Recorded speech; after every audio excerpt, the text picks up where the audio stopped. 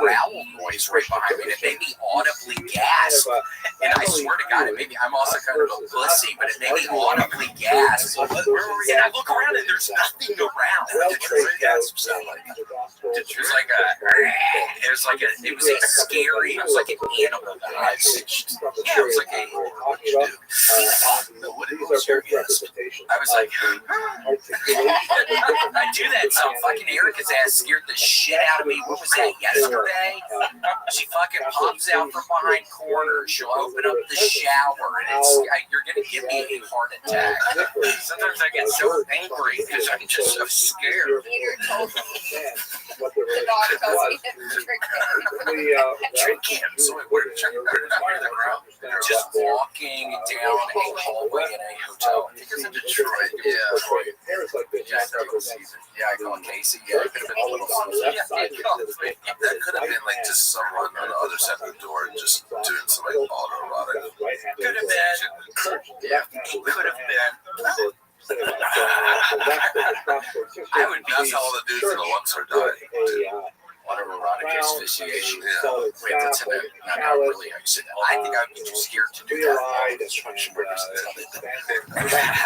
Turn their brakes. Crank it on. Yeah, just give up worms at the little kids. Brutal vicious cycle. Those kids grow up in control. It's weird to think that something's haunted that was made in like the 70s. Is that when the lumps was made? Yeah, I think early 90s. Also, it's even more recent. Yeah, it makes it even that much more strange. People think because it's shaped like a pyramid, there's some sort of energy transfer. Yeah, it's like a portal. That's why Chris Angel has all his stuff. Oh, you can harness it. Someone just sent me a video of them. They were on David Copperfield's private island that you can rent. Oh, he has a whole. I didn't realize he had a whole island. Yeah. On the left is the church, just picture him like eating a piece of cake. Dignified looking preacher. Yeah, it's very Yeah, expensive. right staff and the chalice. It's like to stay on the island. Yeah, it's like $4,500 a day. It's at least kind of similar to Epstein's in that there's a lot of young pussy. Yeah, a bunch of young puss. Cool. Well, that's probably why you can charge so much. You can sell guys. It's all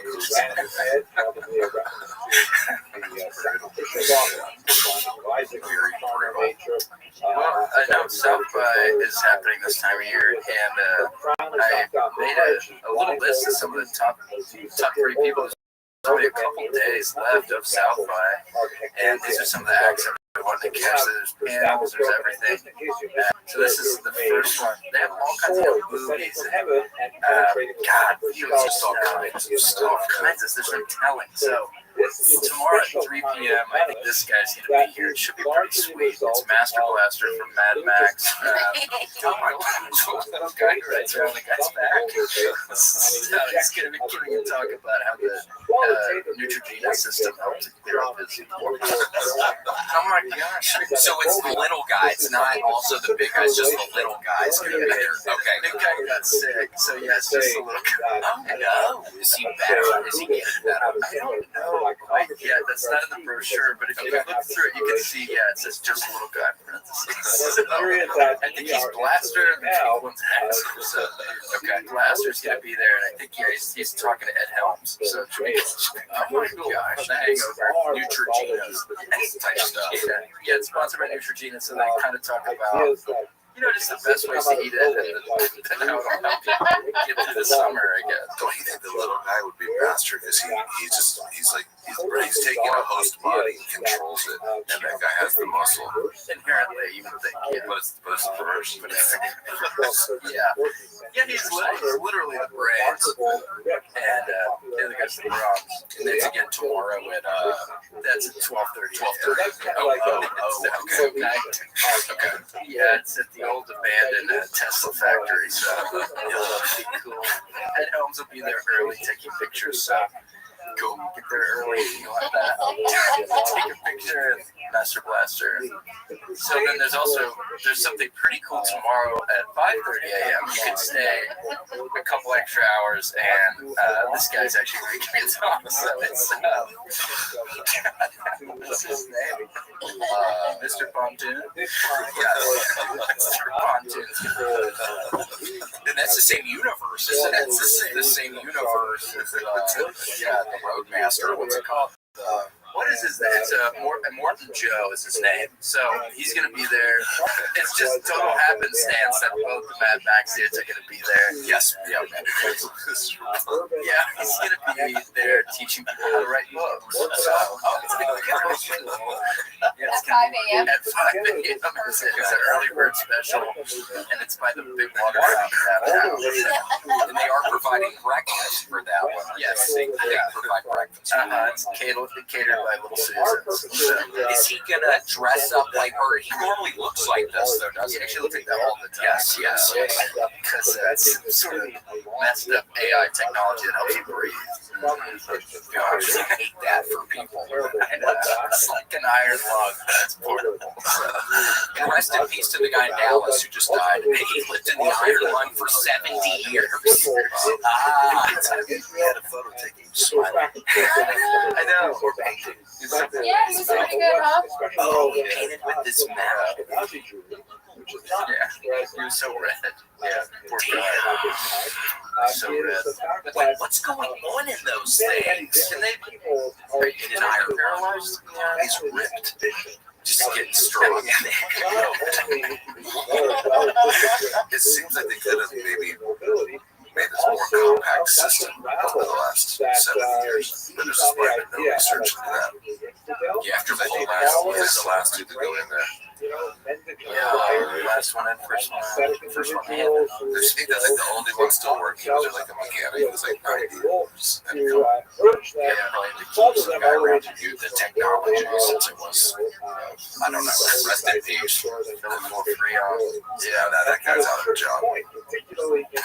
Yeah, I mean, what's he gonna do? Now he's 90. It's like the guy on that the Prisoner movie.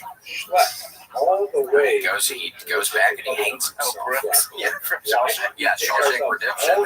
That's a sad part of that movie where the old guy, he's used to jail life. I know. Keep making out on the other side. Well, maybe he comes up with like a various plots to reintroduce Polio. Get his job back. He'd be richer than him. Yeah, I mean, he would be the only person to know how to service those machines. Maybe he should. Yeah, release a little SARS by polio out there. But I'll tell you who doesn't like polio. The third person, he's closing out South by this year. It's the third year in a row he's done it. Grant, it's Mr. Hood. Mr. Hood stopping by the Brown University. And he's giving out free scholarships to the first 100 people to sign up. It's Sunday night at 4 p.m. So, closing of the festival, Mr. Hood. How fucked up would be in an owl in each classes? Because that's not your one attribute that you just you can see like 50 times better than For sure. I think it was a BB gun. Yeah, it could have been a BB gun.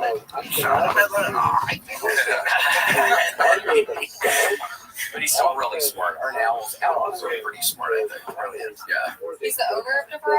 He's the owner and founder of DeVry University. He also created Shake Shack. So, The burger place.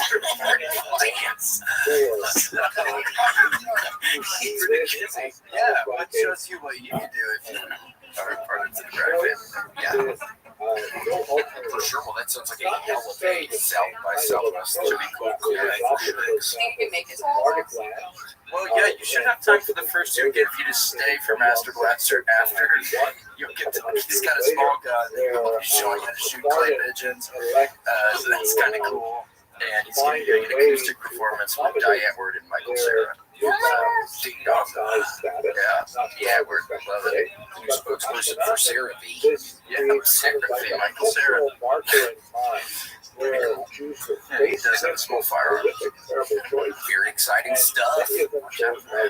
And what y'all are playing tonight? We're playing tonight, Which is very exciting, even though this will be next week. But y'all are playing tonight. I'm pumped about that. Live stream Patreon, they could be there. He could be there. Yeah, subscribe to our Patreon. We're going to be streaming the entire concert from backstage. If you vote, yes, if you subscribe to the Patreon, you'll be able to.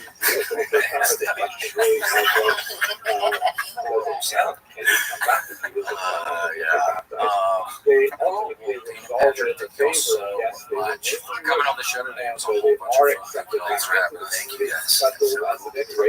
We're such big fans of you guys. We're just hoping we can, ride your coattails here eventually.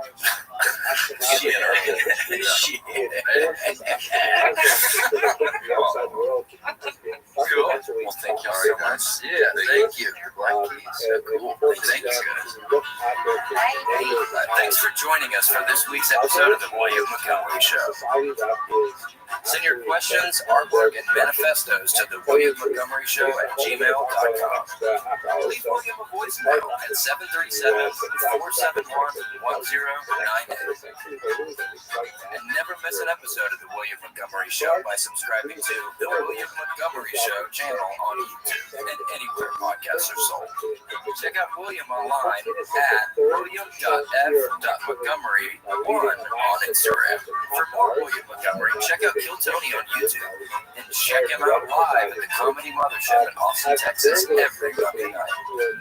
Find more of me, Casey Rocket, at patreon.com/Casey Rocket. Follow me on Instagram at Casey Rocket. This episode of the William Montgomery Show was recorded at Record ATX Studios right here in the heart of Austin, Texas. The William Montgomery Show is produced by William Montgomery. The anthem is sung by William Montgomery. The drums are sung by William Montgomery. The words are sung by William Montgomery. The William Montgomery Show is a Fanny Co production. Thanks for joining us. See you next time. It actually very. The fuck said that? I'm trying to have fun tonight.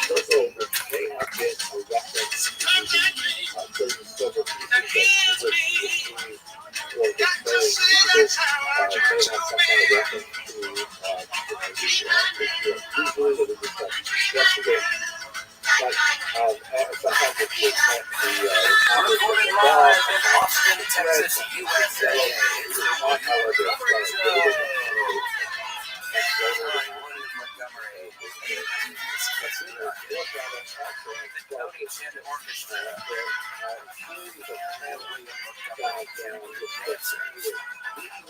As always, William is joined by the lovely Erica.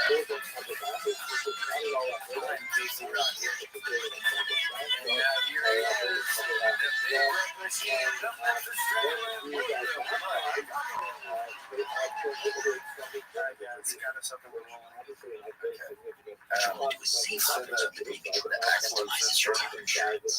great. Yeah, this episode is up. Fill us in, Grant. Let us know. Well, this is the first time experimenting with putting up the Patreon thing in like a back end stream, but that one's up. There is someone in there. Oh my gosh, hello. What's your name? Elliot. Elliot, you make my AI pictures. I forgot to bring the pictures that you made. Oh, does Elliot, did he make that one where we look really strong? He made that one. And then he's made a couple where That's really good. yeah, it's cool. He's made a couple where it's my face on your face, and they're very scary. So I will send it to Grant. Yeah. Oh man, I just got this other picture. Oh yeah. So William, I already sent you that. I was on the plane and I saw you sitting 2 seats ahead of me with your fucking AI headset on. So you did not immediately. I'm thinking there's 0% chance he found this on the internet somewhere of some. No, it's so real. Look at that guy. Looks exactly like William with his AI headset on. That is exactly how I would look. Did you really think when you saw me like, wait, what is William doing? What is happening? And he was moving around like an Oculus, like a commercial for the headset. He was going like, The poor people sitting next to him. like he'd never used it before. Like it was his first day using it. He was going like, just on this 8 a.m. fucking Delta flight. Just That's insane. Yeah, it was unbelievable when I saw it. I was like, how did Casey get this picture of me? What? It's really troubling. The beard hair, I mean, it's all so weird. He's got I know, and the little nose. I feel like that's what my nose would look like. I was looking at the nose, and yeah, the bald spot is totally right. I mean, look, I'm starting to do a little comb over. Is that a stupid idea? No, it looked good. It's cool. I know. I think you just have to grow out all of this. bob it over. But am I fighting Neil Hamburger style? Doesn't he have a classic? Does he do a classic come over in that character? Yeah, I think he does. But you guys are totally different. Yeah, I know. Oh my gosh, a couple people are allowed to. Yeah, it's not that widespread. Man, I got home today from the airport and the bedroom smelled like poop. And apparently Archie had puked in his kennel, then slept in his puke, and then jumped on the bed. So I had to take a big nap without the comforter. I had to throw the comforter outside. It smelled like a dog. It smelled like steak. So gross. When are you planning on watching it? Maybe later tonight or tomorrow? I'm leaving tomorrow. I think Kat put it in that. My girlfriend put it in the washer, I think. Thank God. Okay. But it's tough. Dogs are so weird. He just barfed on the ground. It was like breakfast is served. Just laid in the barf to sleep. Yuck, and they got on the bed. They got on the bed. It's like, Is there an issue, Papa? shut up. That's horrible. Poor little Gator and myself are on a high alert right now. Each world family. I don't know if he's literally a family or what, but they were scratching around and it'll stop for like 30 minutes. Thank God they are out of the chimney and then they get back in. It's just horrible. It's really poor Gator's constantly. It's awful. It freaks him out. Yes, it totally freaks Gator a little bit. Gator's kind of used to it, but it's something else. Just waiting for one to jump out at me. Luckily, that is I wonder who would win in a fight. Gator or Archie. About the same size. protect Gator if that happens. It's across my mind that sometimes they just get scratching so hard that it sounds like they're on the side. You know, they're coming. They made it through it. So it's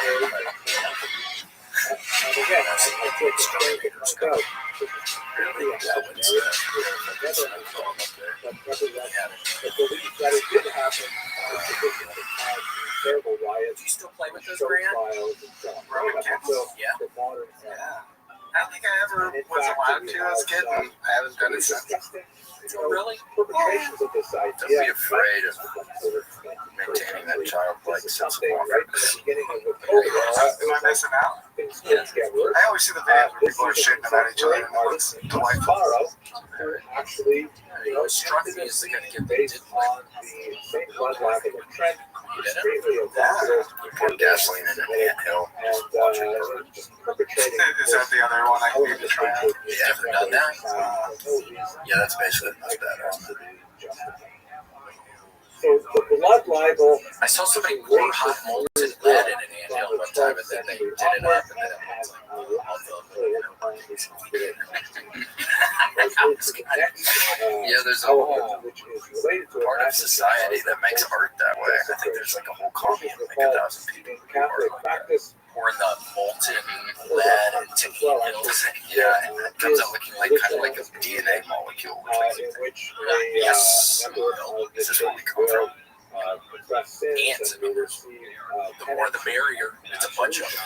And at the end of that day, Thank allowed to God. participate in this ritual. That's lonely. Oh, man. That pretty lonely as an ant. Yeah. All your friends are gone. Yeah. Like if you were the one ant getting a leaf that day, and you come back and all your friends are frozen solid. That'd be horrible because you probably can't eat the whole leaf by yourself. We want to share it. If you're a hunter-gatherer or something, you got your kill. Nobody's going to eat it. Represents So cool. Well, did anyone call us today? You guys got so many. Oh, really? Because, yeah, I messed up the thing last week. Yeah, I'm really sorry about that. Like, I was able to hack on. And also, Casey, it looked like there was a copyright strike or something on the last episode. And then I click on it, and it was from our buddy in Kentucky. And we don't think it's from him, but they just, from us playing his song, they got our ass. Oh, that's crazy. So what happens now? I don't know. It sounds like everything's okay, but I was kind of shocked. But I don't think it was him because I was like, he was so nice. I know. Do that to us. And we were like trying to play his tunes, and we were like jamming out to it. I don't know why he put a strike on it. Matt. Hello. Oh my gosh, hello. How are you? Where are you? Look at that hat. Can you hear me? Yeah. What's up, guys? What's up, dude? Yeah, not a lot. Congratulations, Casey. Thank you. Congratulations, brother. Like they Thank want you, to dude. torture I love your Jesus hat. What's going on? the charge No, you're here, Matt. I'm good. What's going on, guys? Oh, gosh. It's been a crazy week. We went and saw Dune 2 on Friday. Yes. Awesome. What was your favorite movie you've seen recently? The last movie I seen recently that I liked, what the fuck was it? I can't remember the name of it. I thought you were about to say The Last of the Mohican. But no, The Last. Oh. Well, I can't even remember that, to be honest. damn. You don't like movies like that? I don't. I haven't been watching movies for a while. I get it. What are you more of a TV? What are you watching if you got your TV on?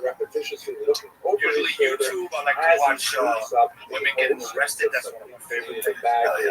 After like credit card fraud. Cop chases and all that shit. Interrogations and all that shit. That's one of my favorite things. Welcome to Watch Mojo. Here's the top 10 chicks who got arrested with tight clothes. So hot, dude. I get it. That's awesome. Yeah, that's unaware of laundry. topography and Do you like the song, William? Yeah, love the song. Yes. Logan, man, I'm glad you like it. Thank you for the cameo, too, man. I appreciate it. Oh my gosh. Thank you, good sir. Wait, hold on. What is the song again? Which song are we talking about? The one with I put your little quotes from you in there. Oh my gosh, the electronic one. Yes. Very Aphex one, like, yeah, no, oh my gosh, it was wonderful. I would say let's play it right now, but you're going to give us a copyright strike for it, like the last fucking dude, so let's not do that. I gotta do what I gotta do, man. I know. I'm glad you liked it, man. Thank you. Yes. Yeah, oh my gosh, man, it was wonderful. Check it out.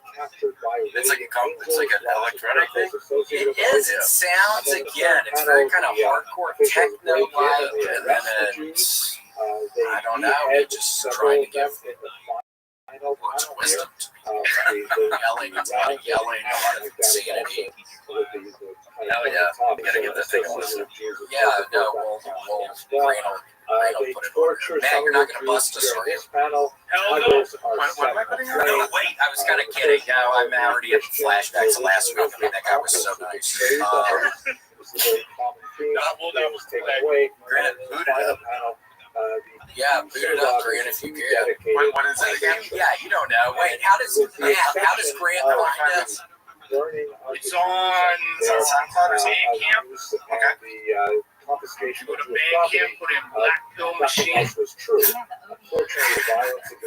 So what is that? What were you thinking when you came up with that name? I like the name, but what is it? Literally like a dispenser that literally is dispensing out black pills? Exactly. Hell yeah. Name of the song again? It's like the Matrix. That's pretty cool. And what's the name of the song? I have no hope, basically. That's what I'm saying. What's this song called? It's called Black Pill Machine versus Big Red Machine. That's what the techno people do. Sometimes you see that on the song names. It's like the two artists against each other or whatever they are. Wait, Matt, you have hope. Stop. Why'd you say you didn't have any hope? You're talking about for just the title of the group. Yeah, I guess occasionally, things work out. But the way things are today, I don't know. What's like the worst thing going on right now? What's that? What's like the worst thing happening right now? I just I missed like getting killed like over the past year like twice, and the other one was like a day ago. I missed getting hit by a fire truck by like the other day? Building right next door to me. And I just walked my dog, came right past, and I missed it by that much. Fire truck went right through the building. And then my apartment burned down last year, but everything was good. Just Well, the fire truck, yeah, I mean, if it had better timing, it could have stopped your apartment from down. It could have been a blessing, but yeah, but not only that, but they almost hit your ass. That's not good. Exactly. Tried to finish the job. Well, maybe you could have sued them, though. Maybe there could have been a lawsuit if they ran over you, if they didn't kill you. But the fire truck's big. I probably wouldn't want to get hit by a fire truck. So if he's Look at what I just tried to do. This is embarrassing. I did this number. And then I realized my arm could have. What album is this on? It's on DFE Adventures. D&B is Yeah, it's like the second album. Okay. The church You got may a have lot been of- you got somewhat some more albums. ambiguous. Yeah, man, I do. I make music all the time. All kind of shit. All right, I got it here. Nice, nice. Thank you for playing. I appreciate it. Hell yeah. Yeah, just don't. We're getting the strike. Don't worry, don't worry.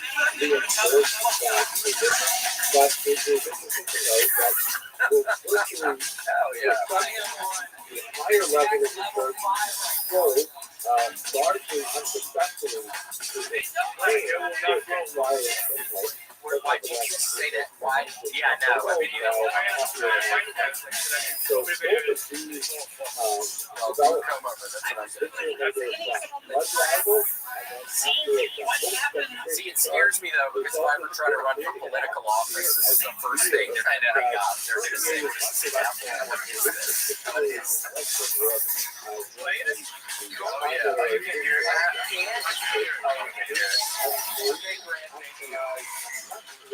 It was great. It was wonderful. That was badass.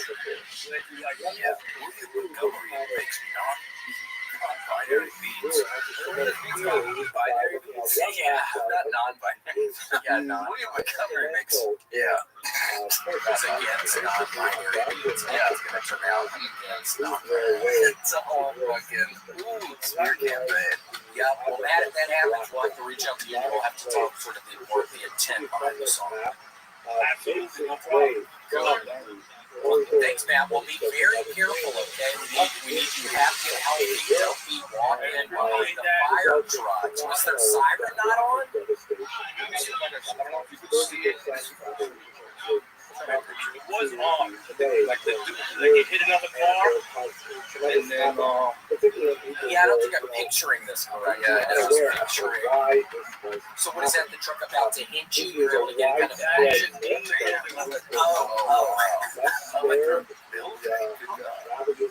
And you were just sitting on the other side of that wall?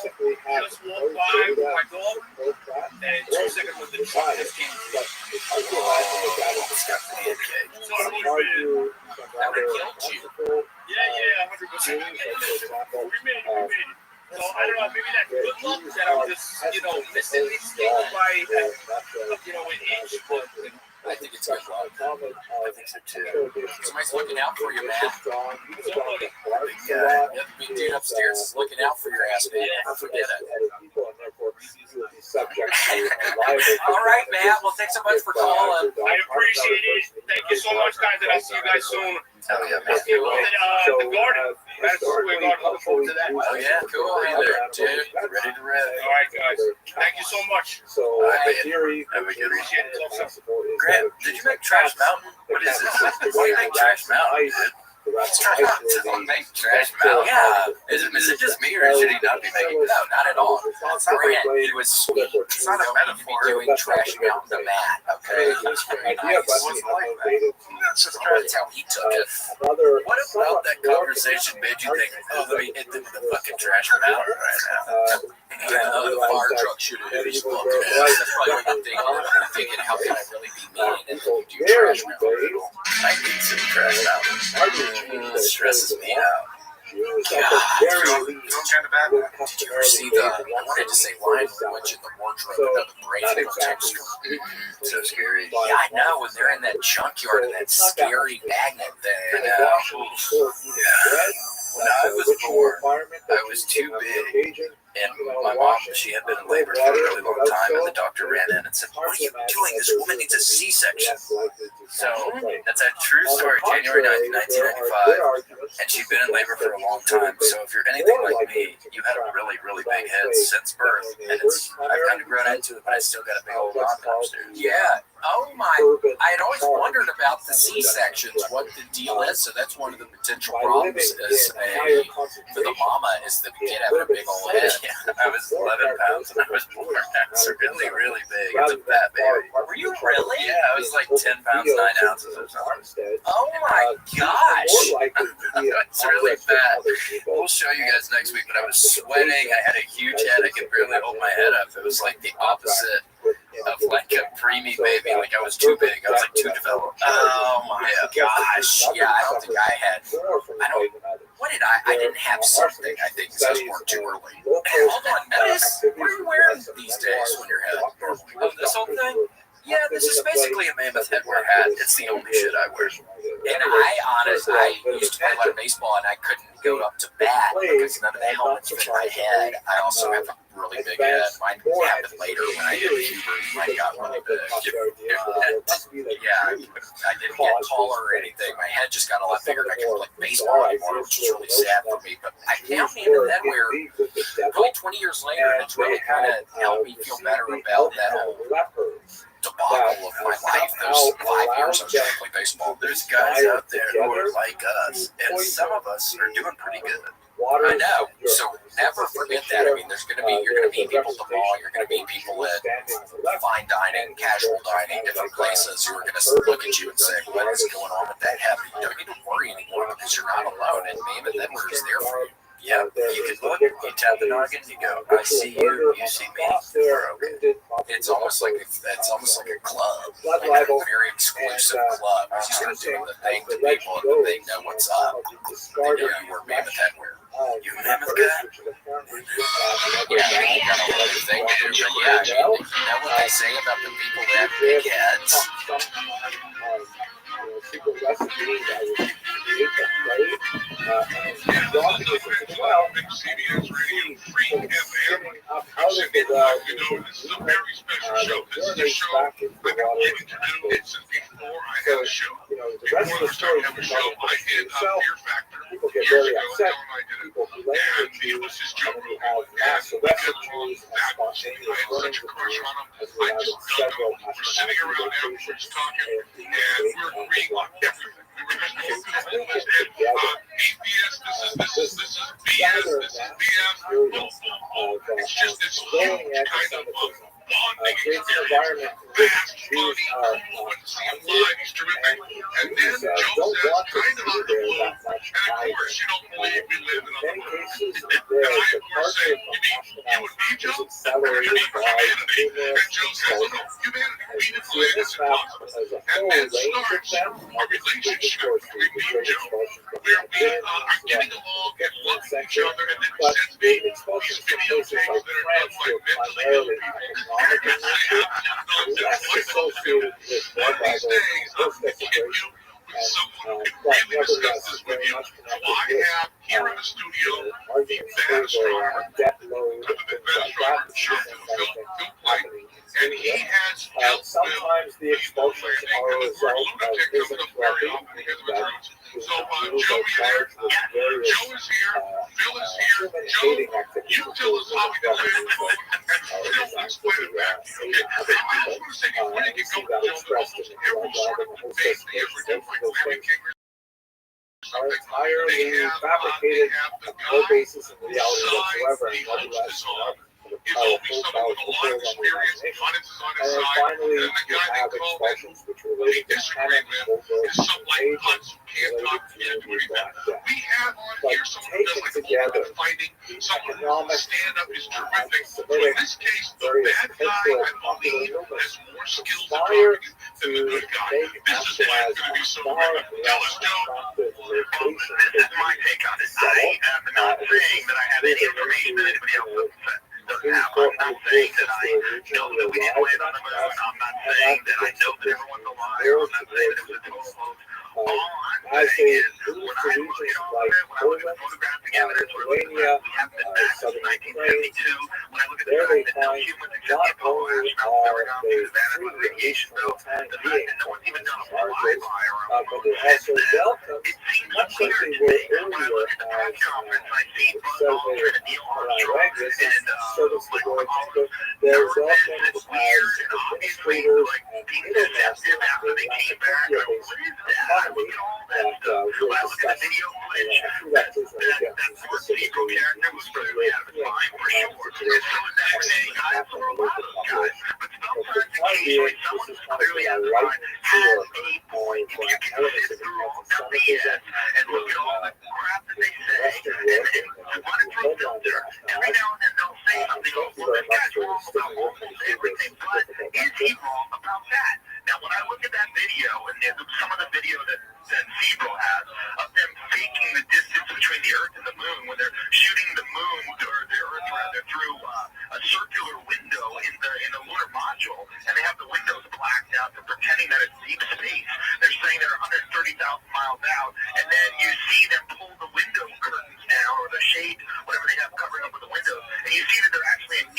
orbit, that makes me curious. When I look at the photographs and I see intersecting shadows, now I'm no photographic expert. I don't know anything about the moon really except stuff that I read on the internet. I'm not a scientist.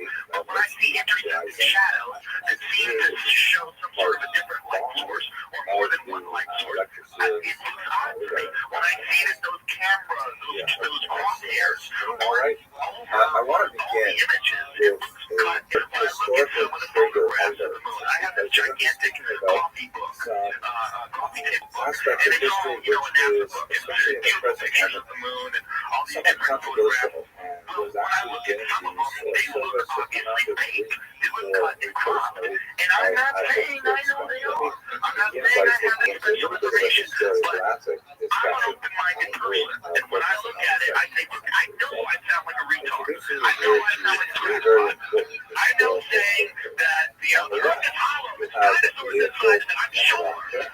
It's very similar to saying I don't think people landed on the moon. But you know what? I don't think people landed on the moon.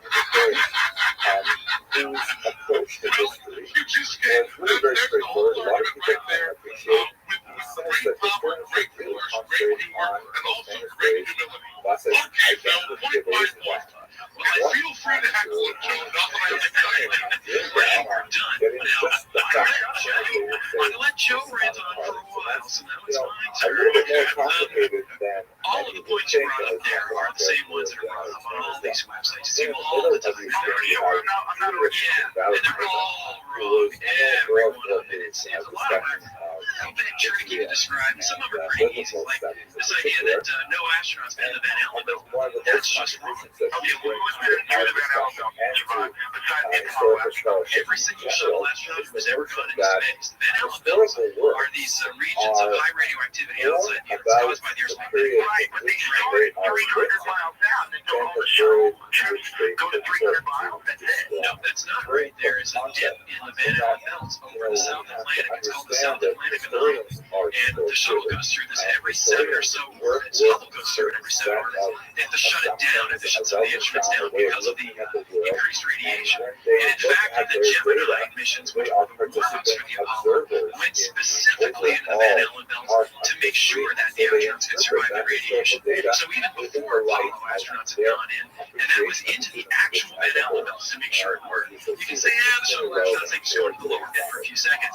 Gemini went in and they tested it. They showed that, in fact, the radiation did not go through the spaceship very well, and the astronauts would be fine. How high did it melt down the lowest point?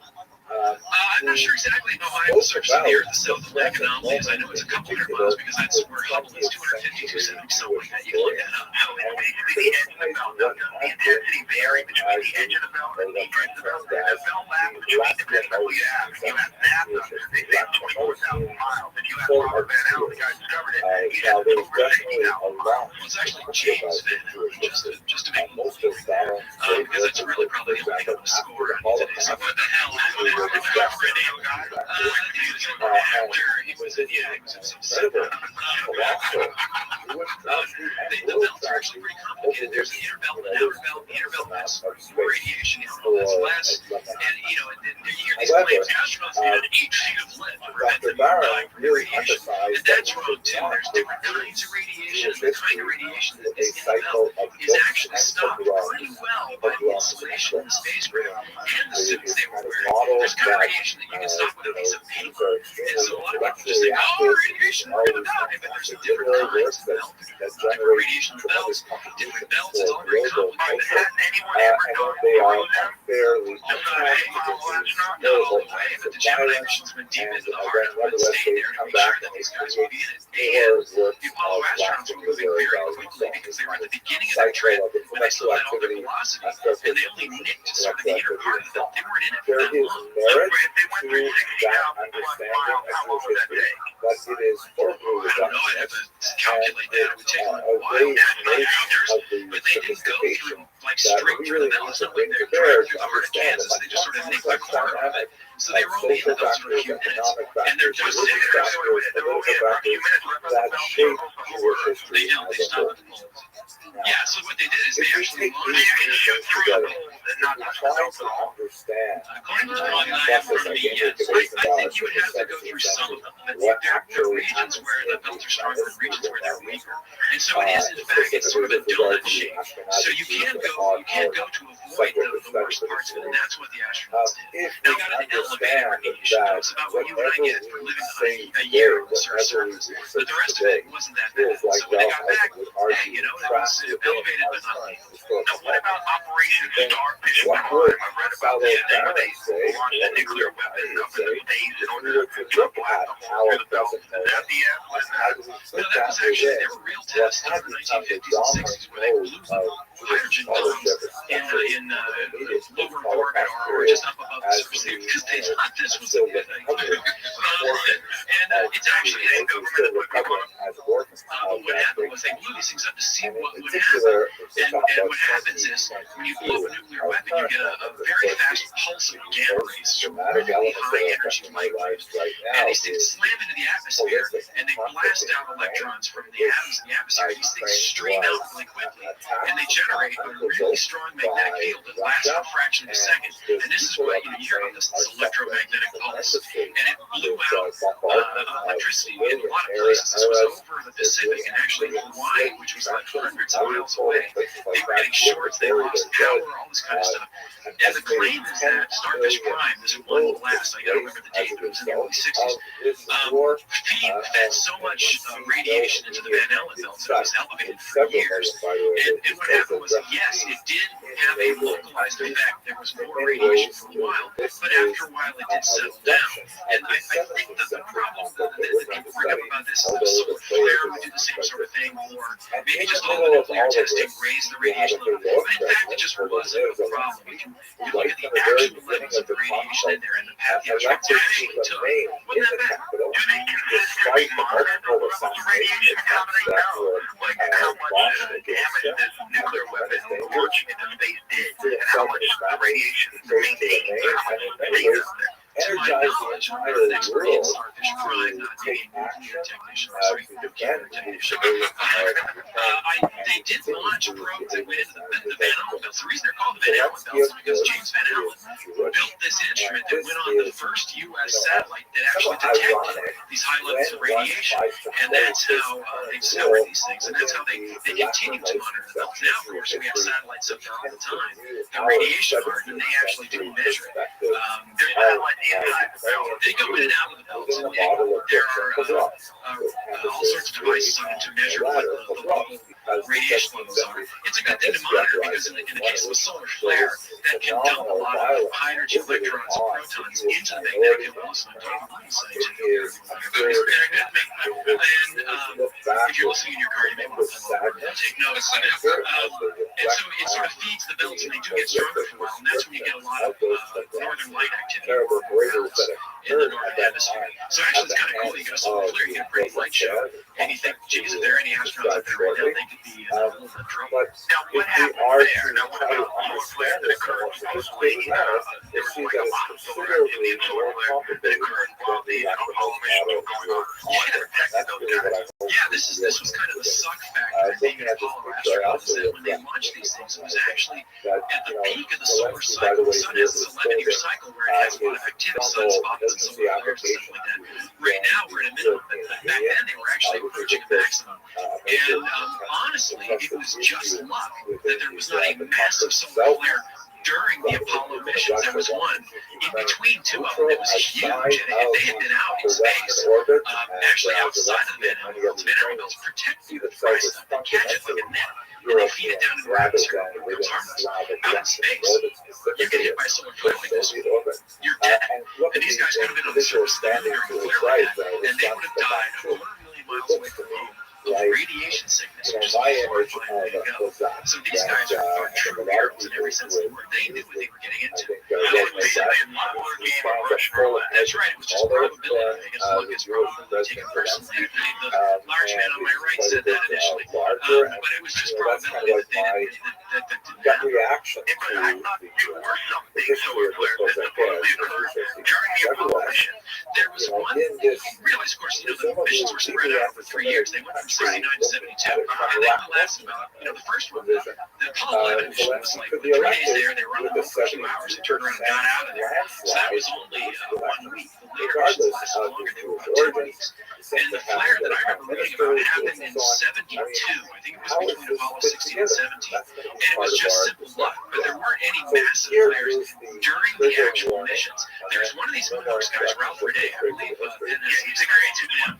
Yeah, he was on Tim's show, and I believe he was treated relatively fairly. Actually, you guys were really nice to him, for sure. I've actually been hand-to-hand with him, and that was quite the experience. You'd think, you'd be kind of crazy being Jesus stuff. I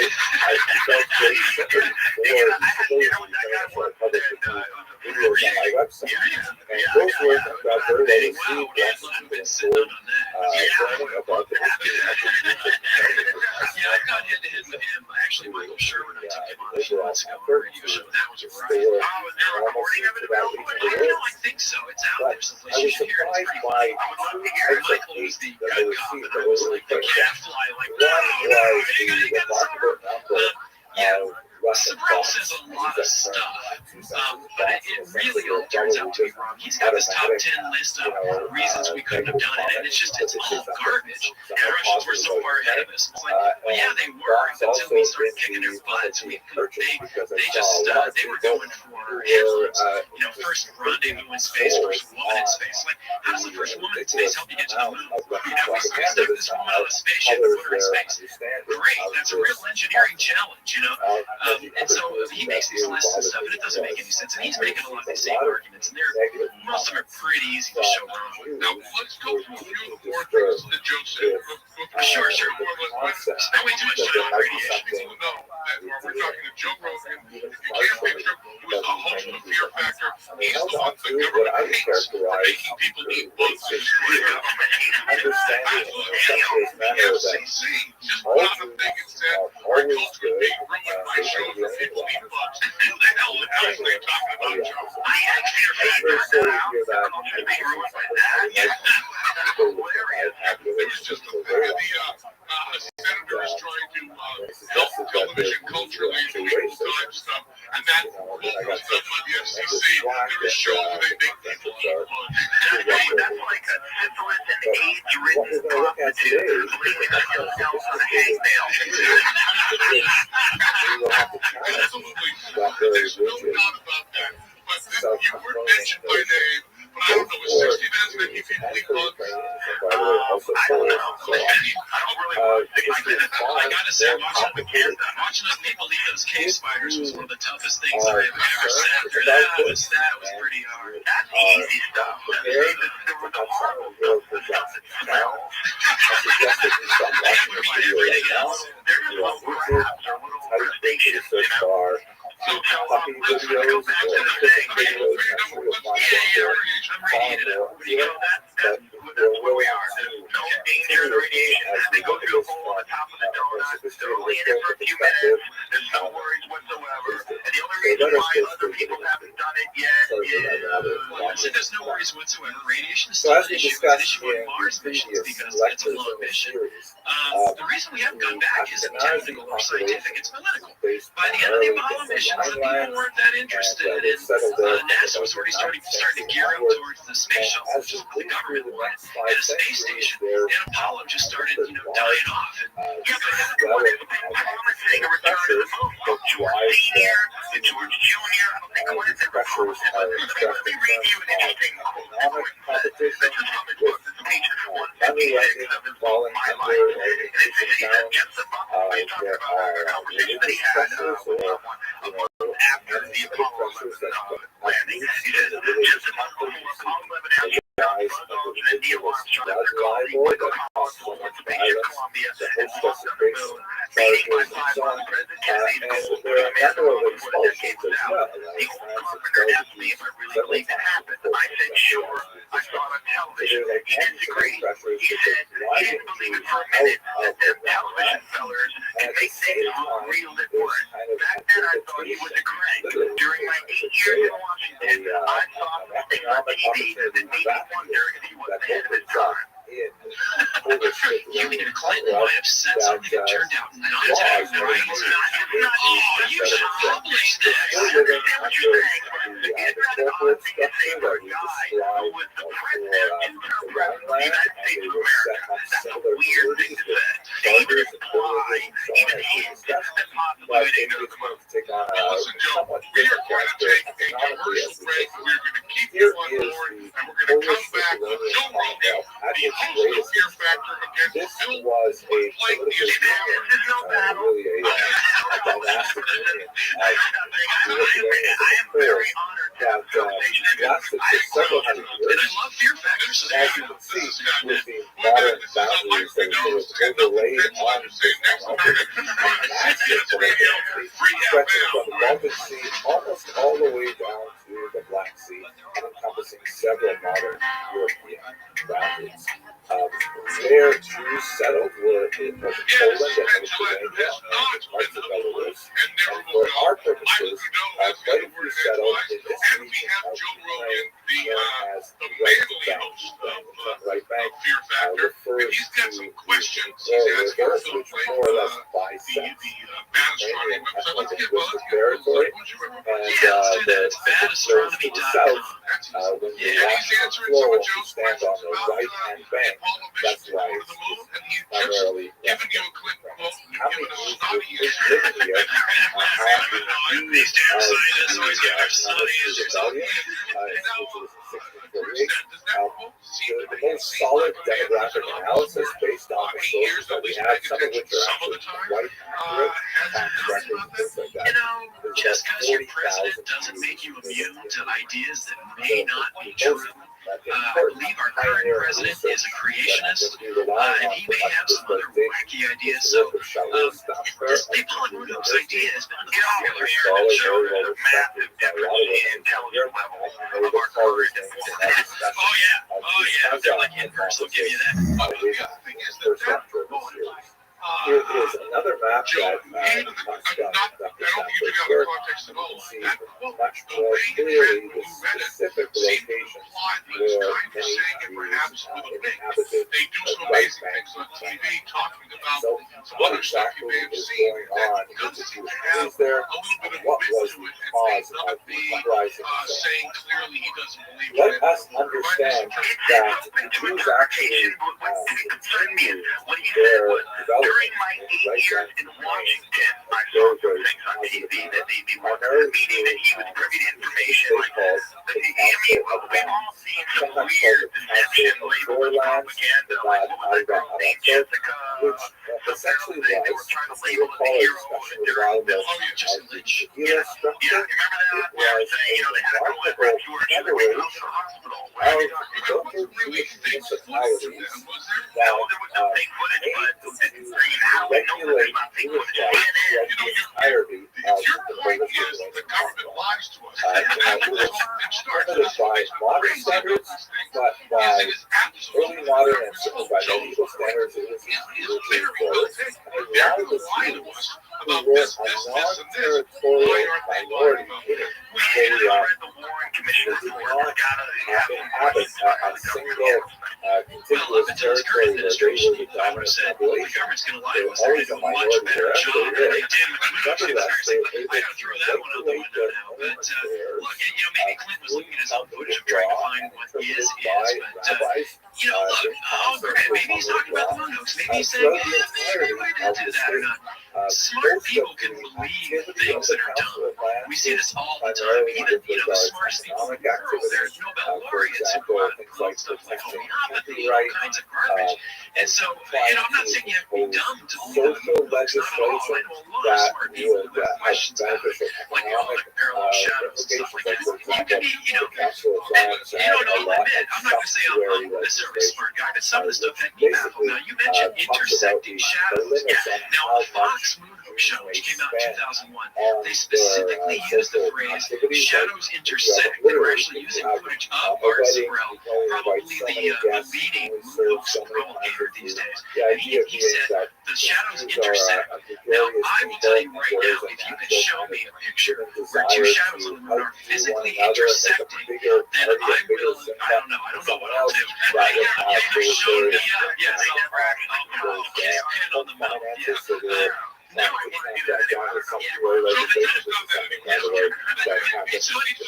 But that's the word that's used. And in fact, shadows don't intersect. The shadows can't intersect, but they're going in intersecting directions. Yes, the shadows appear to converge. They appear to be looking like they're pointing in two different directions. You can think of that here to be like two different light. Yeah, that's what it looks like. However, if there were two different light sources, you'd see two different shadows coming off of every object. So you'd be pretty sure that's not what's going on.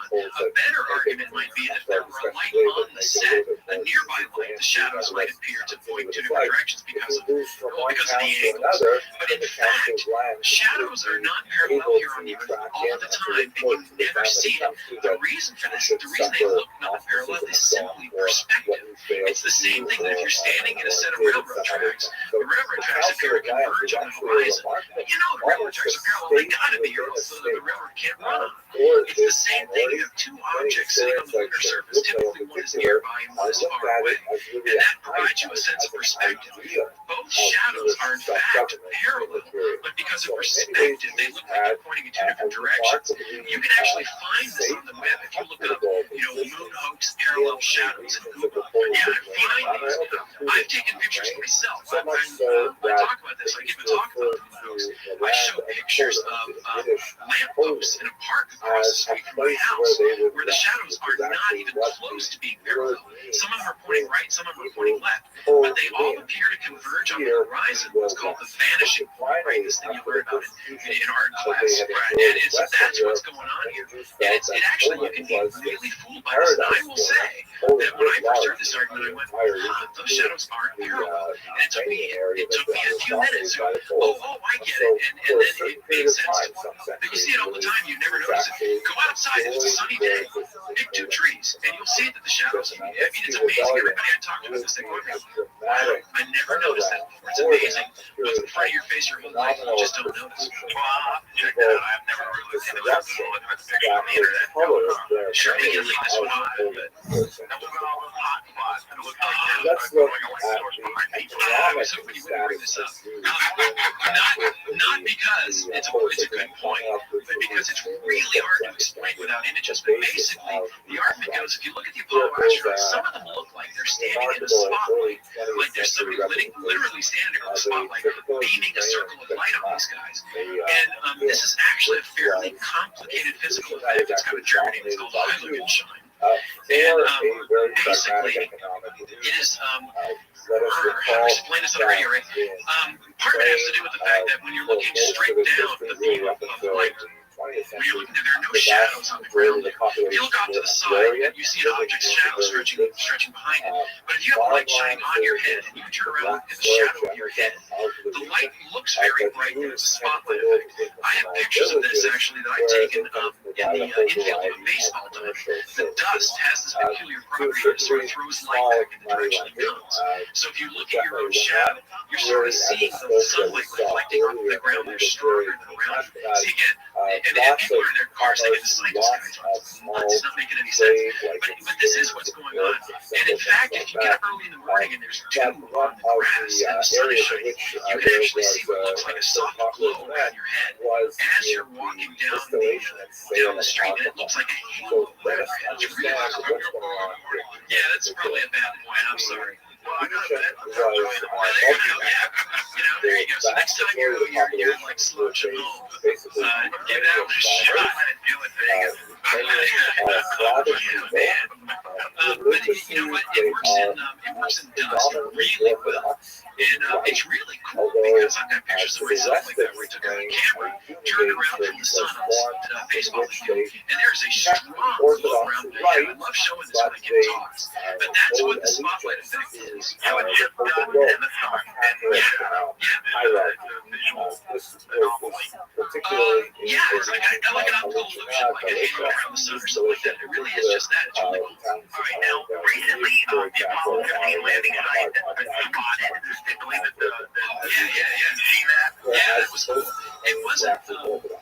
People say this isn't proof we landed on the moon. It's like, no, it isn't. But basically, when the Apollo missions landed, they disturbed the dust around them. And there's this mission called the Clementine. It was a military mission that orbited the moon. It took a lot of pictures. I'm pretty sure it was a Clementine picture. It just shows like a little spot on the moon, but it's right where Apollo 15 was. Now, those of us who know we landed on the moon look at that and go, oh, cool. And those of us who maybe have their suspicions are like, look, it's a smudge on the moon. Yeah, I'll go either way. Sure, if there's this big spot they can see from Clementine, how come any photos of the lunar module of the lander, there's no black crater whatsoever. That was like a big, point with a lot of theories. Those theories were saying that all the initial images of that NASA had drawn before the Apollo launches all showed that there was going to be a big black crater. There's that famous drawing that what is the name? The guy that does all those Chisley Bonestell. No. He the guy that has those old friendly paintings that you always see of like a guy, a kid at Apple, everyone's smiling. Norman Rockwell actually has a painting of an Apollo astronaut climbing out of one of the lunar modules, and he's standing in a gigantic black crater. But if you look at any of the photographs of the lunar module, there's no black crater whatsoever. So which one is it? Is there a black crater from the lunar module, or is there no black crater? If there's no black crater, then how can this Apollo photograph from Clementine show a black crater when you look at clear, very clear photographs of close up? The lunar module shows no black crater whatsoever. Well, I'm going to have to call Norman Rockwell's alma mater and make sure they take away his aeronautical engineering degree. That's a good point. The old photographs from NASA. When before they'd gone to the moon, they weren't sure exactly what it was going to be like. And if you look at Chisley Bonestell, the artist I mentioned, he's the one who really, with very good ground, popularized this idea of going back to the moon. His paintings are totally cool. But when you look at the landscapes that he drew versus the landscapes that were there, they're different. We had this idea of what the moon's going to look like that didn't turn out to be right. And so, in some of these paintings, they show this huge flame coming out of the bottom of the lunar lander's right. But that's not true. There is no big giant flame like that. They used a fuel which didn't make a big flame. You couldn't see it. So the drawings weren't that accurate. Now, when they landed, there was not a blast crater. And this is a big theory. This is conspiracy theories. They say there was 10,000 pounds of thrust coming out of the bottom of this thing, and it should have, 5 tons should have blown out this huge hole. Yeah, it was 10,000 pounds of thrust at maximum thrust, but in fact, as they were landing, they throttled down. I mean, you don't blast out your garage at 80 miles an hour. Blast craters, but very photographs from I should say, right, I should say yes. That was part of the point you were making. So the thrust wasn't as big, and it was spread out over a big area, so it didn't make a blast crater. What the Apollo 15 landing site image from Clementine is showing is not a blast crater. It's where the dust is disturbed. Clementine was a mission to map out. It had a lot of, it was actually what they call the technology tester. They used a lot of off-the-shelf stuff to make cheap detectors that they were doing a lot of stuff with it. One of the things it did, it was mapping out the minerals on the surface of the moon, which is something you need to know. There's going to be something you need when you're going to go back, like supply of oxygen or titanium or whatever. So they did this mineralogical map. Scientists not even linguists and have a hard time with big words. But it did that. And so what it's actually mapping is a disturbance in the surface, not really a crater. So you can imagine, you can go out to, let's use the baseball diamond analogy. Can you go to the infield? You can run your hand over the dust and make a disturbance in the dust from a crater. That's what we see. It's just where the dust was pushed. Really basically very big disturbance. Now, when you look at the site, though, and you look at the lunar module, you see nothing. You see no disturbance whatsoever. Is that big disturbance or is it no disturbance? Hold on a second, Joe. We're going to take another break and come back and get that answer. You sure had a question, Joe. No, you got to say, Joe knows stuff. Yes, he does. Rather than address individuals or This is great. Thanks so much. literally own the entire town. Not only the fields and technical sense, the schools who built them, but also the buildings, the flour mill, the church, all kinds of properties were actually owned by the nobleman. And the nobleman would essentially say to the Jews, listen, I don't want to live way out in West Bank. I want to live in Warsaw, where I have a lot of my other Polish noble friends. And so I'm hiring you to act as my arrendators, my tax farmers, and I expect you to collect from these properties X amount of money, let's say 10,000 zloty.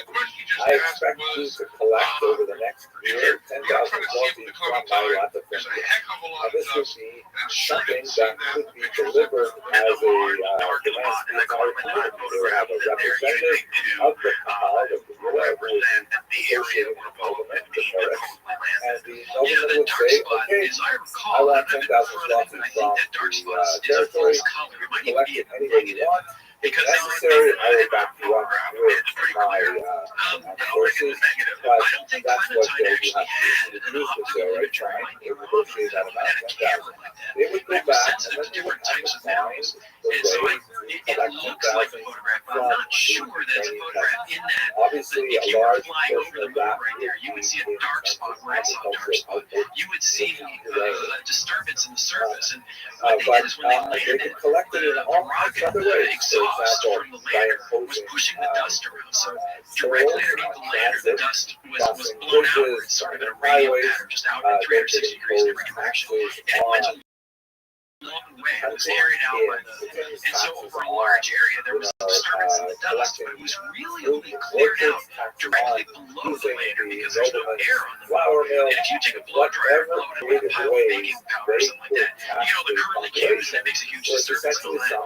But without that air to carry the dust on the moon, it really only just blew straight out with sort of a hole under the lander directly underneath it. Really notorious cases, to see a lot of emphasis in the Ukrainian folk songs called That's right. It is disturbing because there was dust there that got blown out. There's no crater. But this is 1994. There's some debate about certainly the extent of this practice, but nevertheless the perception of it was very and that debate, Ukrainians wanted to baptize a child, celebrate a wedding, whatever things you might need to just for, they would have to pay a tax to the Jewish arrendator, the surface of the moon is actually billions of years old. The dust and everything there, but there's not. Iron meteorites doesn't really. They don't change the surface for that all parts quickly. for the poles, the many accounts are living an increasingly conspicuous consumption lifestyle where they're enjoying many Western fashions and trying to keep up with what is the latest style in Paris.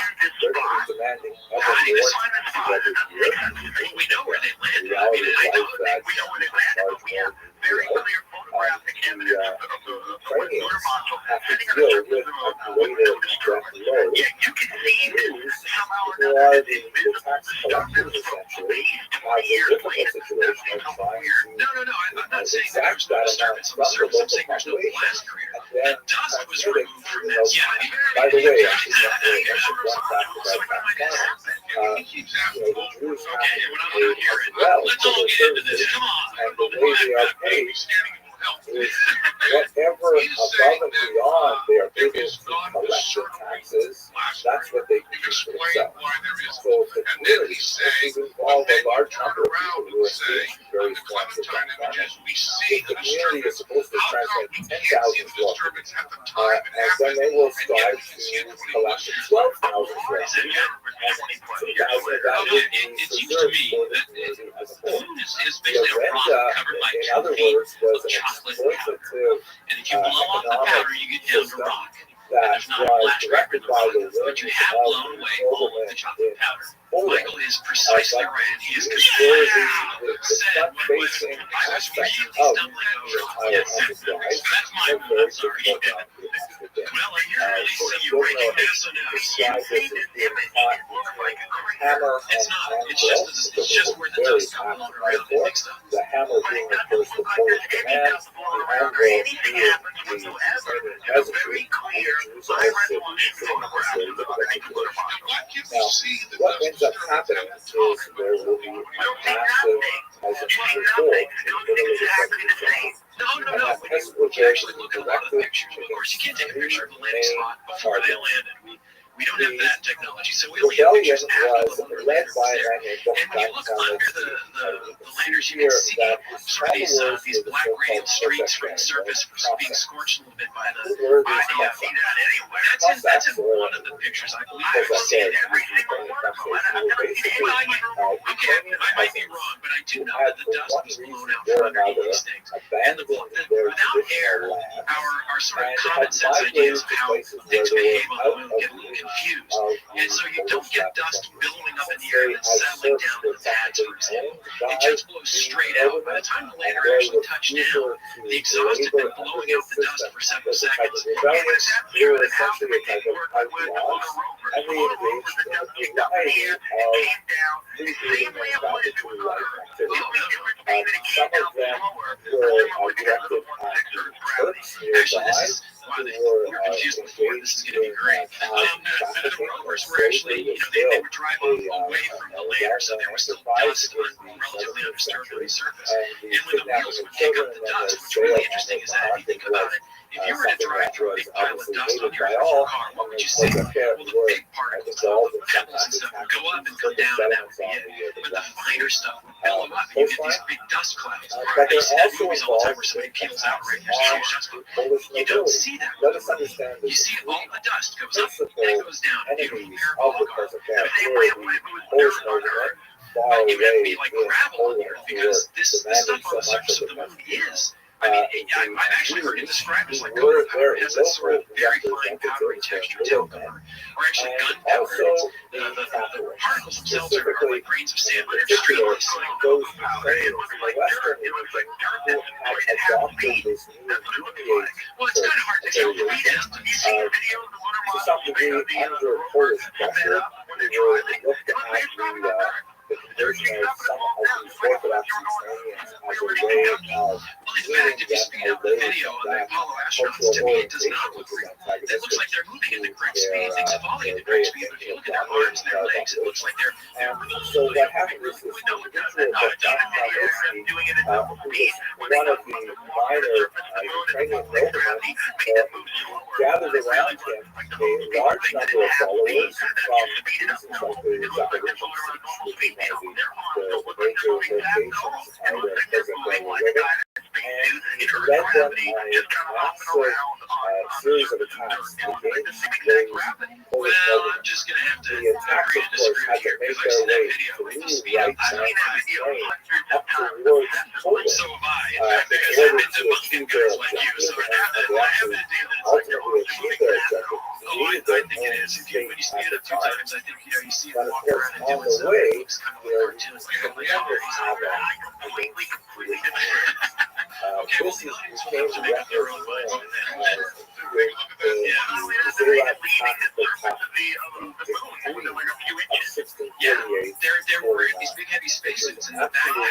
horrific period of conflict and war, which are recorded in a series of chronicles from the era, including most famously Nathan of Hanover's Abyss of Despair, Yevgeny Sudan, which was a terrible, highly evocative description of these atrocities I will give you $1 million right now if you can show me video of an astronaut jumping 20 feet up in the air. of the language.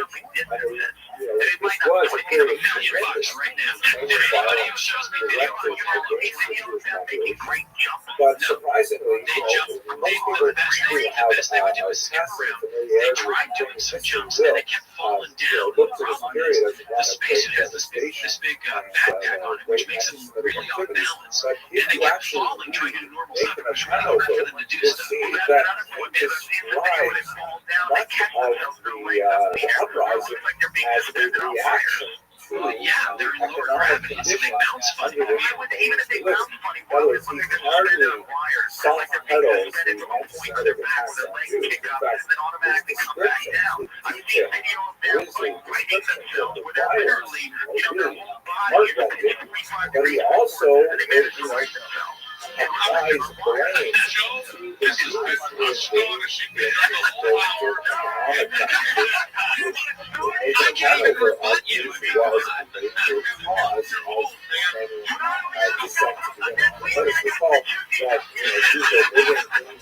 Email me. Certainly since the 13th century, they are largely living in peace for 300 years before this uprising occurred. There would be more of these uprisings in the future. In 1768, Adamant uprising, which was similar in nature, massacres in Iran, where Rothschild they were choosing to bury so we want those who were killed in similar uprisings, and it would become a trope in Ukrainian history of Ukrainian violence directed against Jews. But if you look at it from the perspective of the chroniclers, and they clearly have an interest in describing the pogroms with values. They're similarly still discussing the economic roots of this particular what about now we have how many Joe Jews Rogan died in this uprising led by I'm gonna go on for If you years. recall Salvadoran's depiction of the Lacrimose Jewish history, particularly when you're Jewish history from a post-Holocaust perspective, one tends to see the demonstration of Nazis beyond what is bound to be So I guess it's the number of strong hundreds of thousands dead with explaining his questions about what I want to say to anybody that is listening to this who's starting with you again. Well, I'm sorry, I just got it's largely based on soft stories. First of all, the sections of all I'm saying and all I said before is I am not claiming to be a scientist. I'm not claiming to be anybody who's got any secret knowledge. I'm not claiming that I know something you don't. All I'm saying is I'm not afraid of looking ridiculous, and I think a lot of people are. And I think when you look at all this evidence, a lot of people look at it and they go, well, of course we're not really moving, and they don't want to look any further, and they stop right there. What I'm saying is the more I look at stuff, the more I see inconsistencies.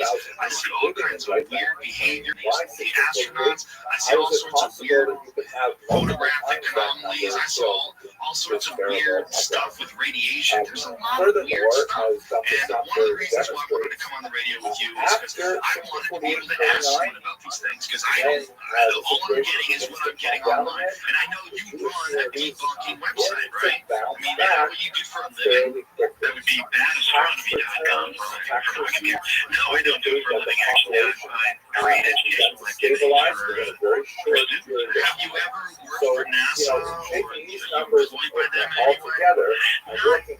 Town by town, I worked the at Goddard best Space Flight data Center you for a have, few years, which is the National Center for Government Contractor. I worked for a even company, if you not look NASA, at during the Civil 50% Service. of the Jews Lars Burrell, one of the big is news kind of an guys, outside he number, went on the air 50% once of and the accused me population of having a NASA paycheck, which is not far true. I worse never had a than NASA paycheck. the Black And then a Death, couple for years example, ago, is I went back to Goddard after I stopped working here about 5 years ago. A couple years ago, I went back to give a talk, and they reimbursed me, and I actually had a NASA check with my name. You got me now. How can I say Last time, Joe called up and just kind of said the stuff that was troubling him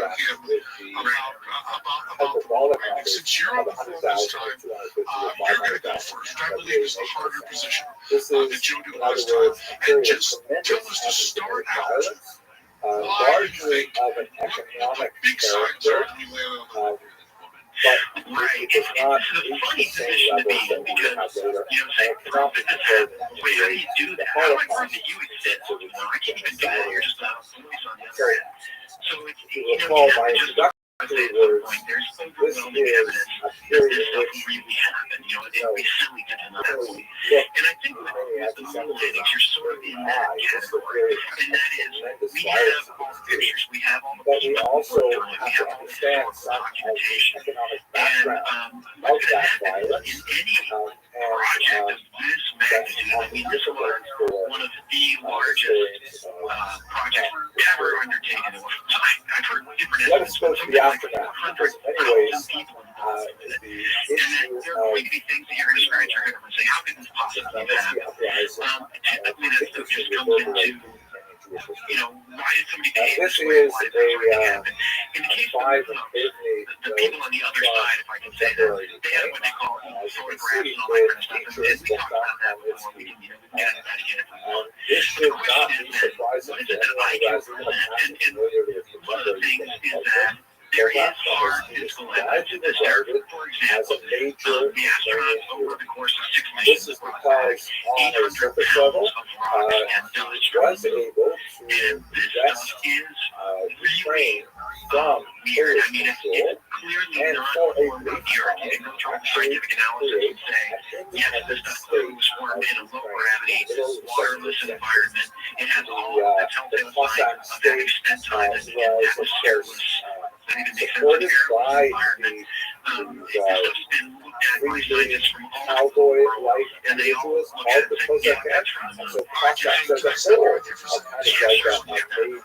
First of all, Werner von Braun went to Antarctica in 1967 in the height of the moon race and collected moon rocks from Antarctica. Isn't that true? Hundreds of pounds. I have heard there's photographs of him, there's videos of him there, there's moon rocks they brought back, there's video of them carrying stuff back.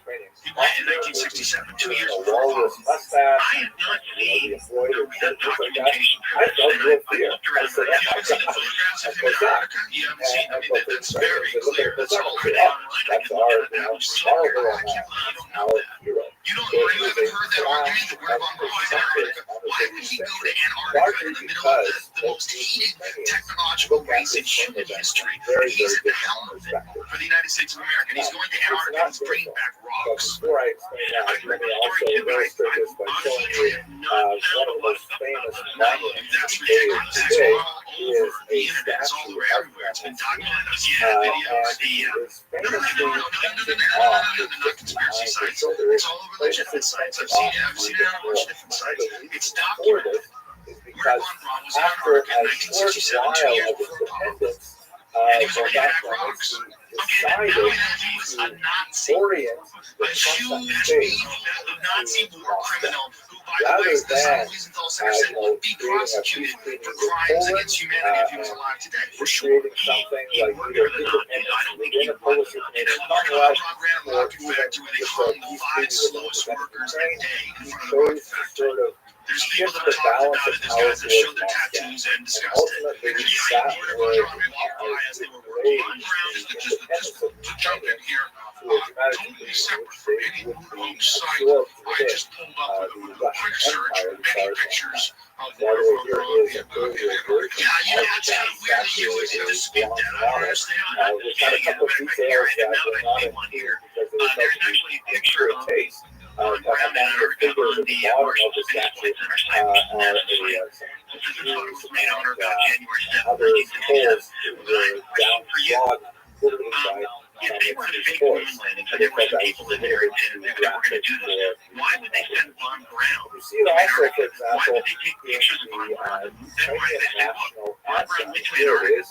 Why even do that? If this is going to be a secret thing, and you're going to go to Antarctica to collect rocks, It doesn't make sense to send you abroad. There's a lot of things that don't make sense, but the fact is he was in Antarctica. He did bring back moon rocks. They brought back some meteorites from the mountain. I don't think they brought back hundreds of pounds. They brought back hundreds of pounds. If you find it, it's available all over the world. Okay, well, I'm just going to have a similar kind of there are, isn't that weird? Doesn't that seem weird to you? First of all, it was this evil Nazi running the United States of America space program, and 2 years before we go to Apollo 11, 2 years before that, this guy's in Antarctica collecting rocks from the moon. What is being a Nazi have to do with it? Well, they're lying. First of all, they're bringing back this evil criminal from Germany, and they're having him work for America. They're slicking his hair back and making him look nice in a suit. And this guy's an evil as crap. It was never really him that he was a Nazi. I think it was never because they didn't think, oh, come on, man. I don't know how many Jews actually feel I'm not going to say he's a Nazi. I know you denied it. but they're not You alone. denied it. Here are the I denied original it. You denied it. lyrics When you of the first said poem Nazi, that you inspired denied it. You the didn't say, Nazi you said, I don't mean And I don't mean to say that he's not a Nigerian Nazi. I'm saying that I don't know if he's a Nazi. I'm saying he's a Nazi for sure.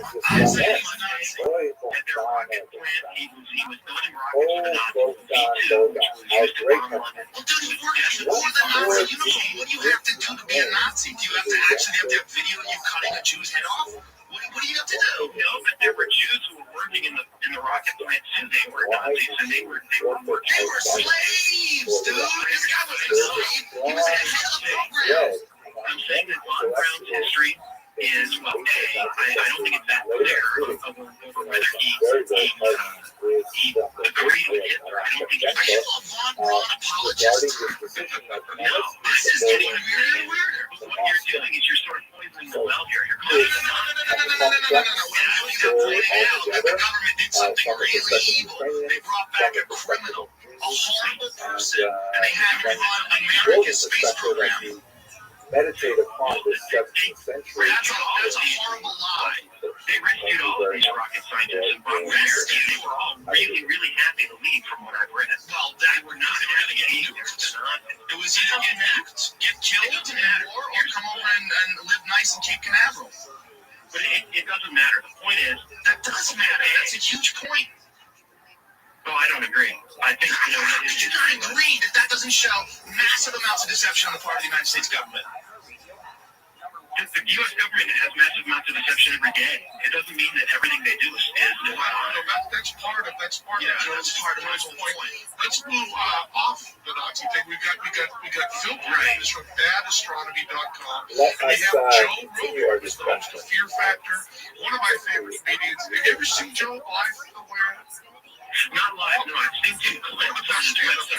Fabulous, and he just is just shocked me to death because when he first talked about this moon landing thing, I thought it was a weird little quirk that he had. He just knows so goddamn much about it. But here's the thing, man. I'm not crazy, but I just want to explain this.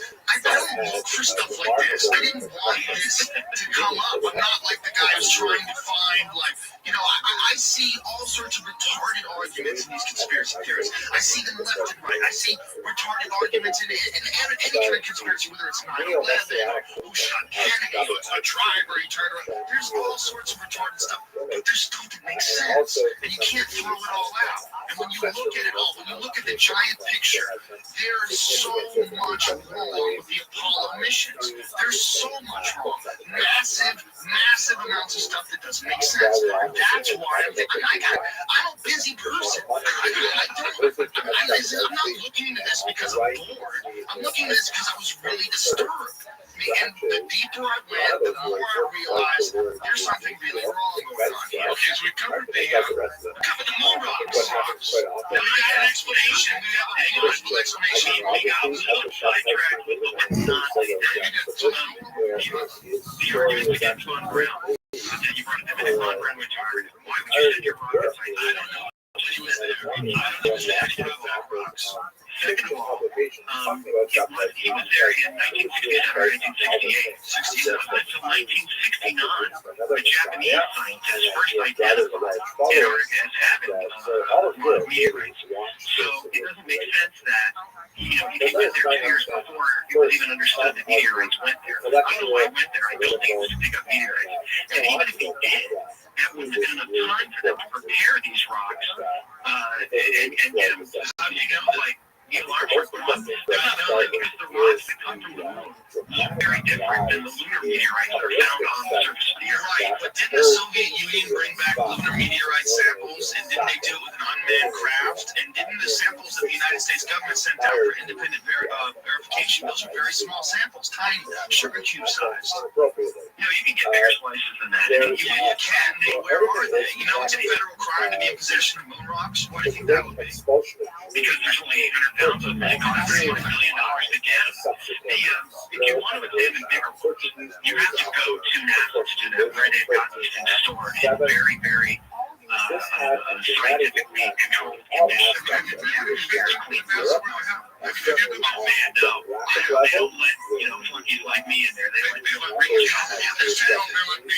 Well, you know what? They're the money suit of the whole deal. That's right. Pretty awesome. I don't think this proves anything either way, but what I am saying is that any government that'd be willing to lie about having a Nazi run their space program, I think they'd be willing to lie about moon rocks. I don't think anybody lied about anything Nazi. I think it was public knowledge. I think everybody knew it. I think they said this is the best rocket scientist in the world, and we should damn well take advantage of all that knowledge. And yes, what is the legal list? I think they may have downplayed it. I don't think they lied on it, but I can't say either way. But the point is, the meteorites look different. The meteorites come from Antarctica look different than the moon rocks. They re-enter through the Earth's atmosphere, and so they have The ones that have been distributed the ones that have been independently verified. the Russians did bring back. They have a sample return mission design. It was on one of their missions that went to the moon and brought back like 100 grams. It was a very, very small sample because it's hard to bring back a lot. And chemically and all of that, they were identical to, or at least close enough to what's found on the moon. And they're different than what's found on the Earth. And you got to realize too, it's not just NASA apologists who will say that these samples. These are the all over the world. And people looked at him and said, yes, we can see that these things did not form on the Earth, so they must form on the moon. Right, but isn't it possible that they could have done this with unmanned probes just like the Russians did? Instituted some favorable tax policies You're stretching this too far. At this point, it's like this is easier to the guy there. Pick him up. and site significant attractions to a lot of That's one of the things Joe's doing is he's just asking questions. On the one hand, you're saying the moon rocks could have been entirely fake. On the other hand, you're saying 45 miles in Antarctica collecting rights. But you're also saying they could have been There's picked up also by land. either one But those are mutually exclusive. They are mutually exclusive, and both of them do cancel out the absolute proof that moon rocks came from Earth. Well, I think you can find several thousand challenges from all over the world, including countries that have no reason to support America. Look at these things and say they're legitimate. And the other is in Antarctica before, in February, in Antarctica before, it was known that there were meteorites in Antarctica. Collecting meteorites, though, before the Japanese knew, is that absolutely? Were the Japanese the first to discover it? Was the big thing? Was it thought about that beforehand? I mean, was it something that everyone I don't know the details of that sort of. Well, then there's no argument about the Japanese being the first to discover it because it was previously assumed they just had to go there and find them. But maybe the Japanese were first to verify it. That's not good enough. Thinking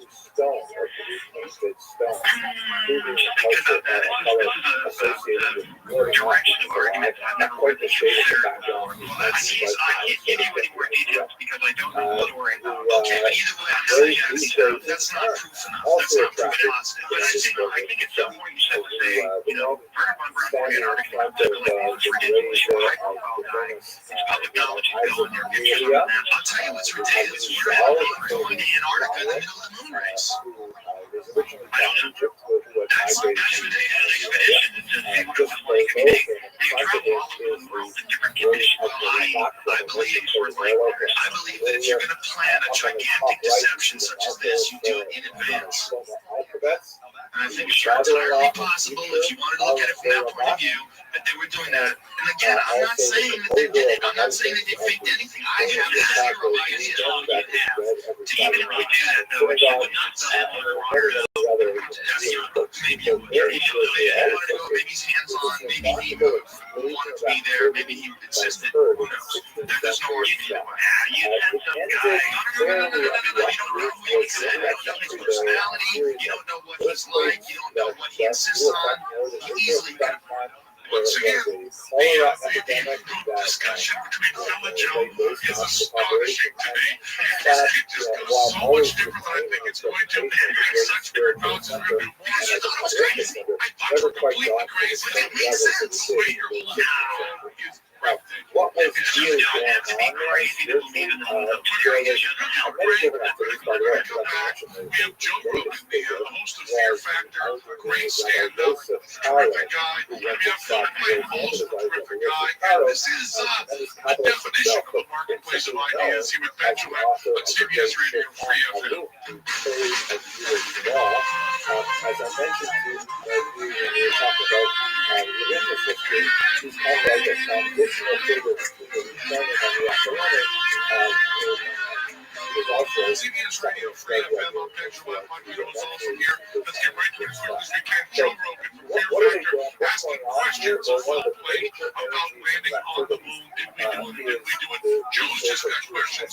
What's the next thing you want to open up for us today? and Whatever evidence would you say says we landed on the moon? he was the first individual a couple of big things, to and use probably what most was conspiracies all sort of like a scientific kind of forget the of big picture. Like the fact that there were 400,000 people much of working on Kabbalistic the doctrine and is it's very arcane and very elusive language, associated with heavy reliance on moral tradition, really trying to follow some of the main Kabbalistic texts like the Zohar.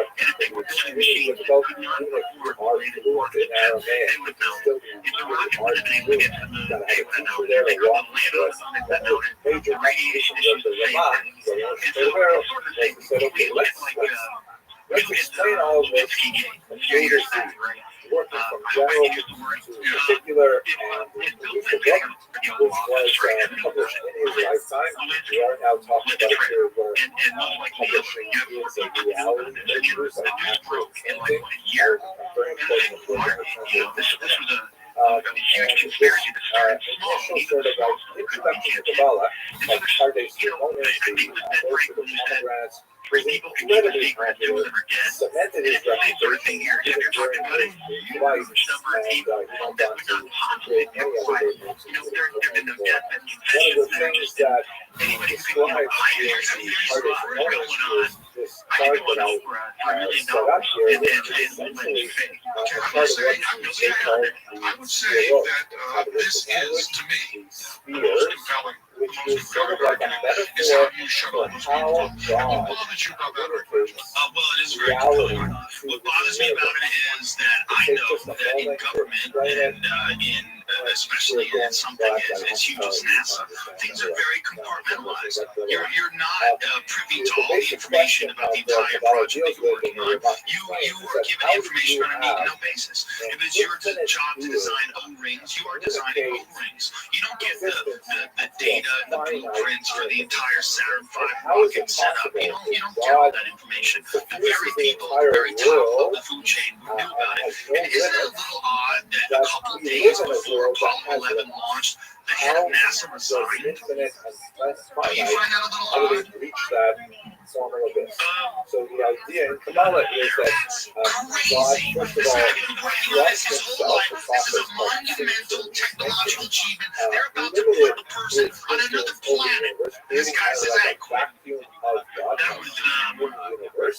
James These are very different concepts. I'm not a rabbi, by the way. I'm just going to walk I you don't through know what he best doesn't want to be a understand part of it, a hoax. but God created kind of like a space within himself that was empty of himself. I don't want to get killed. I mean, look, if you believe, there's a lot of conspiracy theorists believe they killed Gus Grisham because he hung a lemon outside the lid. He put a lemon on a hanger and hung it outside the lunar module. He was dead in a horrible fire shortly thereafter. Godly That's a very typical conspiracy claim. But is it not true that he hung a lemon outside the lunar module? And is it not true that our government is filled with evil, murdering liars? Our government is filled with honest, murdering liars at the top of the hill. There's a reason why they're in Iraq, and it's for money, and people are dying for it. And it's the same people, and that's the same type of people that would be willing to kill astronauts. I'm not saying they did it, but I'm saying it's possible. One big problem with conspiracy theories is that a lot of stuff is stated as absolute fact, when in fact it isn't. For example, well, it is an absolute fact that he put a lemon on a hanger and hung it over the lemon. It's an absolute fact that he was burned to death in that vat. Now, he did take a lemon on him, saying it was using issues they were having. He was saying this thing wasn't going to work. No, hang on. He has been quoted many times as saying that the whole problem, the whole program's in jeopardy, and he didn't think it was going to work. He thought the thing was a lemon. He was having certain issues with he was just having issues with subsystems. Why would he put a lemon, publicly put a lemon on a hanger and hang it on the lunar module? That is a monstrous statement from the number one astronaut in the country. Yeah, like that was all represent personality. That sounds like a guy killed. If I was running the F5 versus and the communication systems weren't working right because they were these guys were working right, and he got really frustrated. He was live in there. He was actually yelling something about how we're supposed to get the moon to lock between two mountains. Right now, that's really nasty. Kill Gus Grisham. I'm not saying they did. If they are willing to kill Gus Grisham, would they not kill the guy with the big mouth who designed the movies? If they're going to kill Gus Grisham and champion like as well, are they going to do it in the most publicly humiliating way that they possibly could, which almost destroyed the Apollo program and made NASA look really, really bad? 2 years later, they were getting they may have thrown a toaster in his bath. It didn't even set them off for a hitch. 2 years later, they were on the moon. They showed that they can do it. They showed that if you're going to kill a guy, you're going to kill him inside the lunar module on the launch pad. That's going to show you did it. The Apollo on fire. Shattered. So as it were in the Alisa conception, the oil came into the first cave, and then it exploded, How can you say that when 24 months later they were on the moon? oil and the destroyed cave fell into the next one, and then it shattered as well. It happened all the way down until finally we get to the oil is sufficiently reduced, and it's also mixed with the actual material of the broken vessel that is able to exist in this world. So that's the doctrine known as destruction of the vessel. And in the Booleanic vision of Kabbalah, the task of the crew is to try to prepare this fundamental They shot Kennedy in the middle of the street. by separating out the gross material elements that are present in this universe and including the crack sparks of holiness that represents like the hot oil, the radiance of God that are buried within the mystery. So one of the most important aspects of the Alisa approach, directly connected to stuff that Steve was worrying, is that the Alisa tremendous note of urgency in role as you can read conspiracy sites, you are the task with the future activity of finding those sparks, elevating them from there, the Syria prison, and as these sparks as it will fly upward, we get closer to the moment the Messiah kind of truly revealed, and as we enter into an entirely different period of alien and the model of the Spirit as we have presented it is much more kind of like a description of the theological view of creation. But the Arizals added a word to it. So an imperative, get out there and start doing this. The Arizals developed who far more popular, had a remarkable degree of influence, for example, on the Hasidic movement, and we discussed that tomorrow, and gave it that impetus of, you can't just sit around and possible answer, or they can read it in with all of the hopes. That's another possible answer. I agree with you if there were more compelling evidence for us. There's no doubt more compelling evidence. It is circumstantial, but it does throw doubt. Joe, how many people just give you you obviously can't answer this, but I'm asking for your feelings. How many people would you say would have to be in on the conspiracy? Would have to know? That's a very good question. Just your feeling. I don't understand how it works. I don't understand how the program works. I really don't. I look at it all and I say, well, I know there was a bunch of crazy stuff that they did. I know. If you know that they had a gigantic set that was a duplicate of the surface of the moon they were practicing on, and they were taking all these videos and they were taking all these photographs. There's photographs of these guys on cranes. There's photographs of the limb dangling from a crane. There's photographs of these guys like simulated low Earth or low moon gravity where they had harnesses on and they're bouncing around on wires. There's all these photographs of this setup that they had. Now, if they were filming this setup and filming pretending, and there's also absolute proof that there was a satellite in orbit, and the satellite in orbit was beaming back information. They were sending it to practice what they were going to receive from the guys on the moon. Now, if they already had all this video in place, they already had all these simulation footages, and you're talking about some grainy, low-resolution stuff, that's all we have access to. How many people really did have to know? I don't know. But I think a few. I mean, it would have to be a couple dozen. It would have to be the people at the very top.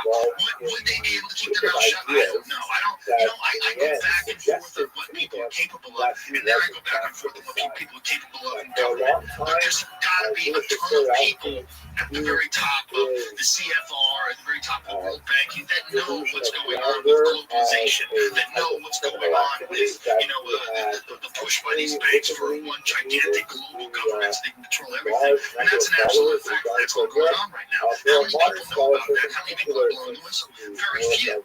So if they can keep their mouth shut about that, they can keep their mouth shut about anything. If it's just a few dozen people, I don't know how many people it is. And these people would think that would be a patriotic thing to do. We're talking about the height of the Cold War. We're talking about the Red Scare. We're afraid of Russia. There was this big thing. We want to show technological superiority over the Soviets. So it's possible that they would do this and think that they're being patriotic. And yet the next day, there was an article in the Russian newspaper that said Americans walked on the moon. Russia would never have that. I don't know whether or not our wars with other countries, whether or not our propaganda, whether or not these arguments are all real, or whether it's the puppet on the left and the puppet on the right. I don't know who's at the helm of all this stuff. I don't know how it all works. I don't. But when I look at this whole gigantic picture, it smells. We're taking on the smell.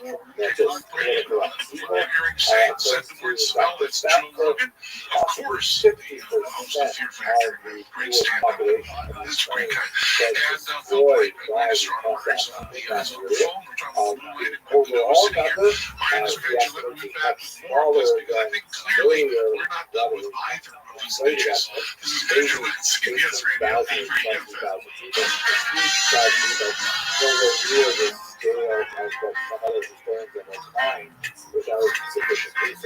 But nevertheless, And this is Rachel at CBS Radio, Free FM. I'm sitting with Mike Rudell. Also at my home is Joe Rogan, host of Fear Factor, who just has, this is a technique for debating that should be studied.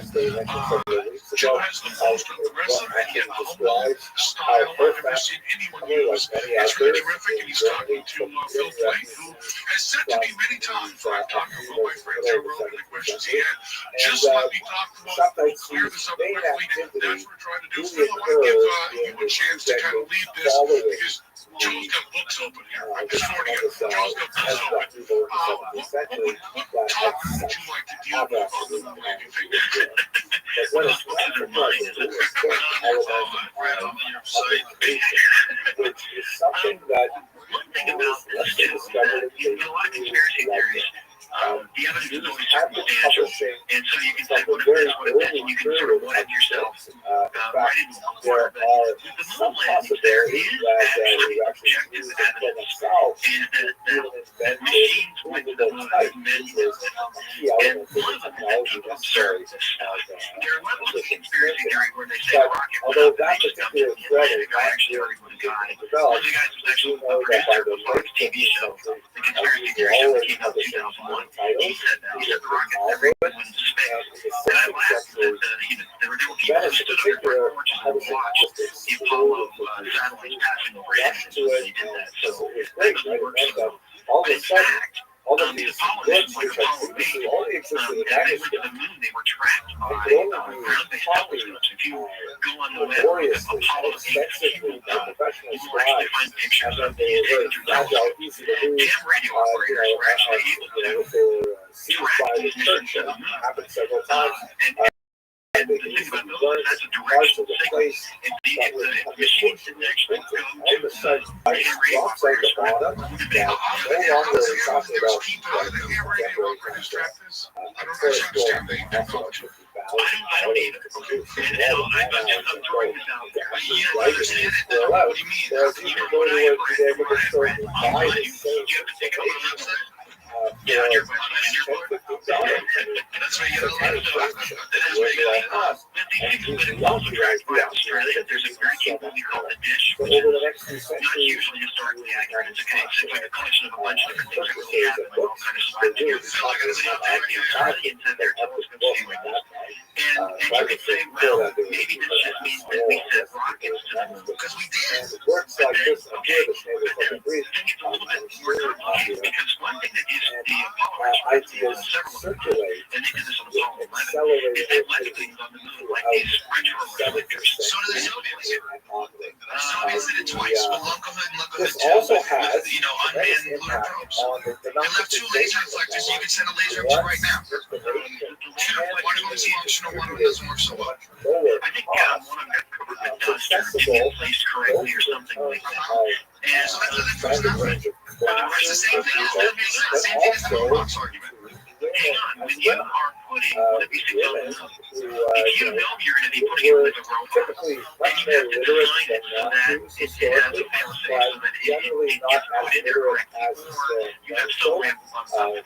They typically would be Watching over literate it so you know the in robot's the doing this vernacular correctly. of If you're just British, going to do this but with people, then less it needs to so look like in giant ice the cube racks. language of the state, But Phil, and the grand less so designer, in the religious these aren't languages people of in a Hebrew sweatshop. and Aramaic. You know, Very they're effective scientists. make out There's more also than, let's say, engineers and perhaps they're managers and prayer managers book above them. defense. And those two things all together. Synagogues is very common to have Richard Feynman one did point educated out very woman clearly sitting in the in ratings the that there women's was a section of problem. synagogue Too strong and hierarchy repeating at NASA. The people at the bottom Torah were not reading speaking up. or They did not if have there was a communication up to school the top there. or Yeah, something and like that's that. what 1989 was that? The less educated women Challenge who maybe had no said, access to Hebrew whatsoever. yeah, So we're I printing described and it as without you the know, like printer, I not the possibility of, hey, that's when there was a problem in the pieces they were making. as well. And so And I'm that not would play saying a that great people role aren't in going to shop threat. houses, I'm saying which that is what this does actually is very, it very opens sensitive. up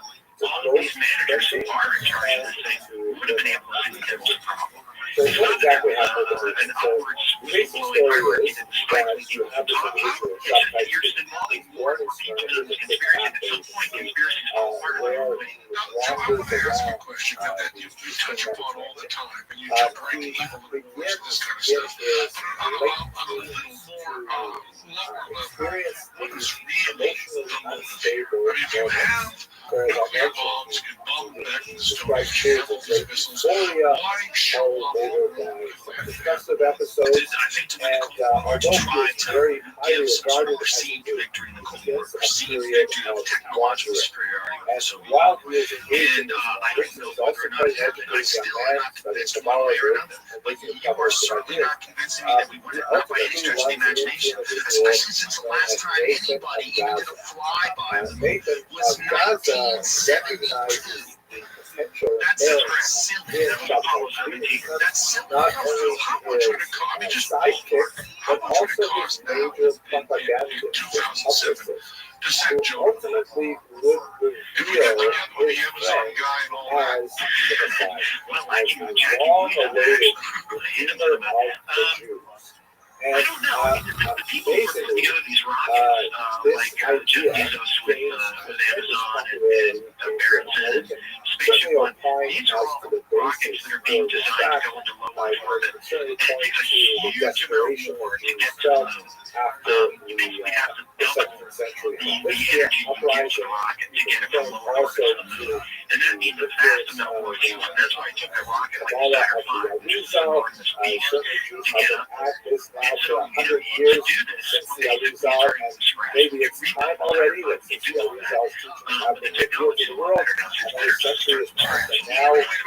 Why would you start from scratch if you already did it successfully 6 times out of 7 attempts? Apollo 13 being the only one that didn't land on the moon. With that 1969 technology, we would just small improvements. Well, no, you got the knowledge of what happened then, but the technology itself has gotten a lot better. The Apollo landings are the only technological achievement in human history that is not easier, cheaper, and faster to duplicate than it was in 1969. They take the space shuttle up all the time. Not only that, the space shuttle is more expensive, and it's not as powerful as the Saturn V rocket. You got to realize that NASA has to bend the government will. The space shuttle was never meant to be initially the way it is now. It was a platypus and a mouse designed by the government. The space station was originally supposed to be lean and mean, and it was going to be doing these things. But then every congressman wanted his fingers in it, we're going to build this here in my district, and then it got huge. It got hundreds of millions. So we're not talking about the space station, we're talking about the space shuttle. And the shuttle was great. What happened? The night the shuttle goes up all the time. That's They went to one flyby of the moon. They couldn't figure out a way. Why would they go backwards? It's not just because it's not designed to go to the moon. Also, Since the Apollo astronauts have gone more than 400 miles up. That's about right. That's ridiculous. 260,000 miles there and back, and the best they can do since 1972 is 400 miles. Yeah. And now, while you're saying it's ridiculous because you can't believe it, I think it's ridiculous because I can believe it very well. But there's an astronaut philosophy at NASA. And they keep talking about going back, but they talk about going back in 2020. Why go back in 2020 when you just... That's the other problem. They don't have the telemetry data from the Apollo 11. Isn't that like the most important data? Isn't that like the most important thing? A huge technological achievement. They landed a man on the moon, brought him back, and they're missing the telemetry data. 14,000 something reels? You're missing... Then it was kind of like moderate at the moment it was discussed in things like the nullification of fast days. You have, of course, the famous fast the time of Mars, which is usually in the summer reels of telemetry data. Technological achievement in human history that's not stored at the Smithsonian Institute, it's not stored at NASA Vault, it's not labeled, it's not on the lock and key, it's on the gold vault. There's nothing weird about that. I can't think about 14,000 reels, I don't know the number. Okay, that's it. Life of all is now there's followers as well as you lost more than 100 of the telemetry data. That's insane. Other economic activities were considerably, it's NASA lost for it. example, This is the his insistence on entry into a synagogue one Sabbath that he was denied access to. He was attacked to break down the door on the Sabbath. They lost all that information too on the moon buggy and the lunar module. They lost all that stuff. Took over How convenient. would call up witness to about 4 hours, which was another aspect that he thought extremely egalitarian. Really looked to women as a place, source of this as the man to gauge exactly how much that contributed to his overall popularity. But many as to the things that he proposed later on, he was adopted by more liberal movements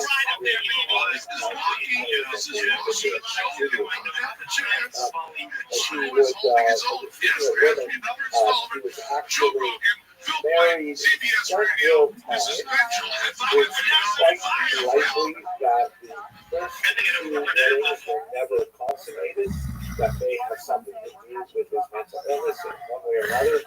He later, however, married an orphan checkered past. There were some questions about As a professional mechanic, your tools are essential for your living. Icon Tools complete every repair. Now give you an edge. With broad selection and industry-leading warranty, you can count on Icon. You can count on great value. Over 1,500 stores and interest-free credit She on was qualifying actually purchases. an oracle. Why pay tool truck prices? Come with Icon Tools. Tool truck quality, unbeatable value, only at Harbor Freight. Devoted supporter, and we'll meet her in a moment. He also at one point actually married a tourist girl. We bring you That fresh is quality. exactly what I mean by what I said. He actually performed or had performed a marriage ceremony between himself as the groom and an inanimate object, the tourist girl, however holy, as the bride. You get a sense of just how wild this went. Later on, there were incredible rumors, although certainly, inflated because of their salacious nature, of widespread activity, especially among his followers, of what was called Avera Lishma, which means sinning for the right reasons. Very complex doctrine in Kabbalah. If you think back to some of the kind of bizarre stories in the Bible, like Tamar dressing herself as a prostitute, with her father-in-law. That's a great question. Troy, if you had to guess, would you say the first moon landing was fake and then we got to the moon later, or would you say none of the moon landings were fake, or would you say most? I don't think we would. Never. I don't think so. That's a bummer. What about the Russians? Jacob I don't think rather than his brother Esau. So I don't think we got difficult to to the manual. special I don't theologically, think we but have the technology. his father But you don't think definitely anybody picked up on this idea of a Boer find the Hubble telescope, taking pictures of the rover and footprints on it. Oh boy, Norton, you may have stepped in it. You may have stepped in some real evidence. This shit is making me incorrect. Thank you, Tom. Earth-based, I don't know if it's Earth-based or not. Earth-based photos finding the flag, the footprints, and the rovers on the map. Okay, there are 1,000 times too small to be seen for Earth-based telescopes. So maybe it's just that's convenient. You can see galaxies far away, but you can't see the footprints. Well, the difference is you're seeing, you can see the galaxies here because it's light, whereas a footprint is a little dark mark on a. Well, galaxies are huge. But as I mentioned, You can zoom in on tiny little things on Mars. Yeah, but when you see a galaxy, you're seeing a billion stars that looks like one point of light. okay for him Like to you're be seeing married to, something that but not okay to be is say read 50 or from 1,000 light years He would wide demand that people as a use pinpoint of light. indefensible Like that's all you're seeing. You're not seeing individual stuff from a rather galaxy. than You understand? We have the technology on Earth to take pictures of as Mars. moving on his Tiny career, little detail on the surface of mania Mars. increases So can you get those experience footprints? So we of should be able to stories see become the rover that larger and landed on larger Mars. and All the more details we take on longer Mars. You're right, and but I think egged there's on by that's people like actually there. Pre-3 Nathan of Gaza and I'm guessing that's from and something that was his orbiting the like increasingly not from Earth. enthusiastic So then followers there who was something decides that it's now it had time something for him I'm sorry, to reveal orbiting himself Mars. I don't know. Okay, so out he's of saying, consultant well, if it's to orbiting demand moon, that why can't it take pictures land of of Israel footprints? Yeah, are there be no turned photos over of to him footprints as from the space? Maybe I'm wrong. Yes. Messiah. But that's wild. I mean, that would just debunk everything. So like, look, there's a picture. We took. There's the rover sitting there on the moon. It wouldn't debunk anything to me. The rover they should be able to see, but the footprints wouldn't debunk it. It was just crazy. Sort of tells the Are there no story photos of the of rover or the flag? Shotgun We'll just zoom in on a couple I of see that elements of flag. it. Yeah, maybe it's So just small. I Shotgun mean, goes it's just, with that doesn't make Nathan any of sense. Gaza, Well, there's no light sails on source to from it either. Constantinople. Like those things that are taken, Out of you're talking about things in space, say, they're okay, light sources. I'm They're here. taken with like either ultraviolet The light, they're seen as light. land of Israel, I mean, there was light on the astronauts when they landed on the moon. You can obviously because from their photos lit, yes, from there. So that means that light does shine on that place. So now the dark side of the moon, light shining on it. Yeah, I'm on the side. Is light shining on it? Light giving consultant that actually did take ability to be photographed and actually emitting light and giving off a source like laser or but something. he lays out his case, and the Sultan says to him, How big is it? "That's It's so nice to meet you, Mr. Messiah. Yeah, I don't Mind if I call you know. Shotzi? Is that okay? I have a counter offer. I'm not prepared to give you the land of Israel. Sorry, I kind of like it.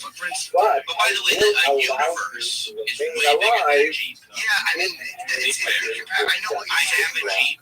You couldn't That fit a is, universe in there. you may, What I'm use saying, my on Mars, presence you and can take authority detailed photos from unscathed. Earth on Mars. You can't take more detailed.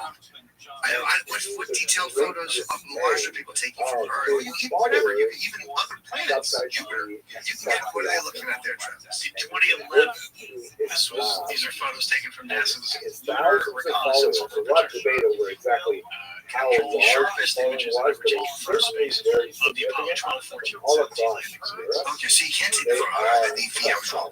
Can you open them up a little bit? Judaism. And the Yeah, if they're whole lying about it, why wouldn't following they because fake felt clear like photos? abomination of If they can fake the moon landing, why wouldn't they here fake is, better photos? That's a tremendous question. Away I mean, to how are they taking that bad of soldiers photos? I don't think it's a bad photo. I just think that something in Here is 2014, his that's the wife, best photo Sarah, we get of the who moon from joined space, him maybe. Yeah. in his Come on, Islamic where?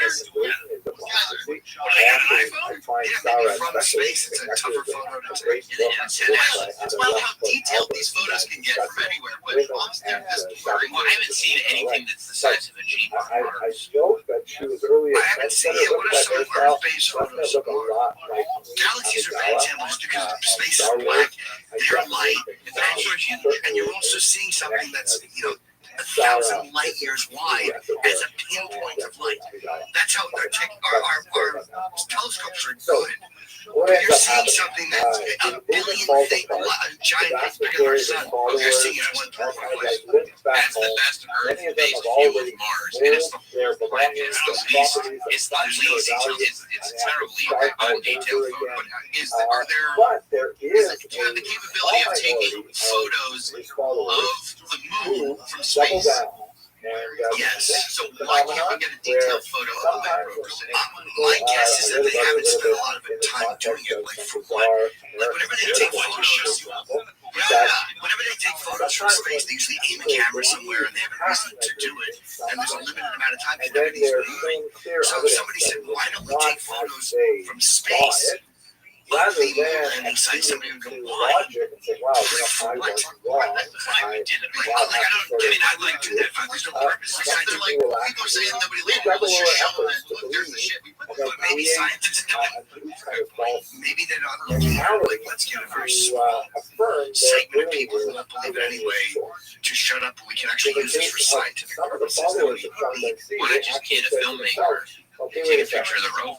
Shop Taxi is definitely the Messiah. We have already accepted that. It's That's there, not and we have good negotiable. technology. So Just have somebody maybe take a picture of it. his I'm guessing that the creators Islam look means small. that Like we look at how small those all detailed convert photos to are taken, Islam but they're not in small. They're order actual to kind of like craters. bring They're together these large. two Yeah, they look small, but Yeah, they're not. that's Canyons. Yeah, they're big. And so many That makes sense. his From followers space, you can zoom in on elected to Google Islam Maps along and with it. Tiny And little they constitute way up in space. You a can't take a coherent photo of community a that Land lasted Rover well on into the Mars. 20th century called the I guess Islam. those are the best photos they have. But if they haven't tried it in 10 years, that's the most detailed photos they have 10 years ago. Plus, if Google Maps were that good, they wouldn't need those cars driving around neighborhoods with the cameras on There them. was global presence of them in 20th century Turkish politics, for example. Quite fascinating. There are And you can get a also certain amount of detail from reverberations Google, of like when you zoom in from Google satellites, you can get. And a lot of the things where Google satellites are closer after than his the ones. initial How far conversion was to that Islam, thing that took those photos? I still don't had know to any deal of the with answer. mental Well, I mean, yeah, issues. Google satellites are right above us. Right, how far was that It turns out taken that from? Was that he taken went from back something? and It forth was the same with distance.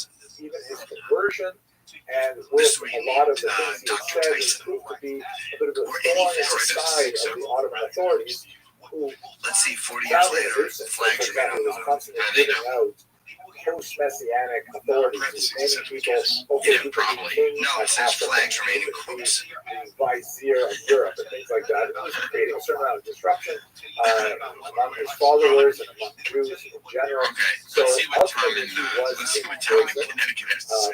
And Because it's a in wild ass prison, phone call among description. the last things What's he up, did Tom? was he requested Hey, I just want to say that all of the NASA stuff is fake. That's my grandmother gave Christy McCullough from the Challenger. Mic drop, motherfuckers. So she lived. Yeah, that's right. Oh my God! Oh my God! Jesus! And I'm gonna tell you, Tom, I may not know your last name. I'm gonna take your word for it this time. I was in the room, but I wasn't supposed to speak. Wow! We finally back on. Thank you for your service. Yeah. Thanks, Tom. Not toward secrecy. Got the answer. It's amazing that we have not gone to technology yet to the moon, but we can send a satellite into space to do the radio show. Yeah, and we can also have things like the space station and tourists now going up. Just real right above us. Perhaps one of the most notorious was the attack on Rabbi Rothschild, And the Soviets would never call. Here's the beautiful thing with the Russians: they would never call us out on it, neither would the Chinese. The Russians and the Chinese would never call us out on the line. Why didn't they do it? Call it out on the line. Yeah, why didn't Russia and the Chinese ignore technology? Why wouldn't it leave? Even now, why wouldn't the Russians be like, oh, yeah, maybe that's who did American Moon on YouTube. Russians. That would have sounded like it. I'm telling you, this is a great documentary. You should watch it. For health and Of course it is. substance, What, you give me 5 marriage, minutes? all kinds of things like that. They clearly go into explaining what, there's a lot to digest. There's a lot of circle talk. Rabbi Yaakov But I Epstein told studied you some of that the there's all analysts this produced by Rabbi stuff on the Rothschild, internet and that makes people he's definitely crazy a and Sabbathean. convinces us that And they're really so people lined up on either side who was their favorite rabbi that they would defend, and it was like a rather okay, you know what? It's hard to have 3.5 hours, but I try to watch this stuff because I like to be informed. I'll watch it peacefully. I did watch the one UFO documentary that you told me about, and I did, and I watched the other one that came out. And it was amazing up until they went to the African kids tunnel. Fucking here with a bunch of children. So that is a pretty wild scenario. Yes, absolutely. Yeah, but I was just too long. You don't think that's worth examining? It is, but not. It lost me because I have much more interest in what pilots say and possible photos and videos than what children say. And that was at the end of the documentary. So it's too long. Yeah, but that part. The fact that 6 kids all saw the same thing. Come on, preschool. The whole fucking schools that they were molested, and it turns out they weren't. But I don't think kids' minds, are not to be as trustworthy as adult minds. Like pilots, I would put more stock in. I could listen to a pilot tell the same story as another pilot over and over again. I would put more in that. I just want you to hear them say, you put higher stock in that. Just put higher stock. But the kids, you can have. I just let them spend too much time on it. They wasted a good amount. On the way to Amsterdam with his family, he was actually put under house arrest in Frankfurt by critics who suggested that he was a late follower of Shabtai Tzvi. This is like, a good 8 years after Shabtai Tzvi has already passed away, and the Asirat Yesharim himself is held under house arrest. All of his writings were confiscated by the local Jewish court and then buried and lost. So a tremendous amount of his work no longer have extant. It is orbiting somewhere under a cellar floor in the city of Frankfurt. Nevertheless, he was able to exonerate himself from charges. Yeah, that's the one I asked that astronaut about, James. I didn't know the name, but that was the one I asked. It's in not deep space, but deeper space than Hubble. Yeah, and the deliberations of the Sabbathean debacle continued throughout Europe for a couple of years. Perhaps the last expression of this, or the last really organized expression. Yeah, and they'll probably get amazing. Is it up there now? I think they're still running tests. Yeah, like a few months. Personally, to be the reincarnation now, Jacob Frank. I don't think I want to overbalance the friendship by going into too much detail with Jacob Frank, but the ironic parallel with Shabbatai Tzvi is that while Frank also proclaimed himself a Messiah, unlike Shabbatai Tzvi, he did not appear to have the same level How far away is the James Webb Telescope? Do you know? He seems to be more of the Charlotte type. I think casual outside reading will feel that. I wonder how long it takes for this repair to be done. Like on the Hubble, they can fly guys up. How would they repair this James Webb? Would they have to send it just to have a machine?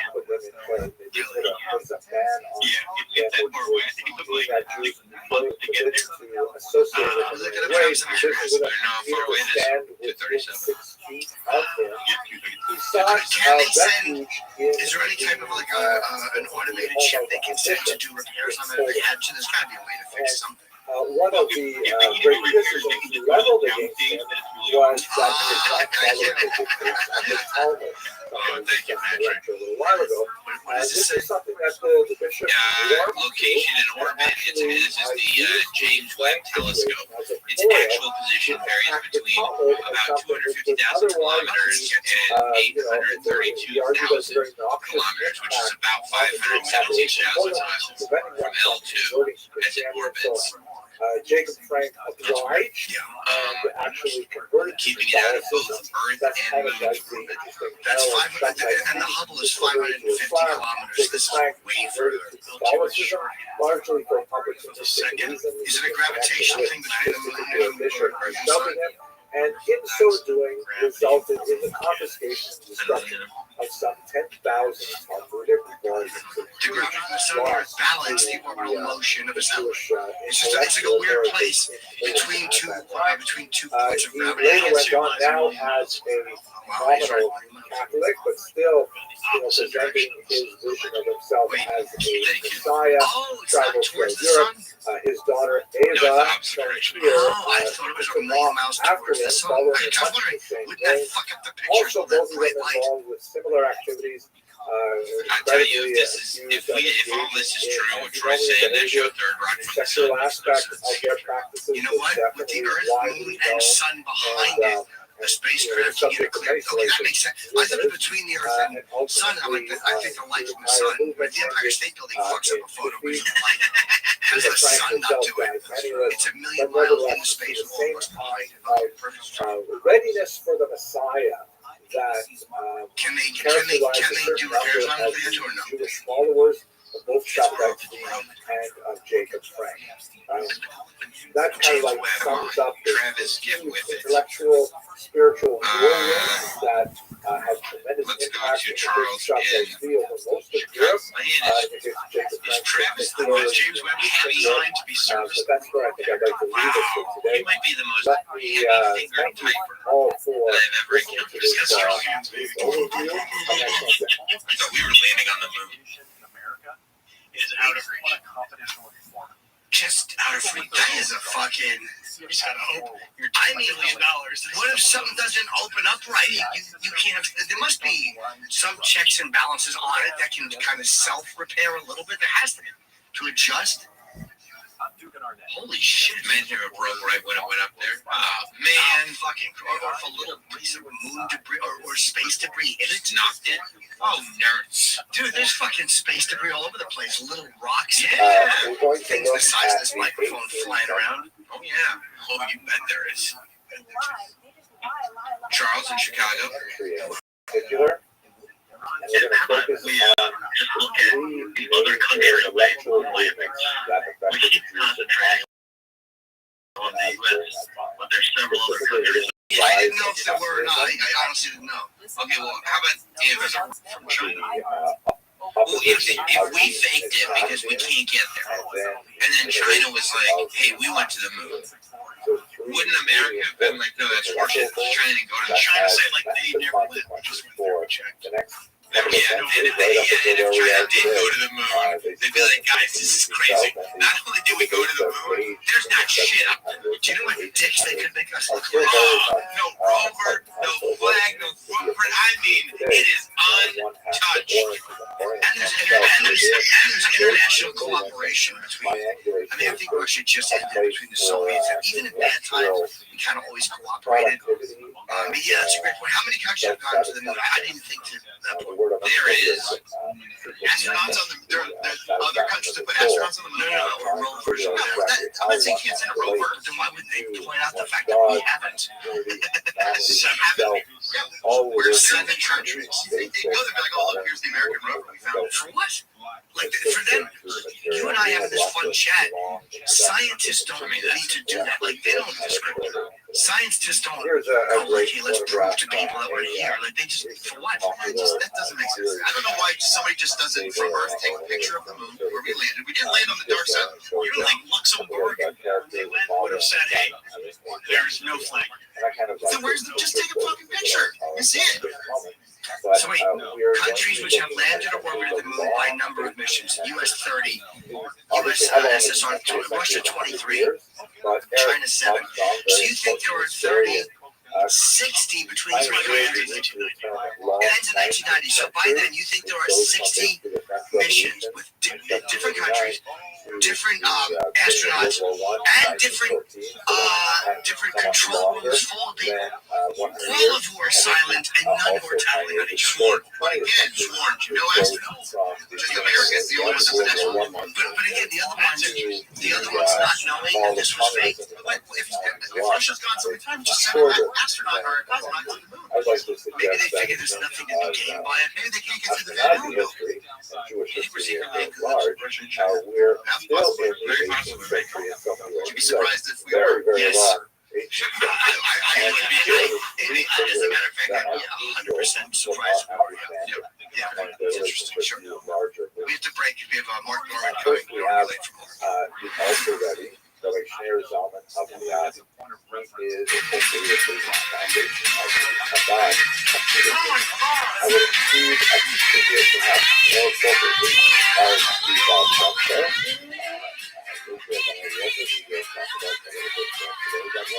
But we don't have any reliable pictures of him in this is a iconic image that about how to know the world.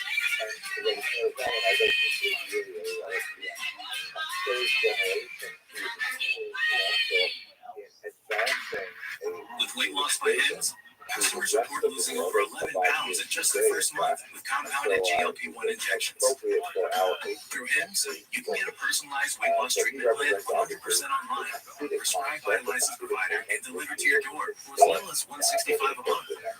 Find the plan that's right for you and start seeing real results sooner.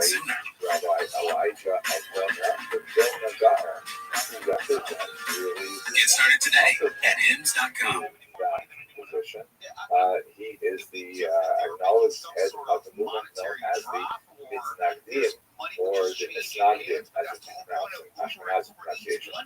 Literally, that term means opponents, and they opposed the Hasidic movement, and so ironically, they derived their name from their the way in which they orient themselves to this innovative movement known as Hasidism.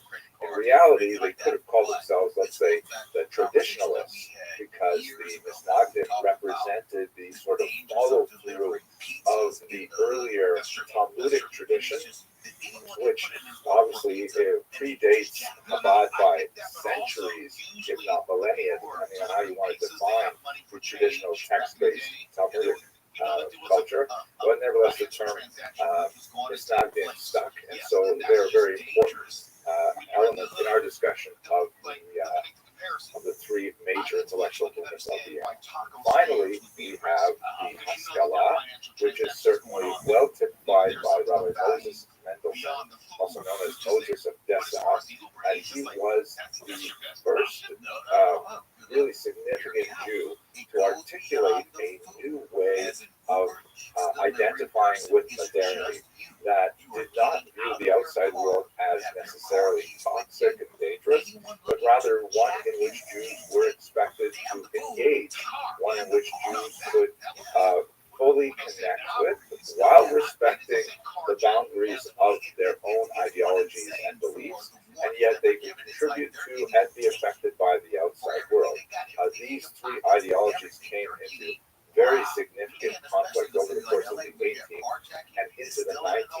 discoveries. And of course, these three movements have a legacy, an intellectual legacy, which continues to affect us to this day. While we're on this picture, I can't leave without pointing out that the actors in this series called Shiso, it's a very enjoyable series. They, of course, do not necessarily look the way they appear.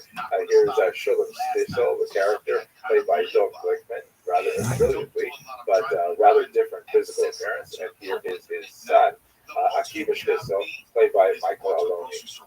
I especially like including this picture of Michael Aloni because it often happens when I'm walking down the streets in Jewish neighborhoods. People walk up to me and say, "Hey, don't I know you? Aren't you that guy, Michael Aloni?" Ha, that really doesn't happen to me. Occasionally, though, when I'm in Manhattan, I'm misplaced and I'm, often mistaken for other people like Will Smith. I'll probably cut this part out of the intro. So let's go straight into the next part of the lecture. It's hard to have these lectures start so early in the morning.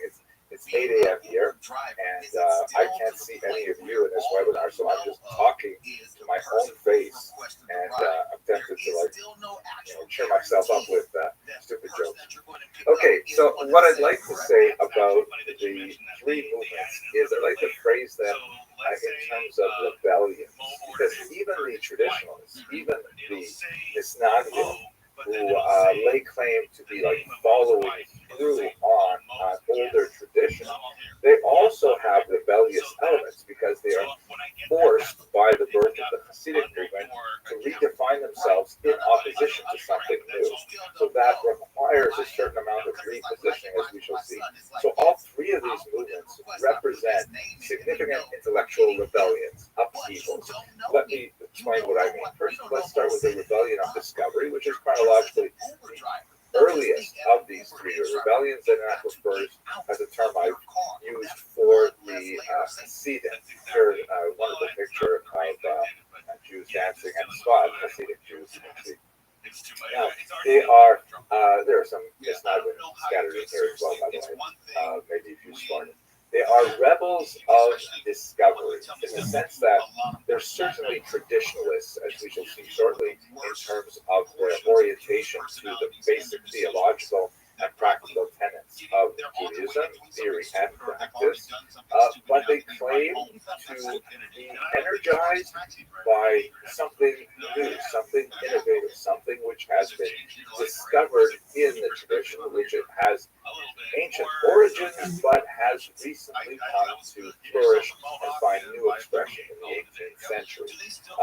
They perceive that innovation as a restoration, or as a coming closer to perceived core, something that has always been within Judaism, but has been much more constrained and focused and restricted through individuals. And now with this new movement of Hasidism, it is suddenly made more available, like the overflowing of a well and spreading out of its waters to many other people. That's really what's wrong. What is this innovation? What is this new thing? Well, essentially deeply rooted in Kabbalah. As we discussed yesterday, the Tzvat explosion of intellectual, spiritual, religious creativity in the 16th century had strong reverberations through the thought of the Arizal, one of the great Kabbalists of that city and that era, and a profound expression later is the Hasidic movement in particular. So Kabbalah gives which obviously has ancient origins, although there's some dispute over specific texts and when they were written, but the whole idea of an esoteric, mystical approach to the Godhead through Judaism certainly goes all the way back to the biblical origins. Even Abraham has these, prophetic visions, Ezekiel and so on. So the idea of bringing more of that Kabbalah, more of that tradition into standard day-to-day Judaism was something that Hasidism was especially noted for. So it is a rebellion of discovery, meaning, hey, we have this amazing intellectual, spiritual resource here. Why aren't we making more use of it? That's really what Hasidism is in terms of its rebellion. Then, to contrast that, we have the rebellion of tradition, which is associated with the great Talmudic schools in Lithuania in particular. The rebels schools of tradition look at this innovation. They look at the Kabbalah coming into daily practice and say, wait a second, that's not right. Kabbalah is meant to be only for the holiest of holies. They're not saying that the Kabbalah is somehow incorrect or not representative of Judaism. They're saying that it should be more restrictive. That the Hasidim have stepped over their acceptable boundaries by offering this body of ideas to a much larger population of people who are not ready and who are not, spiritually refined enough to receive it. They perceive that innovation of bringing those restricted ideas and practices to the masses as fundamentally antinomian, meaning against the law. Things that should not happen because they could have disastrous impact. And just to give you a sense of how this can really be couched in terms of a rebellion rather than a mere opposition, one of their great heroes is the famous Sam Sofer, Rabbi Moshe Schreiber, very important thinker of the era, in which in his clash with not so much the Hasidim, much more the Haskalah, he laid down a very basic principle, which I want to explain. It'll take me a little bit of a second. Let's just go back for a second to the biblical practice of not eating wheat during a certain time of year in the summer. There's a particular crop of wheat during the summer harvest that's called Kadash. In Hebrew, that means new. And that new wheat may not be eaten during a certain period of several weeks during the summer, which is one of those biblical laws. And so, as the Talmud puts it, Chadash Asur Min Torah, or as you say in Ashkenazi, Chadash Asur Min Torah. The new wheat is forbidden by the Torah. So Rabbi Schreiber, the Sam Sofer, used that passage from the Talmud to describe anything new as being forbidden by the Torah. Simply saying, Chadash Asur Min Torah. Anything new is forbidden by the Torah. You can't innovate with this new introduction of Kabbalistic ideas, but in particular, you maskilim who want to bring an organ into the synagogue, want to move the Sabbath to Sunday, want to revise the laws of keeping kosher, no way, Chadash Asur Min Torah. Anything new is ipso facto forbidden by the Torah. So that's kind of like a pretty strong statement. And I don't think that Sam Sofer meant it literally and universally, but it was definitely a way to kind of coalesce thinking around an approach to these new ideas. So it is a rebellion, but it is a rebellion for tradition. And then finally, the last group, the Maskilim, the so-called enlighteners, that we'll have much more time to discuss in the Q&A, hopefully. The enlighteners, the Maskilim, are, I like to term them as rebels of expansion, meaning they say, here we are in the 18th century, and we sort of have a particular way of life and a way of relating to non-Ashkenazim, specifically the non-Jewish world around us, but also to, and non-Ashkenazic Jews, of which there will be a significant new influx after the Spanish expulsion of 1492. And they say we should rather be expanding our horizons into other areas of political, social, especially cultural and intellectual endeavors that we've never really engaged in before. This background image is a beautiful medieval representation of a Jew and a Muslim playing chess together. Chess was seen for much of the second millennium of the Common Era as kind of like a leveling factor that regardless of one's ideological background, one could engage in a game of chess without necessarily sacrificing one's personal beliefs and practices. So they were seen as kind of like a safe meeting place for ideologically divergent players like Jews and Muslims, Jews and Christians, Christians and Muslims, and so on.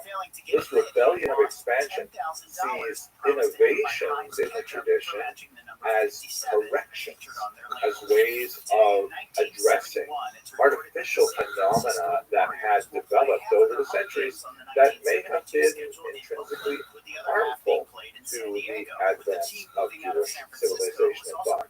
And their great hero is that we will see some of the 18th and 19th century figures who were involved, but they tend to look backwards to figures that they feel are well representative of their values, such as Moses Maimonides, who was one of those very unique figures who, of course, lived quite a bit earlier. We're talking about 8th century before the time we're talking about 6th century. And Moses Maimonides, however, was one of those rare Sephardic geniuses who was adept both within the Jewish intellectual tradition and extremely creative, writing things like the Mishnah Torah, the Guide for the Perplexed, but at the same time, very, very active in the secular world. As a physician, he wrote many treatises in Arabic on various medical conditions and so on, and he's seen as kind of like a golden age individual and a prime figure for modern Jews to emulate. It is not inconsequential that many schools that sort of lean towards this Maskilic approach name themselves after Maimonides, Rabbah schools, because he's seen as one of these figures who's able to, join general and Jewish knowledge together in such an appealing way, while certainly not sacrificing his rigor in either area. So those are our three rebellions that will occupy us for the next, really, the rest of this lecture and the next one as well. Now, let us not forget the background, which we have explored in somewhat greater detail before, but let's just touch on these things because it's very important to understand the context in which the 18th century develops. Certainly, one of the most important elements is the Spanish expulsion and later the Portuguese forced conversion of 1497, which also resulted in significant demographic change as Jews fled or were pushed out of the Iberian Peninsula to many different locations, including, as you see on the left of this map, a las Americas, right, to the South America in particular, also some to North America, and quite a bit going to free cities like Amsterdam and so on, where they had considerable more leverage in terms of how they practiced their orientation to their traditional faith of Judaism.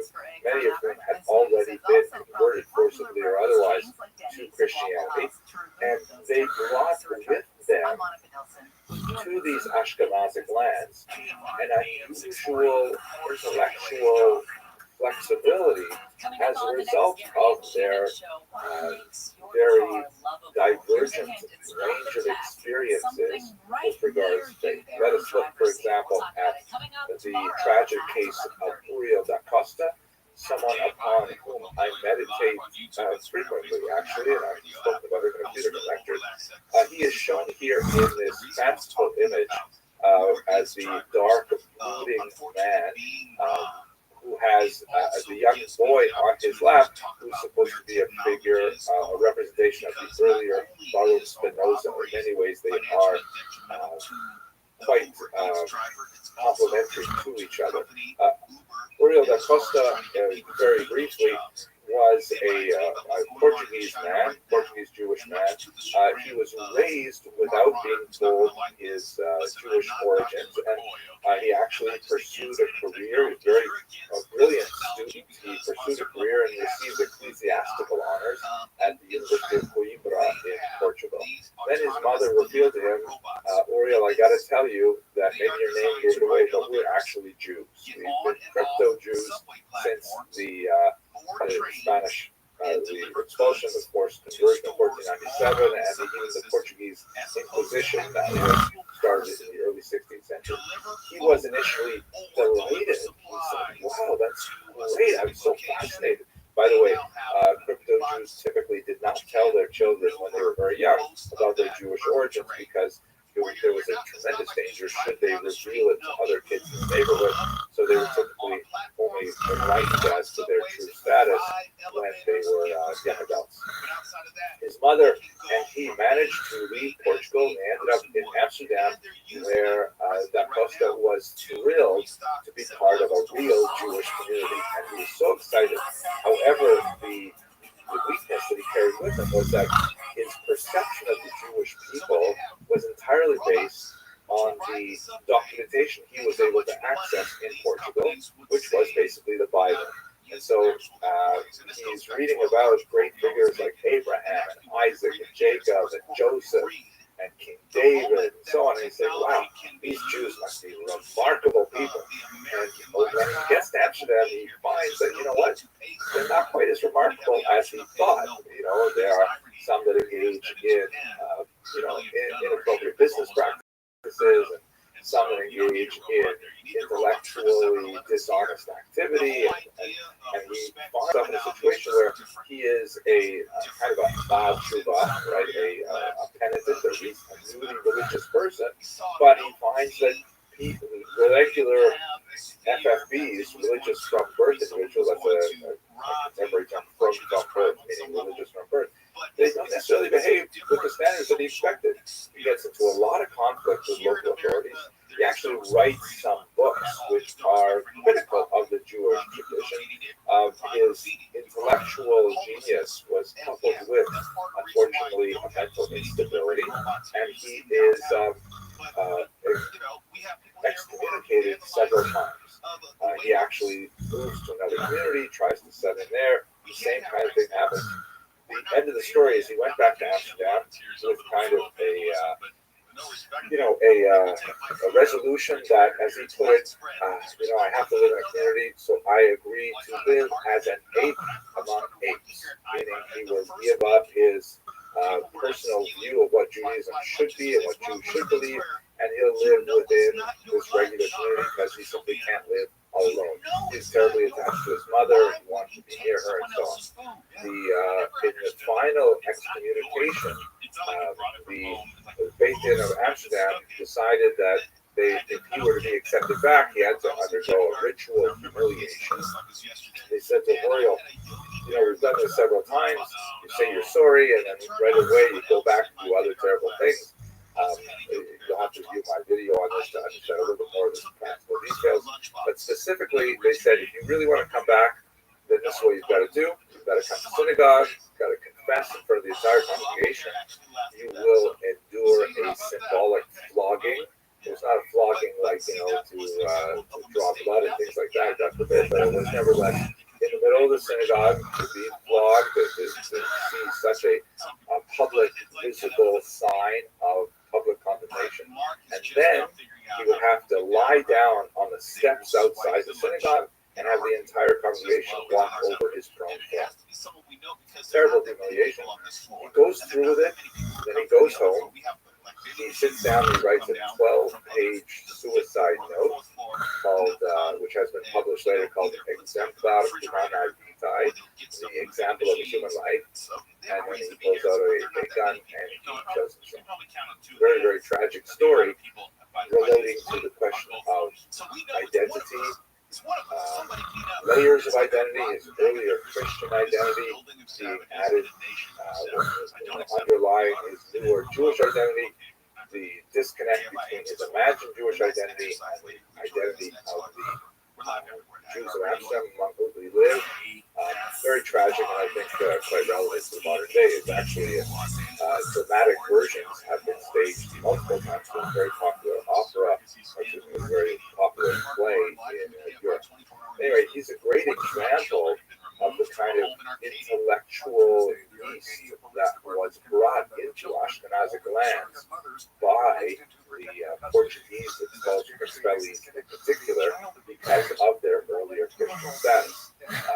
Recall that this is a process that took place over a century or two, and so there are people who have been Christian for generations who then finally make their way to Ashkenazic lands in order to join a Jewish community, and they've already been colored by a very, very different experience than traditional Ashkenazic tradition.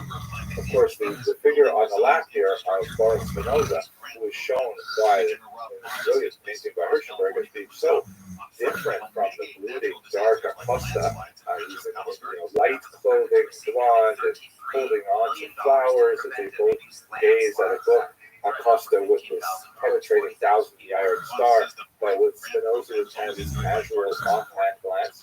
He, of course, essentially repeats much of the story of Acosta, Here is another work by Hirschenberg, who was just as fascinated by these individuals that I. Spinoza would also suffer an excommunication from the court in Amsterdam, one that seemed to pain him far less than that of Da Costa. You can see in this image where Hirschenberg portrays him as simply walking along the street, engrossed in his studies, whereas the traditionalist Jews of Amsterdam are cowering. One appears to be reaching for a stone to perhaps throw at him, and Hirschenberg is definitely sharpening his axe with this rather polemic image, but nevertheless it points to the narrative that I want to describe here of intellectual ferment that's going on in Ashkenazic lands, particularly in Western Europe, that will eventually find its expression in, at the very least, the Haskalah, and really quite a bit more, as Spinoza, of course, has a much stronger arc of influence on Western thought. So we also have, as we discussed yesterday, demographic upheavals with the horrible pogroms associated with the Magnitsky Rebellion and large displacement of peoples into Europe, where again ideas are circulating, as many Eastern European Jews are encountering some of these Western European ideas.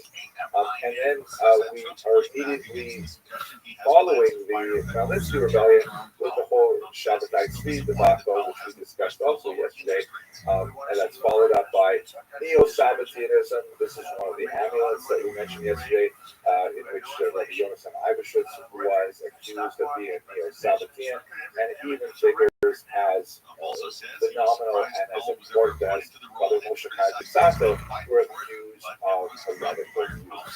So going into the 18th century, we've got so many ideas kicking around, lots of challenges to the status quo, and they will ultimately find expression in the three movements that I've described. Let's just look, before we move straight to the Hasidic movement, at the demographic distribution of Ashkenazic Jews and how that relates to the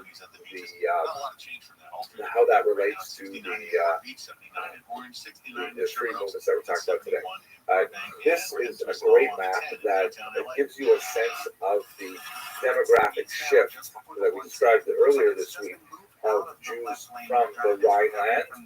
There are still significant populations of Jews in Germany by the time you get to the middle of the 19th century, but all Jews have also been admitted, not formally, but basically the earlier expulsion was ignored, so you have Jews making their way into the United Kingdom. But the large mass of Ashkenazic Jewry is primarily in the Russian Empire at this point. And in terms of the three movements that we're going to be talking about, the first is the Hasidic movement, that is chronologically the earliest in terms of its development, is the Hasidic movement, which is largely centered in what we would call today the right bank Ukraine and southern Poland. That's where you have the great centers of Medjugorje and Berdichev, and so many of the towns that are associated with great Hasidic masters are really located in the southern part of the great homeland of Eastern European Ashkenazi. Then slightly to the north, and it's really like a Venn diagram, Hasidim and Masnagim, they live side by side in a given street in any Eastern European shtetl. Although when you move further north, you are more likely to have fewer and fewer Hasidim and more Masnagim. The Vilna was widely regarded, Vilnius, as the capital of the Hasidic world, the capital of the Masnagdic world, primarily because it was the domicile of the great Vilna Gaon, Rabbi Eliyahu of Vilna, that we talked about earlier. But there were Hasidic movements active in Lithuania as well, including Chabad, for example. So they're primarily to the north, but as a Venn diagram, they're overlapping with Hasidic. Finally, you have the Masnagdic movement, the Haskalah, which also has penetration into Eastern Europe, but is really based in the northern German region. Berlin is one of the major centers of Haskalah in the early period, and these three movements will interact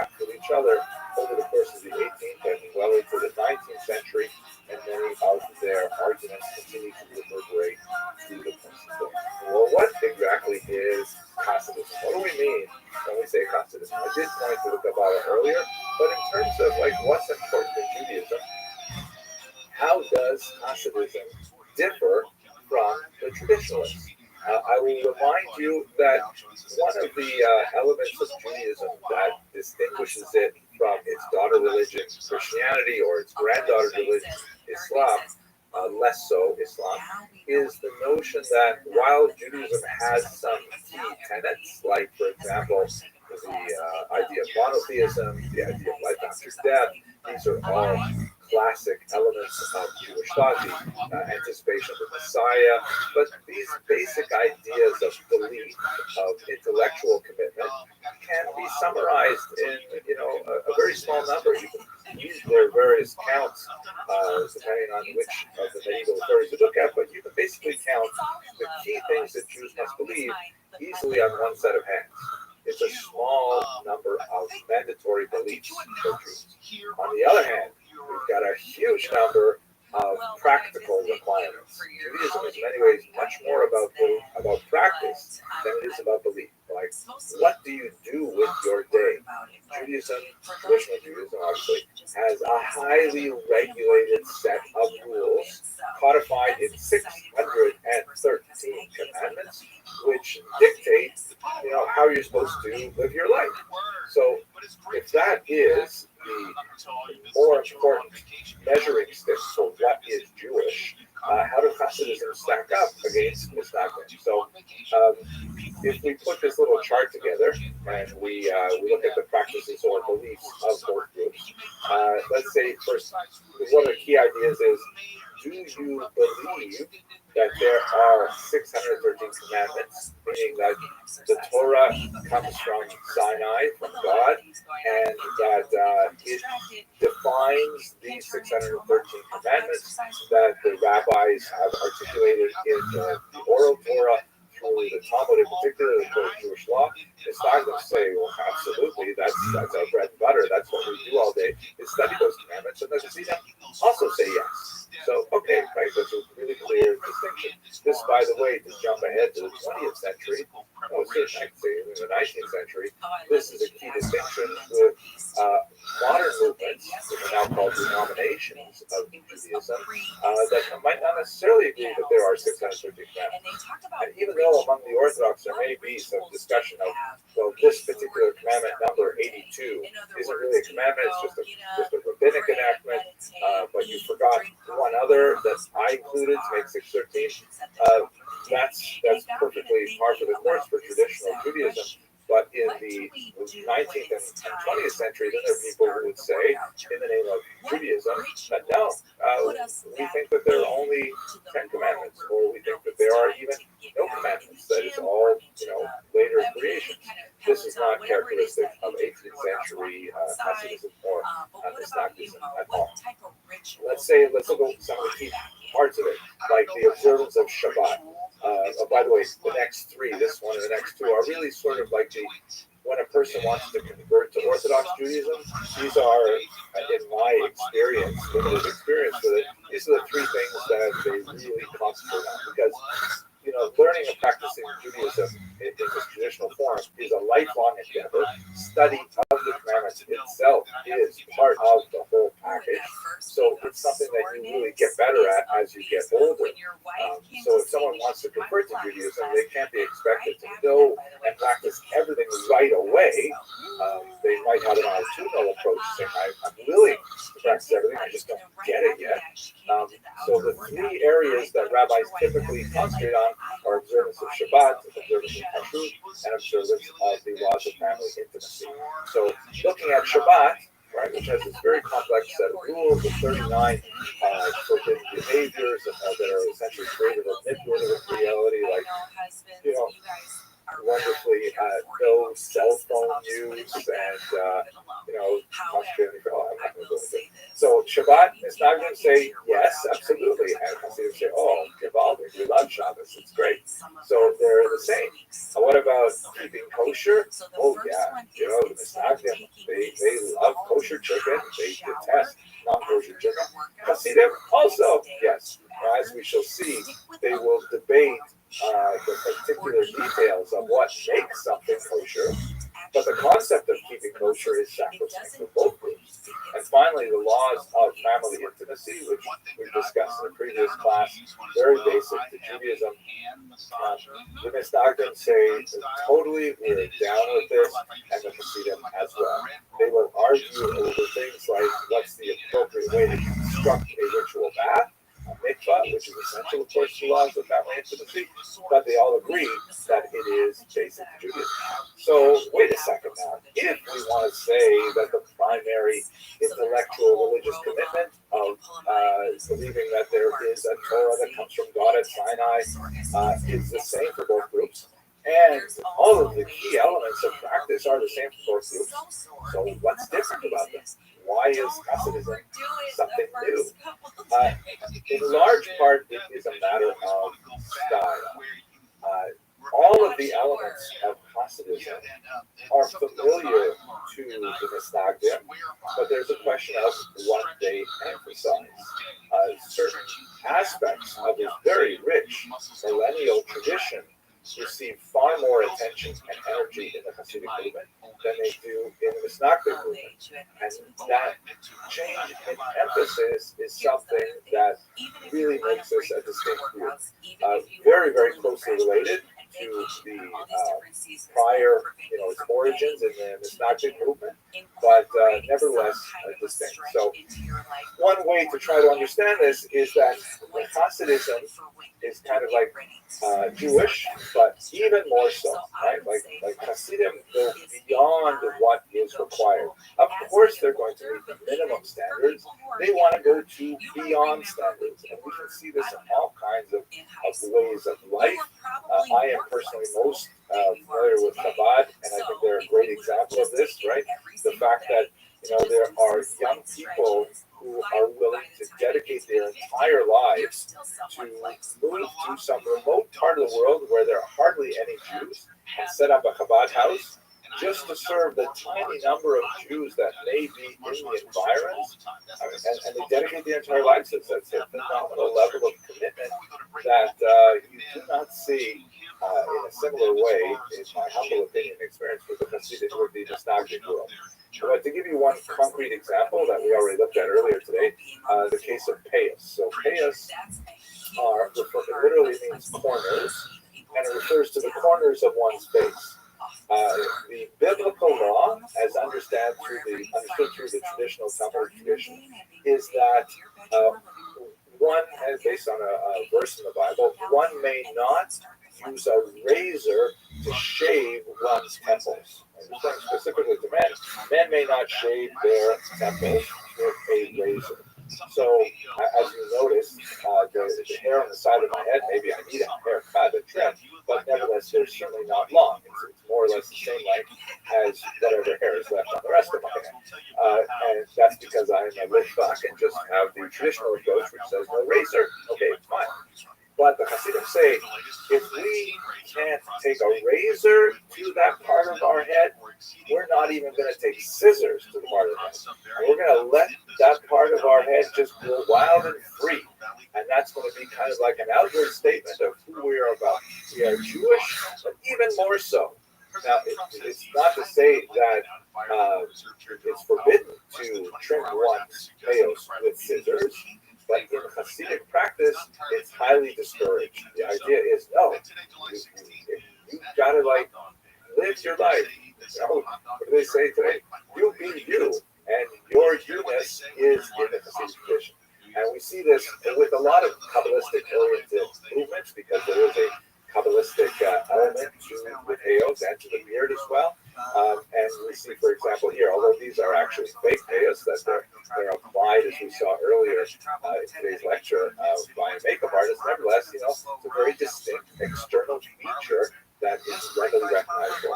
So it's not like this is foreign to the Misnagdim. They'll certainly understand it, but nevertheless, it indicates kind of like a larger approach and style to everything Jewish. That's what the Hasidim want to emulate in their approach. It's ironic as well to note that there's life imitates art, imitates life. The Misnagdim in Lithuanian yeshivas, seeing what the Hasidim are doing, sometimes sort of say, well, that's a nice idea, Taka, I like that. And so you'll see a lot of young men in traditional Lithuanian yeshivot were also growing their pants, maybe not as long and as curled as you would see with Hasidic groups, but they tend to cut them over their ear and things like that.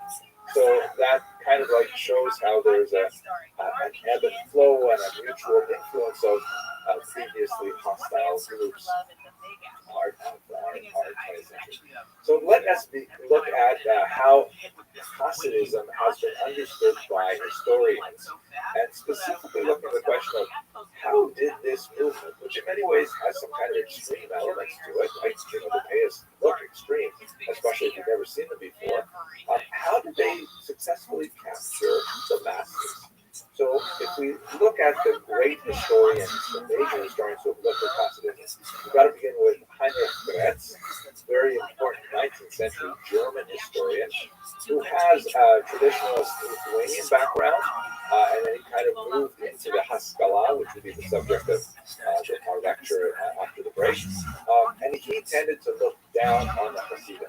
He tended to see them as being neo-Sabbatean, being heavily influenced by the Sabbatean ideas, and especially although he doesn't necessarily regard them as heretics, he regards them as being, credulous and,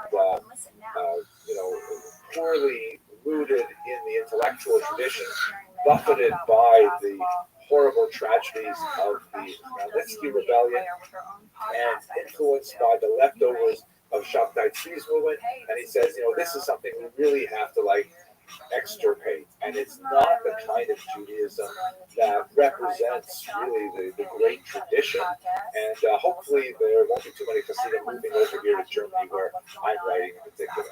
So he had a decidedly negative approach to the Hasidim. Shimon Dubno, on the other hand, a great historian, also an encyclopedic historian, writing a multiple volume history of the Jews, said, what are you talking about? Obviously, you're too far divorced from the realities of Eastern European Jewish life. The Hasidim represent the true populist spirit of the Jews. That it's true that the Hasidim down in the southern regions of, right back to Ukraine, southern Poland, were largely divorced from the great Talmudic elite centers of the north. But you know what? They're good, enthusiastic Jews who are willing to devote themselves to the larger cause of Judaism. And if they find their religious solace in this much more popular movement that has, these charismatic leaders, what's it to you, Heinrich Gretz? And so he developed a much more sympathetic view of Hasidism as kind of like a natural outpouring of the zeitgeist, the spirit of the era, disseminating directly from the spirit of the people who really yearn for a personal connection to God. If they couldn't get it through arcane Talmudic texts, they would get it through the singing and dancing and friendships that were developed, characteristic of the Hasidic movement.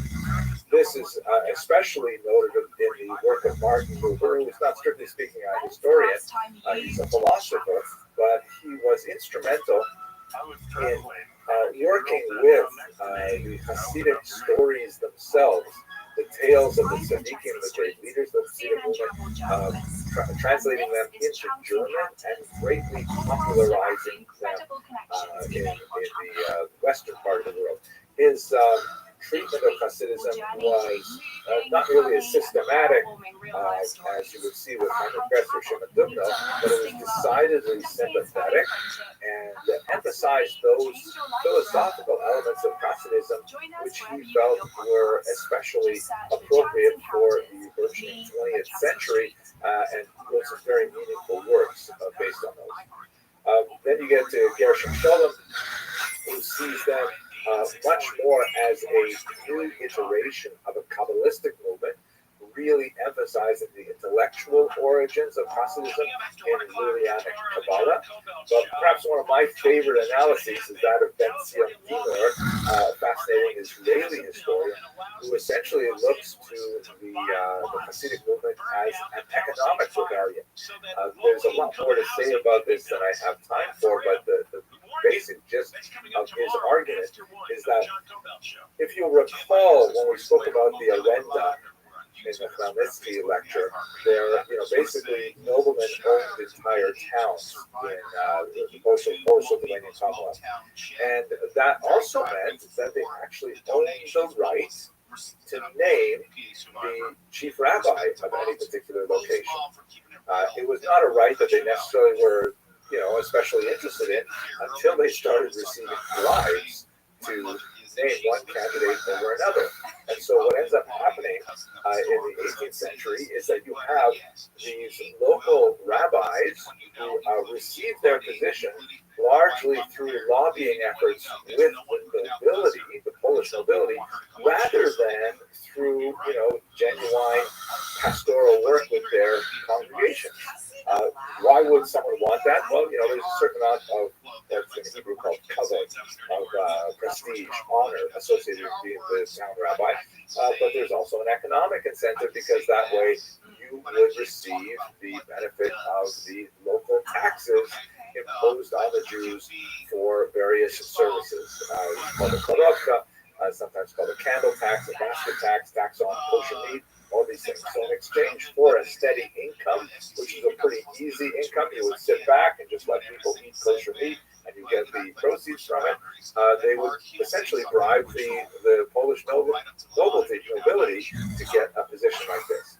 And Hasidism, Dr. Juno argued, was essentially a counter-reaction to this corruption in the, air quotes, rabbinic elite. And they're saying, we don't want your stinking rabbis coming from the Polish nobility.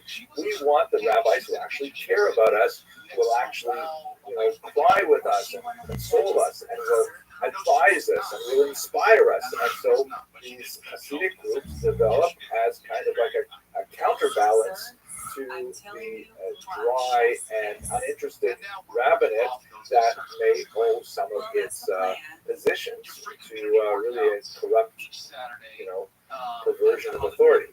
I think it's a very fascinating line of argument. There's a lot to say for it. Finally, Ada Rappaport-Albert, a very innovative scholar of Hasidism, passed away just recently, great loss to the scholarly community. She said, hey, women were incredibly important in the Hasidic movement. We actually have a few examples of really exceptional women, like Hannah Webermacher, the maiden of Gutnier, who was essentially functioning as a Hasidic Rebbe in many ways, having a dish and giving breakfast, things like that. But even besides the exceptional women who attain much more leadership, the fact that there could be a shakeup of the traditional approach to Judaism in which Jewish women had a much more constrained role, just the fact that some of the rules were kind of like looked at with a more flexible mindset meant that many women could assert new ways for them to be involved in the practice of Judaism. And she says some really fascinating things about this. And I strongly encourage you to have a look at a gender-based approach, which I think has a tremendous merit. So all of these things taken together, they all have merit, of course, but they give us a sense of the complexity of how this Hasidic movement was able to race through these regions in right bank Ukraine and southern Poland with such rapidity and rapidly gain the trust of the masses. Okay. Let's just talk a little bit about the origins of the movement, and then we'll take our break. We're going to pick up this lecture after the break, and then continue through the Haskalah as well. One of the most important contributions to the study of early Hasidism comes from my senior colleague, Professor Moshe Rothschild at Bar Ilan University, a really great historian who's done some pioneering work in a lot of areas. And one of the questions he asked was, almost everything we know about the founder of Hasidism, who lived in the first half of the 18th century, Rabbi Israel ben Eliezer, the Baal Shem Tov, is based on teachings of his students, testimonies of students published much later, and often without critical rigor, and there are contradictions in some of the accounts, and some of them are hard to place or believe. What do we really know about the Baal Shem Tov? Hi, Mr. Curtis. How are you? I'm well, thank you. Are you ready? let's go. Let me get on my hat real quick. Okay, I'm ready. Soviet archives. And when he got there, he found, among other things, the Baal Shem Tov's tax forms. He actually found that there are direct references to the Baal Shem Tov, who apparently had a position of authority in this town of Najibush. Here you can see enlightened, highlighted the line from the tax records that refers to someone named Baal Shem, who is called a doctor, reverend, and elsewhere, which indicates that he actually lived with on a particular street, a particular address that was apparently provided by the community, and that he was a figure of significant authority, especially towards the end of his life. And so he Right, there we go. discussed in his classic work, The Historical Search for the Baal Shem Tov, derived from Polish records. Great strike. A more concrete image of who this Yeah. founder of Hasidism Come on, Rabbi. Hit it. is. An amazing story. What I'd like to do when we come back from the break is begin with the precursors to the Baal Shem Tov to place him in his social and intellectual context, and then we're going to get deep into the conflict with the Misnagdim and then the Haskalah. So I want to thank you all for your attention and endurance. Thanks very much for watching. Listen to us anywhere on the iHeartRadio app. Now, Mark Bonner with the news. 3 suspected burglars have been killed during a police pursuit in Anaheim. 2 other people in the car earlier this morning survived. Police Sergeant Matt Sutter says Nice spare. Thank you. Come on, Rabbi.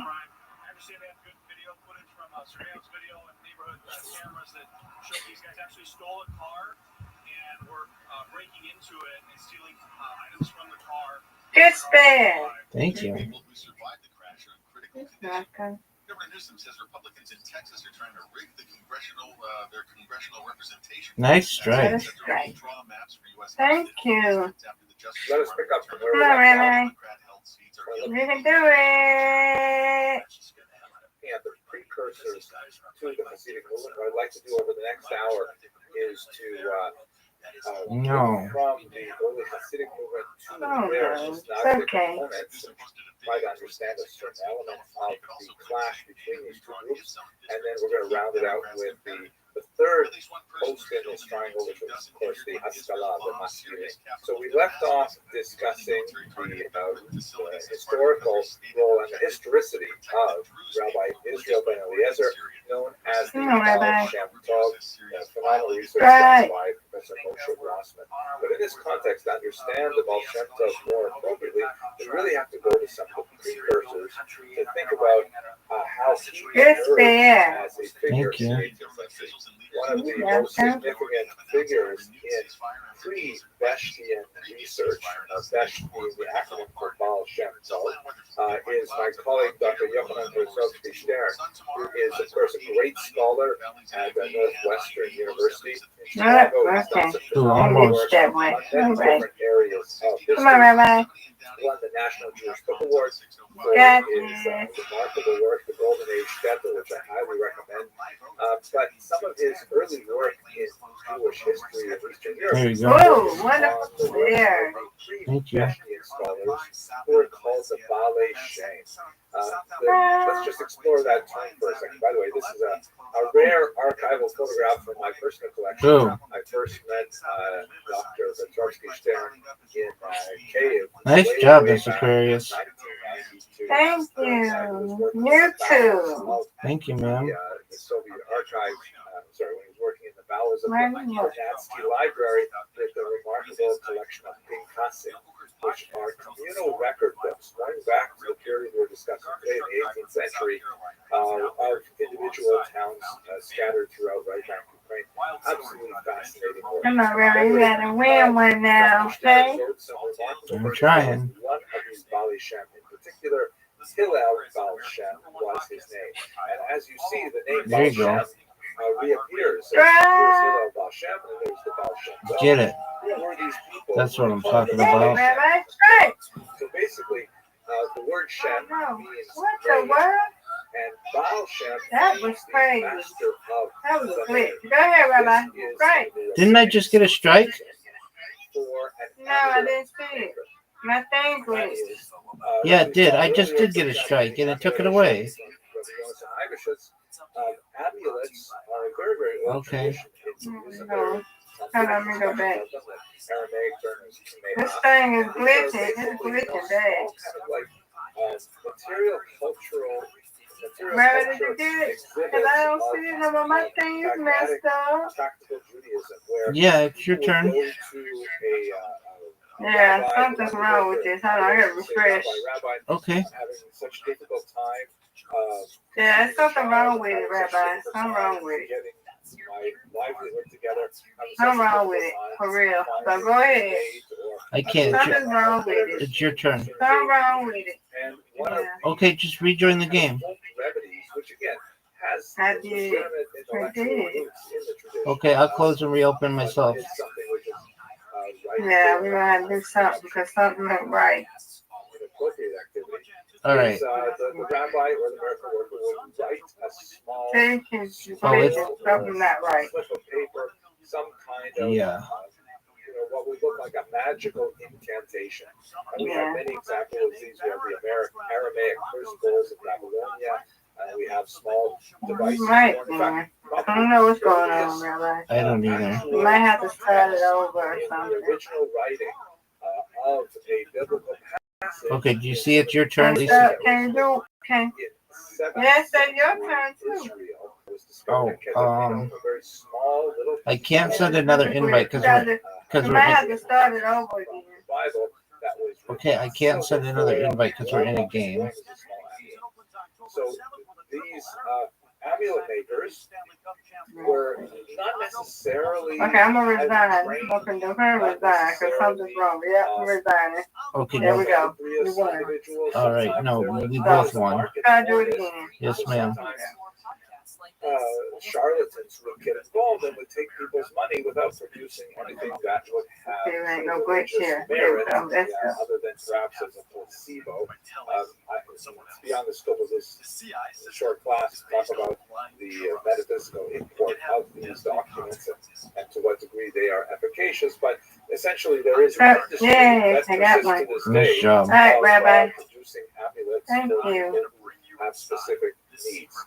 And there are lots of these in right back Ukraine, southern Poland, primarily because of the Get it. lower level of education No. of the population there. As I mentioned in the last lecture, the centers of Talmud learning were primarily to the north. And I'm not Rabbi, sure you gotta this, try but I have a harder now. hunch Come that on. You got Market this. Me'ot is inversely Have you seen related Girl, you to sleepy? of Jewish education in a given place. I could Get be it. wrong about that. At any rate, a lot of these Come on, Rabbi. You got this now. Strike it. and that's No. why Rabbi Israel ben Eliezer, who was also noted for his wonder-working miraculous You want this? deeds, was known as the Baal Good Shem job. Tov. Uh-oh. Hey, you can knock that one down. I agree. His name being a name of God, or the master of the name No. who is Okay, good, I want Rabbi as to win. opposed to all of those other Baal Shem who are not so reliable. You The Baal want to Shem win. was the backdrop for the emergence of this unusual individual. All right. Come on, Rabbi. Who managed to Got bring this now. together Strike. as a charismatic individual, a circle of Hey, disciples. should not that one down. You All of got them it strike. have these innovative teachings of Hasidism. No. Yeah, you got it. Prior to prior Okay, you lecture. got this. It's okay. You're still a This winner. was essentially the nucleus of the modern Hasidic movement. It also had a lot of relationship to early book culture because while they may have lacked some of the more formal Talmudic training, literacy was Get it. picking up pace in this area. And with the Hasidic All right, Rabbi, some you got early this now. publications that had a very dramatic impact on moving the whole Yeah, come on, tradition Rabbi, you from, got it. a folk culture Get it. to more of a formal culture. We see this incidentally. All right, it comes down to this. Get a strike, Mr. Aquarius. Published in his lifetime, despite his massive writings, which remain in Yeah, you're manuscript. going to strike it. I believe in you. The Hasidic movement largely spread, not so much No! through Israel Rabbi ben got it. Eliezer I want him to win himself, anyway. Come on, Rabbi. You got rather two strikes through now. Give one us of his two most strikes. important disciples, Two strikes, Rabbi. Rabbi Two George strikes. Mezrich, known as the Magi of Mezrich. He had five You got distinct this students too. who, as you can see from this remarkable work, the Historical Atlas of Hasidism, published by Prince, Respect. his followers spread throughout the world. The Magi of Mezrich really represents There you go. the Yes. institutionalization of I win you one, Miss Aquarius. highly distinct Good schools job. led by Good his disciples, job. Yeah. but We both won. That's Yay. right. largely focused on Alrighty, Miss All Aquarius. right, one of gang. those Sweet dreams to disciples you. Okay. was the Alter Rebbe. Sweet dreams. I see you in the morning or tomorrow. God willing, God thank you. willing, we tell you tomorrow. In keeping with this Yeah, God willing, culture, take care. authored the Tanya, which All right, you was stated too. Sweet dreams. But, All right, you the too. idea Sweet that dreams. these Thank you. Tell Aya say hello, okay? themselves And I'm thinking as about it. kind of like a rebellious movement. They certainly knew they were Okay. engaged in Sweet something dreams. that was innovative and energetic and was rapidly Bye bye, gaining steam. Rabbi. But they Take only care. began to think of themselves as a movement, as kind of like something which is really coalescing around a body of ideas and practices that are, distinct in a useful manner from traditional Judaism when they began to be opposed. So ironically, just like the traditionalists received their self-definition as opponents, misnagdim, from the emergence of the Hasidic movement, the Hasidic movement itself really derived a tremendous amount of self-definition from that opposition. So they're kind of like learning to draw the lines that separate them, and that helps them focus their own energies into what it is they are all about. That opposition primarily came from the circle of the great Vilna Gaon. Here's another image of him. What exactly were the Misnagdim opposed to? What exactly was their problem with Hasidism? So let's have a look at several key aspects of that opposition. The first is that the Hasidim were organizing separate prayer groups. Part of the reason for this was the less rigorous degree of scrupulosity that was applied to the prayer times as defined by Jewish law, in particular by the Misnagdic orientation. Let me just explain this for a second. In traditional Judaism, there are three main prayers of the weekday: Shachar, Mincha, Marav, the morning prayer, afternoon, and evening prayer. And the rabbis of the Talmud, in fact, it's the very first thing that's discussed in the Talmud, is trying to delineate when exactly are those times. When is morning? When is afternoon? When is evening?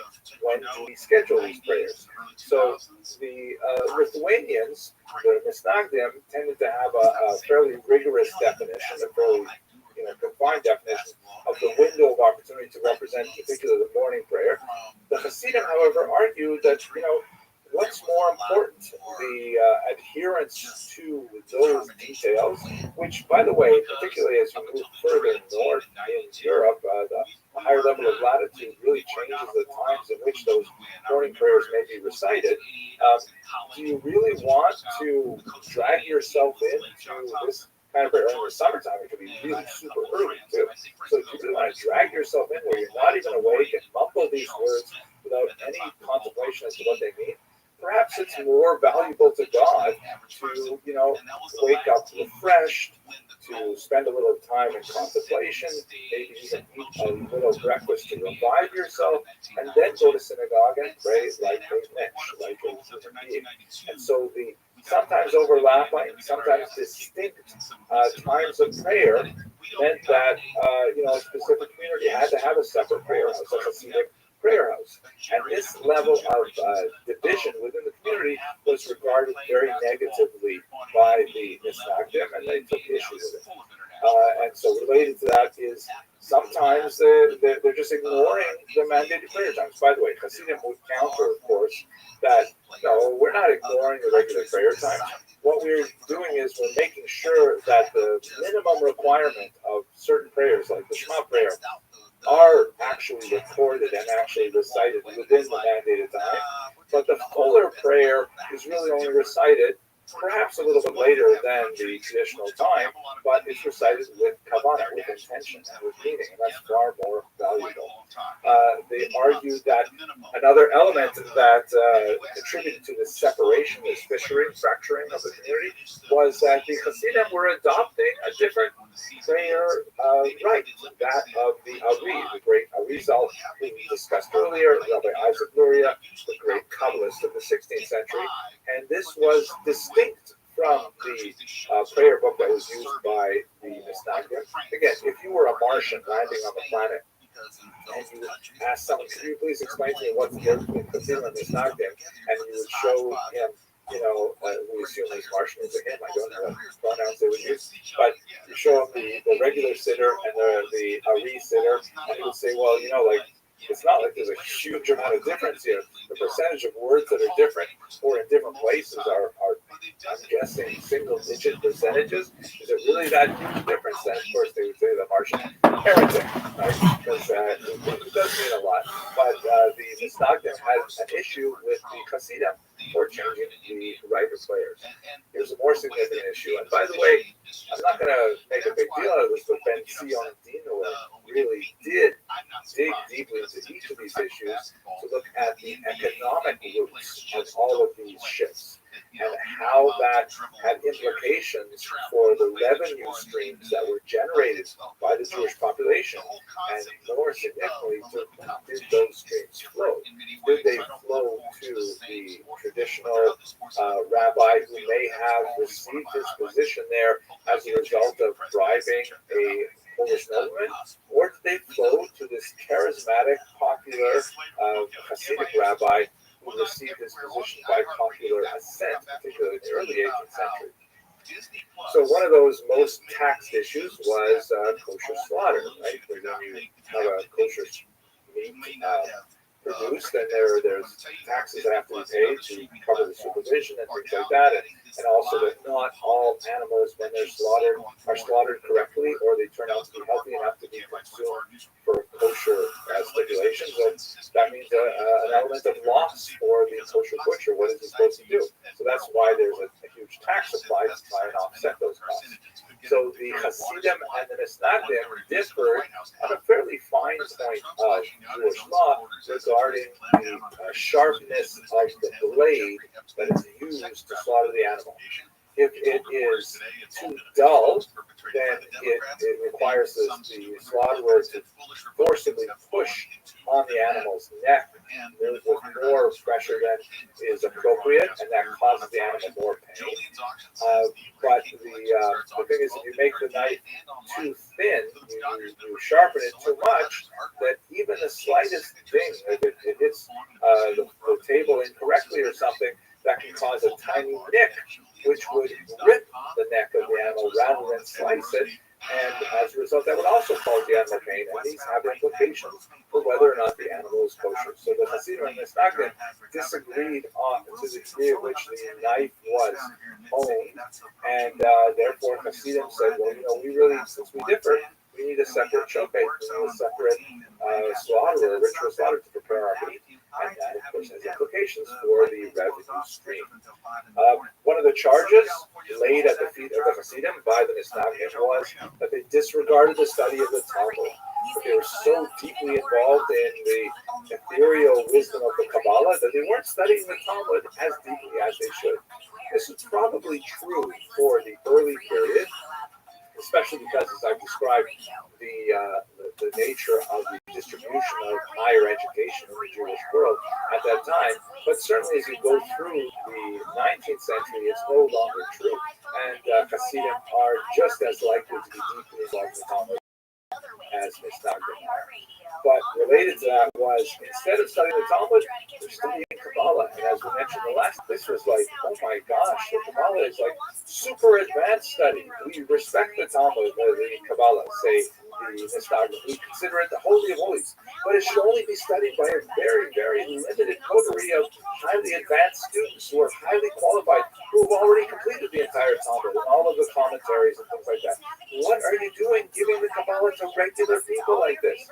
Even in kind of like popularized versions like the Tanya, which took esoteric doctrines of the Zohar and elsewhere, and sort of digested them in a much easier format for popular readers. You can't do that. That's not okay, says the Misnagdim. And then they get a little bit more serious. They say, you know what we heard about these Hasidim? They engage in raucous, unruly, even drunken behavior, doing things like turning somersaults in the middle of the synagogue, wildly gesticulating during prayer, clapping during prayer. They engage in farbrengens, which are like gatherings with a lot of alcohol, and they sing all kinds of songs, but then they go into other tangents which are really not appropriate, and they argue about the general sense of decorum that the Hasidim manifested, which they said was totally against their much more sober, staid, rigid Lithuanian behavior. It's kind of interesting to look at Hasidim and Misnagdim today because, they kind of borrowed from each other. Hasidic prayer today is certainly, with some exceptions, there are certain groups that definitely have some rather unusual practices, but most Hasidim pray today with a lot of the discipline that the Misnagdim were cherishing. And a lot of Misnagdim, on the other hand, can also, shuckle and, bow back and forth with great violence and intention. That was probably an influence of the Hasidic movement back in the 19th century. So they've really borrowed from each other quite a bit. Finally, one of the most nasty charges was that they were breaking laws, not following halacha. They, adduce a variety of things, big and small, and even they were following the teachings of Shabtai Tzvi. Kind of interesting that usually the charges are laid out in a similar order like this, which goes from things which are much more objective and easy to quantify to things which are much more kind of fuzzy and theoretical and people aren't really sure about. But it certainly gave a certain amount of impetus to the nature of the charge against the Hasidim. So how did they respond? So the Alter Rebbe and Rabbi Menachem Mendel the tips said, wait a second, what is going on here? They went to meet with the Vilna Gaon to explain where they're coming from and say, no, we're not trying to represent a different movement. And a lot of these things that you're saying are like not true, like the Sabbatean things like that. But the Vilna Gaon will not meet with them.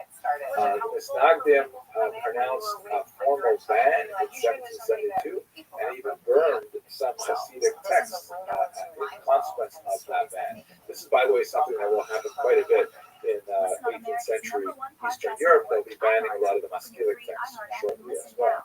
The Hasidim, who are now, demographically quite strong, and they issue counterbans and their own book burnings. So it's pushed back onto the Misnagdim, and both groups begin to reify their relative positions to each other. A very, very strong social ban was reissued in 1781 against the Hasidim in an attempt to kind of extirpate this nascent movement, but it was already too late. The movement had already found so many willing and happy adherents in the southern part of the continent, and that it just was not going to go away. And perhaps one of the most focused moments of dispute was when a particular rabbi in the city of Minsk, a traditionalist rabbi, lost his position to a Hasidic candidate in 1794, and then this Minsk rabbi took the drastic step of going to the secular authorities, the Russian government. We shall discuss the implications of what that meant shortly, and said that the Hasidim are essentially rebels not only against the traditionalist Jewish community, but by extension against the state. They represented a disruptive element in Russian society writ large, and they had to be controlled. And as a result, the Alter Rebbe was arrested and interrogated. He was ultimately released, which forms one of the many release from prison holidays that you will have in the Hasidic tradition. But by this point, the movement has really bifurcated from the Misnagdim. It was very difficult to repair relations, although that would be coming. It would be several decades away. So the Misnagdim, during this period of the late 18th century and the early 19th century, are seeking to define themselves primarily in opposition to the the Hasidic movement.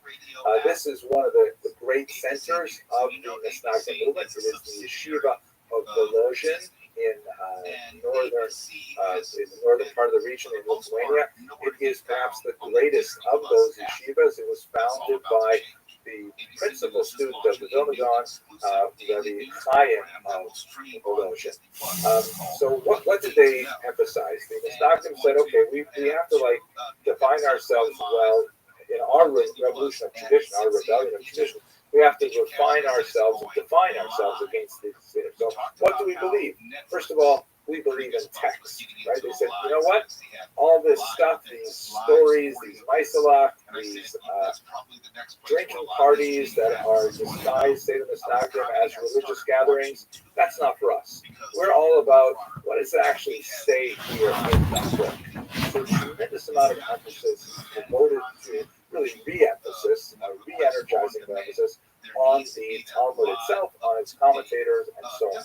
So really huge commitment to the text. And in fact, in common parlance, when a Litvak says that someone says a Dvar Torah, an interpretation of some Torah passage, and it's kind of sort of stretched, then people might say, well, that sounds a little bit Hasidic, meaning it's not really true, it's kind of inventive, and maybe clever, but it's not the real deal. What does it actually say? That's what we want to know.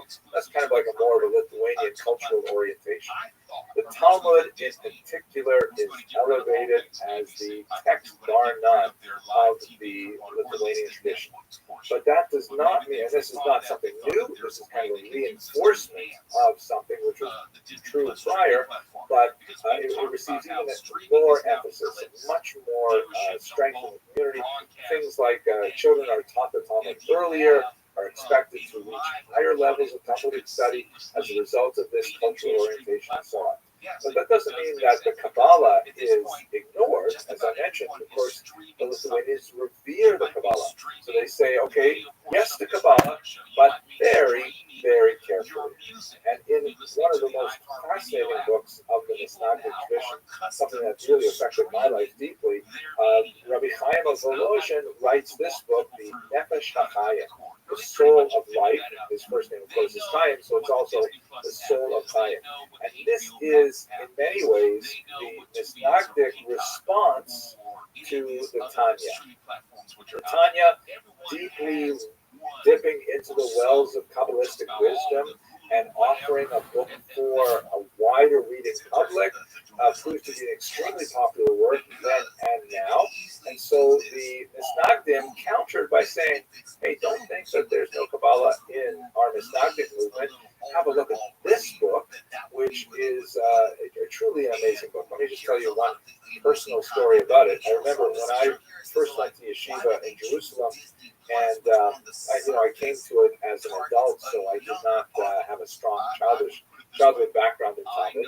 And I was doing fairly well, I was enjoying it and so on, but after a few months, I was speaking with my senior colleague, Rabbi Mordechai Becker, who was privileged to count among my teachers in Talmud. And I was speaking to him on the phone, and he says, how's it going? And I said, well, it's okay. It's kind of interesting, but, we're doing a lot of Toshbos, and it seems a little bit like, I sit down, there's a crossword puzzle in front of me, the Habdil, to make a distinction. I'm just giving a metaphor. It's a crossword puzzle. I solve the puzzle. I go on to the next puzzle. I come home, go to sleep, then go back, another crossword puzzle, right? And I was seeing it largely as a kind of a dry intellectual exercise that wasn't giving me kind of the charge that I wanted spiritually. So Rabbi Becker said to me, okay, I'll tell you what to do. Get a copy of this book, Nefesh HaChaim, because I was studying Lithuanian yeshiva, and this is a very Lithuanian book. And he said to me, just one thing, don't read it for more than 15 minutes a day.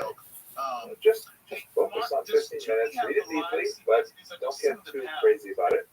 So I picked up the book and I could fit it into my day because I would normally take the bus from where my wife and kids and I were living to the yeshiva. It was about a 15-minute ride. And I would say, okay, on the bus, I will read Nefesh HaChaim.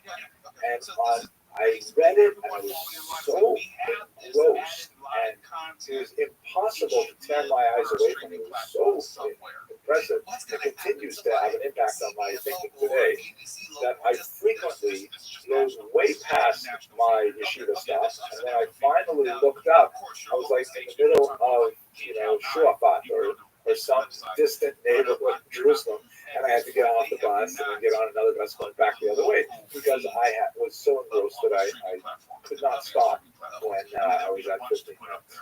Anyways, that just gives you a little bit of a sense of how the Misnagdim are reacting and shaping themselves and doing very creative things in an attempt to meet the Hasidic challenge.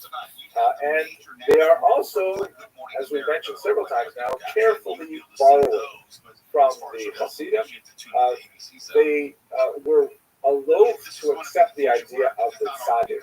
And there are certain aspects of the behavior of the tzaddik being the leader of a Hasidic dynasty, sometimes referred to as the Rebbe, depending on the specific group.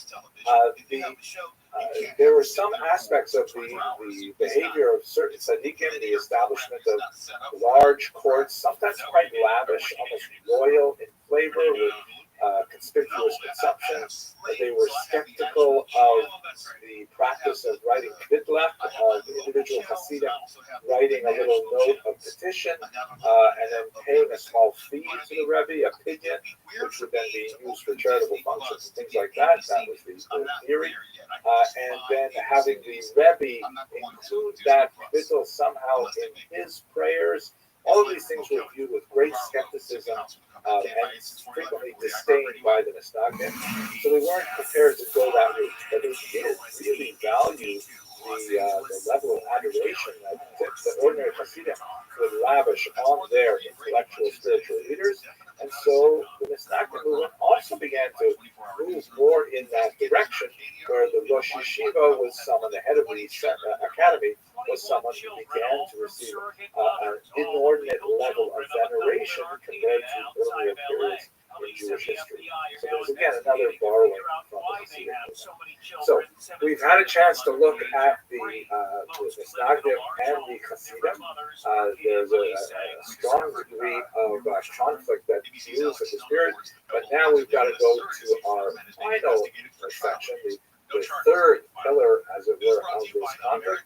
Let's look at the period of the Haskalah and the activity of its adherents, known as the Maskilim.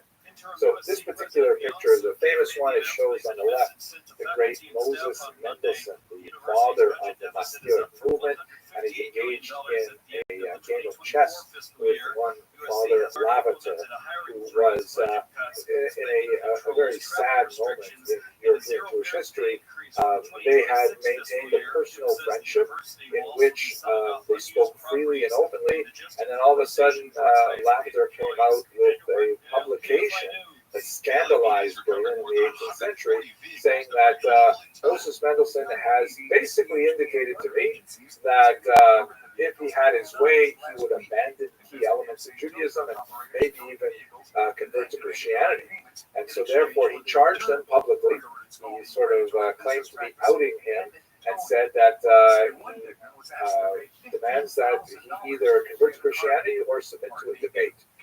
Really an unfair kind of thing to do. We don't know the degree of veracity of whatever they actually said to each other. But Moses Mendelssohn is scandalized by it, refused to participate in the debate. He later wrote some very sophisticated works, including his key work, Jerusalem, which is a defense of Judaism and a repudiation of Lavater's charges, so much so that the figure in the background, Lessing was his name, if I remember correctly, wrote a dramatic work called The Three Rings, I think it was called, in which Mendelssohn was lightly disguised as a wise king who somehow managed to mediate between the three great greats. But let us go to the historical roots of the Haskalah. We got to go back further again to some elements of Jewish thought that I think really can be traced quite directly to an earthquake that occurred in Ferrara in northern Italy in the year 1570, where one figure named Azaria de Rossi, who who was basically a copy editor, a proofreader in the early age of public publishing. Not an especially profound scholar at that time, but there was this horrific earthquake in his town of Ferrara that required all of its population to decamp from the ruined city, which was still being affected by aftershocks, and live for a period of time in the fields outside the city.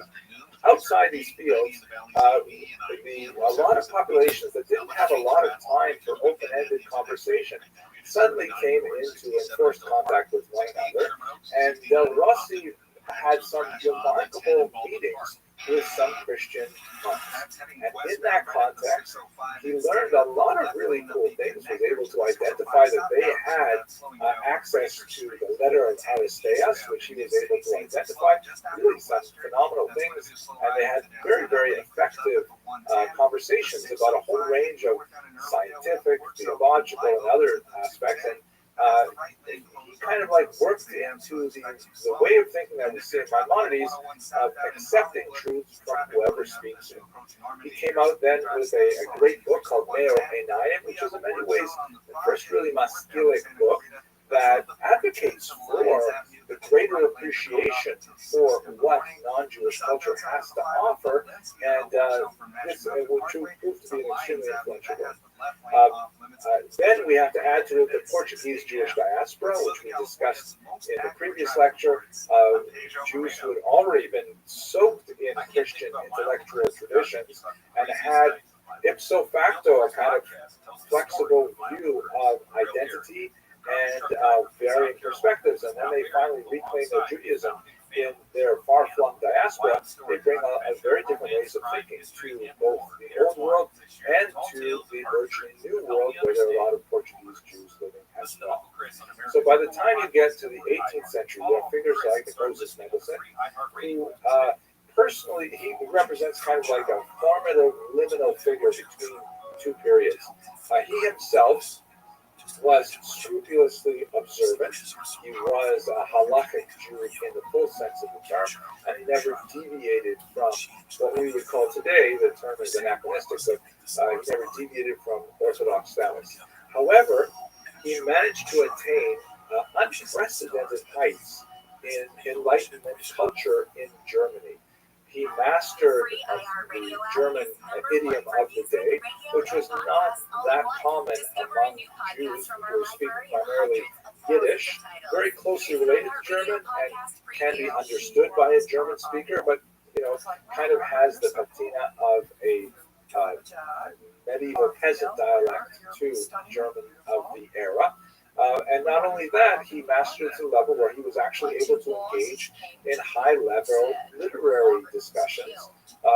Engaged with Immanuel Kant in literary essay competition, in which Mendelssohn fared actually very well, and he was regarded as something of an anomaly. But here was a Jew, which Christian society largely regarded as being backward and primitive and having very little cultural merit, but he was able to really contribute to the highest levels of European culture of the day.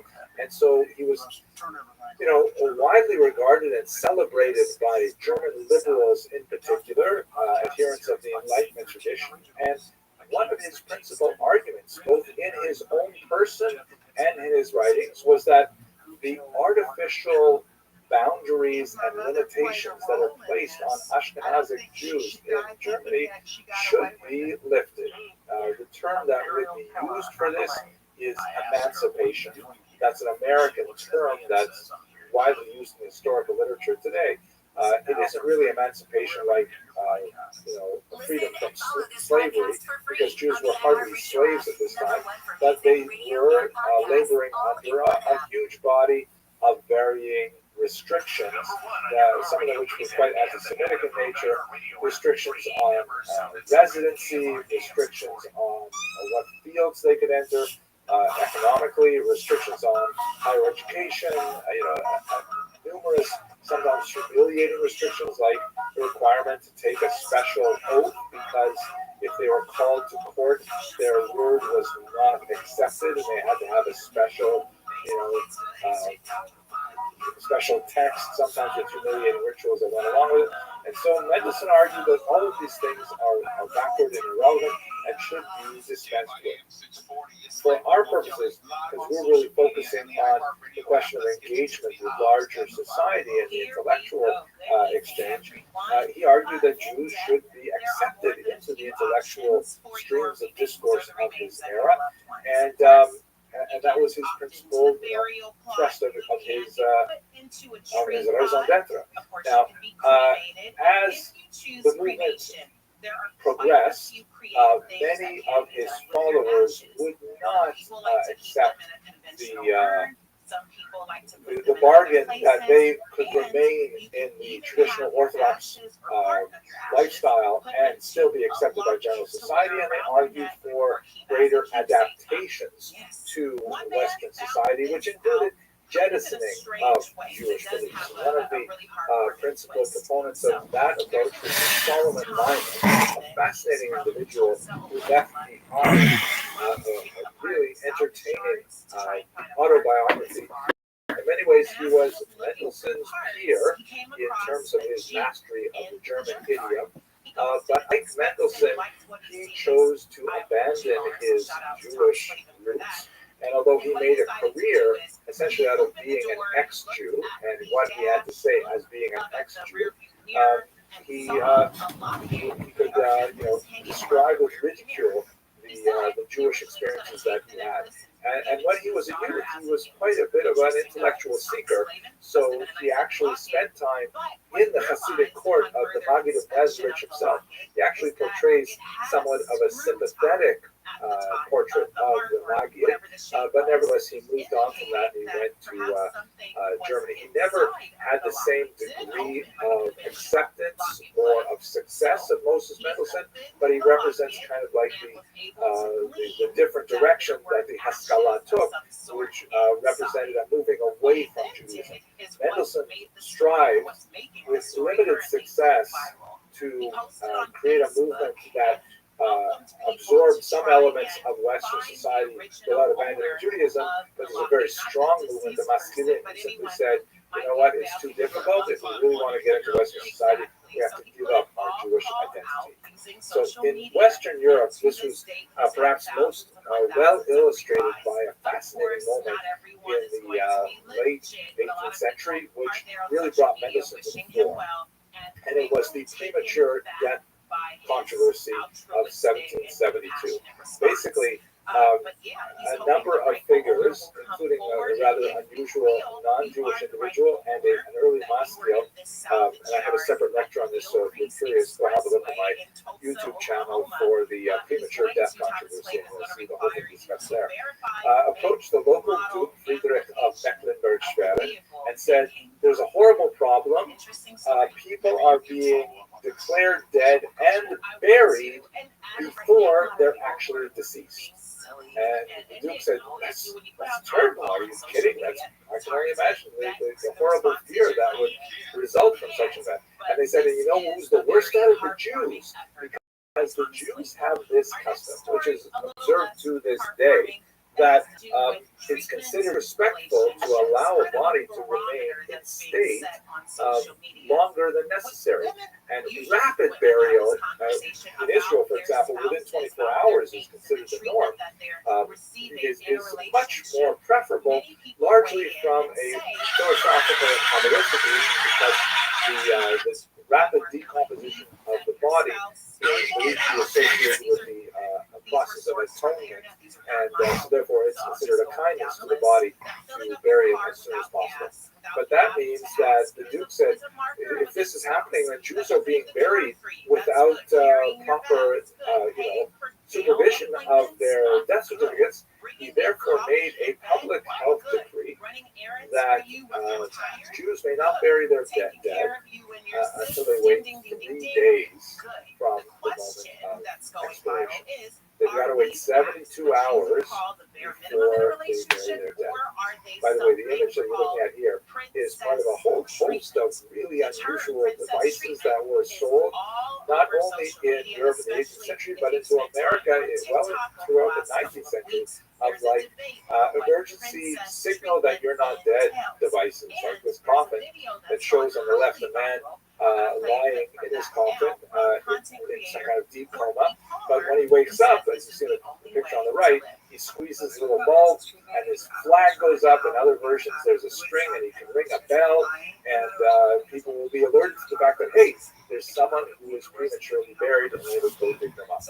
So the Jewish community turned to Moses Mendelssohn and said, you got to help us out here. They also turned, by the way, to Rabbi Yaakov Emden, who was a traditionalist. But Rabbi Yaakov Emden said, you know what, I think you're better off going with Moses Mendelssohn in this regard. Moses Mendelssohn wrote a document that convinced the Duke to modify his position. And so there was a temporary reprieve from that particular decree. But Mendelssohn then wrote back privately to the petitioners and said, you know, I did this for you. I got it done. I'm glad to hear that. But listen, the truth is, it's not such a bad decree. I mean, the risks to public health of premature burial is pretty awful. And he pointed out that Jews had historically practiced a kind of delayed burial. As you see in one of these catacombs, I believe this is from Beit Shan in northern Israel, but we have them in Europe as well, in Italy, for example, where Jews would practice kind of like shelf burial, and then in some cases they would actually return to collect the bones after decomposition occurred and rebury it, reinter it in a family crypt. There's lots of ways in which Jews practice burial. We don't have to necessarily do this 72-hour thing or this 24-hour thing. And he pointed to use science and the Torah, really the history of Torah and tradition, to say that, you know, we actually got it done this time, but I'm not sure we should really be interfering with public health dictates like this. We should be more engaged in civic society. We should be, you know, part of Germany itself. Even though they don't recognize us as proper Germans yet, we should nevertheless demonstrate to them that we can be proper Germans. Now, sometimes, perhaps in the vein of Solomon Lyman, this went really far. One of Mendelssohn's students, David Friedlander, shown here, you know, in their long struggle to receive emancipation in Germany, which, by the way, in France was delivered almost immediately. 1789 was the revolution, and then by 1791, Jews were emancipated. There's obviously a lot to say about how effective that was, given the Dreyfus Trail 100 years later, but I don't want to go into France right now, let's say in Germany. David Friedlander said, you know what, the truth is, all of these things that you're saying, Moses Mendelssohn, are totally true, but the Germans just aren't going to accept us until we do something pro forma. And so we actually advocated the so-called dry baptism, meaning, you know what, why don't we just, you know, we don't really believe it. Why don't we just go along and convert to some form of Protestantism, some form of Lutheranism, maybe, that would be a nominal Christian identity. Look, we've seen with the Portuguese Jews, it works. Also, kids, you know, some stuff and traffic. Oh, yeah, like that. We got it. Hot topic. I call it tropic. Hot topic. That's it. Kids and hot topics. Crusade era digital acceptance of our refusal of baptism, and then, you know, we'll get everything we want socially, legally, and so on. What's her name? Who's the girl with green hair? Miley Cyrus. Officially, no, don't look like Miley Cyrus. They look like Billie Eilish. Billie Eilish. But that's what they look like now. All the kids. All the kids. She always wears baggy clothes behind the bush. German Jews in particular, Sweater. nominal baptism in order to provide social and economic advancement, especially for their children throughout the 19th century. Likely other side of the Stella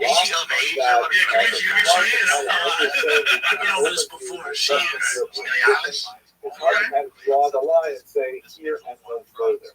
The no further was frequently adopted as an option.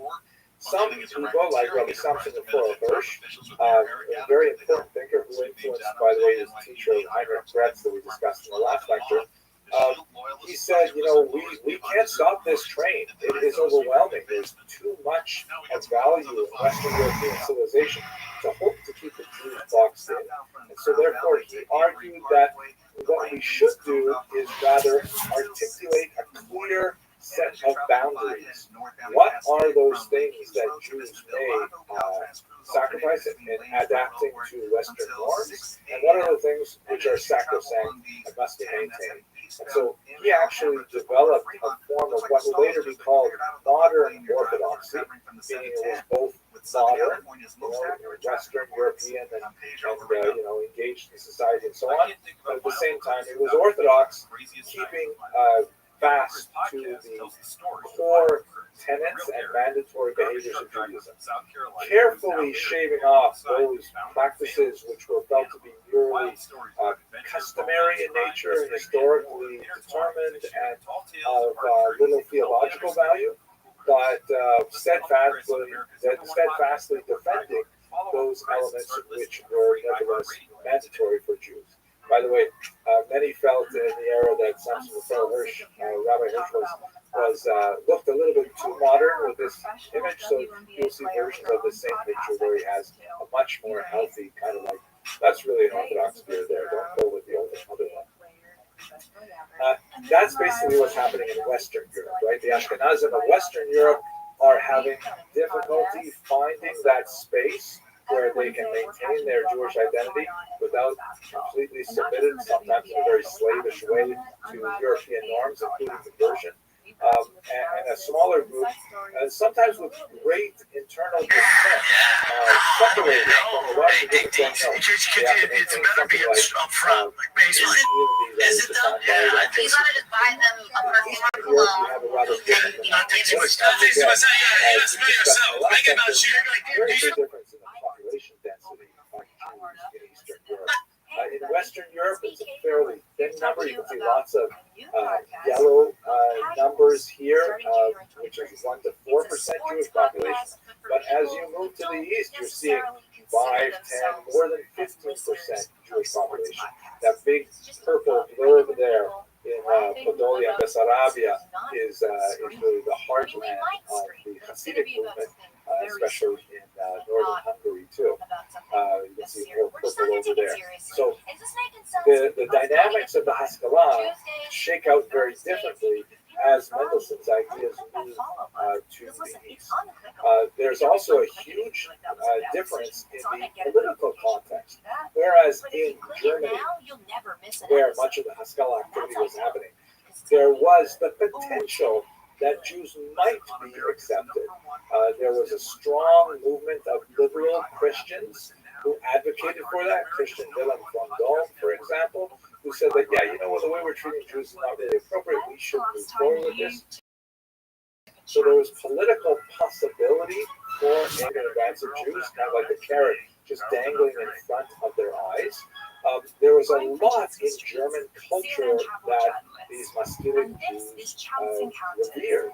The great poetry of Goethe, Schiller, the music of Beethoven, the philosophy of so many figures, Hegel and others. They say, this is a lot to choose from here in German culture. So they were very attracted to it. The Haskalah was deeply attractive. And of course, the linguistic affinity of Yiddish and German is not such a big chasm for Jews to jump over that. And Russia, on the other hand, is very different. Politically, forget about it. We're talking about the period of the Tsars, which was, generalizing, but in the 19th century, really quite repressive. Jews were still regarded as foreigners. They were, they were not participating in the Russian narod, the peoplehood of the area, and it was an autocratic state with very little possibility of serious change. In fact, that change would only come in the 20th century. The restriction of Jews to the Pale of Settlement in the late 18th century, that would become quite onerous as we move forward through the 19th century. There was a very different Russia in comparison to the West. Culturally, the Jews were not as thrilled with Russian culture as they were with German culture. Russian culture of the 18th century in comparison to Western culture, German culture, is no comparison. They didn't have the same literary heft as the Germans could going into the 19th century. It's true the Russians will really search forward in the 19th century. People like Tolstoy and Pushkin and Turgenev and Dostoevsky, but at this period there is less attraction in Russian literature for Jews. And linguistically, Yiddish and Russian are much further apart. It's true that Jews mastered enough Russian for, what minimal contacts they needed for business. But also, let's not forget that Russian is not even the dominant language except in the cities. In the countryside, it's all Polish, Ukrainian, Lithuanian, Belarusian, and those are the languages in which Jews find some utility in terms of day-to-day communication. So there's far less, kind of like attraction of Ashkenazi Jews to the Russian environment in those contexts. Whereas in Western Europe, the consequence of much Haskalah is assimilation, outright conversion to Christianity, and abandonment of Judaism. In the eastern part, they see the value of some of those ideas, but they think about acculturating themselves. Meaning like, yeah, we're going to stay the way we are, but maybe we should adopt just little pieces of it and find a way to articulate a distinctly Jewish modern way of thinking. And so where you see that, for example, is in the advance of Yiddishism as a culture, the advance of the secular study of Yiddish culture, the growth of secular Yiddish writings like Angela Marshall Sporim, Shalom Leich, and others, the development of a distinctly Jewish political viewpoint, Zionism, and the addition of Jewish values to the burgeoning movement of socialism. All these three things, by the way, will be discussed in much greater detail in the next lecture, so don't be worried by the fact that I'm zipping through them right now to conclude our 18th century talk. Some examples of this is people like Joseph Pearl, who was a very important Moscow in Eastern Europe, who, as you can see from this picture here, remained an Orthodox Jew. He was a great proponent of education and set up a network of schools, very significant. Tarnopol is one of the most important centers of this, children's schools, to give them kind of like modern European education. He also was a brutal opponent of the Hasidim, and he wrote under pseudonym some nasty attacks on the Hasidic movement. But nevertheless, Haskalah in general is more closely related to the Litvaks than to the Hasidim. Let me just conclude with some really important points here about the government. I may go a couple minutes over, I apologize, but I want to bring us to a conclusion. In Russia and Eastern Europe, I mentioned the horrific nature of the persecution under Tsar Nicholas I in particular. This is the period in which Nicholas I, who emerged as a leader immediately after the assassination of his father in an abortive rebellion, December's rebellion, he adopted a policy of autocracy in Russia, which meant that Jews were to be forced to fit into the model of understanding of what it meant to be part of Russian society. And it was not an easy fit at all.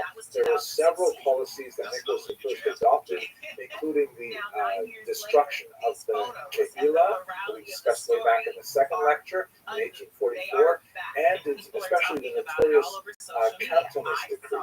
Now, the Cantonist decree was this rule that Jewish children, as young as 12, legally, frequently even younger, were to be impressed into the Russian armed forces on a strict quota.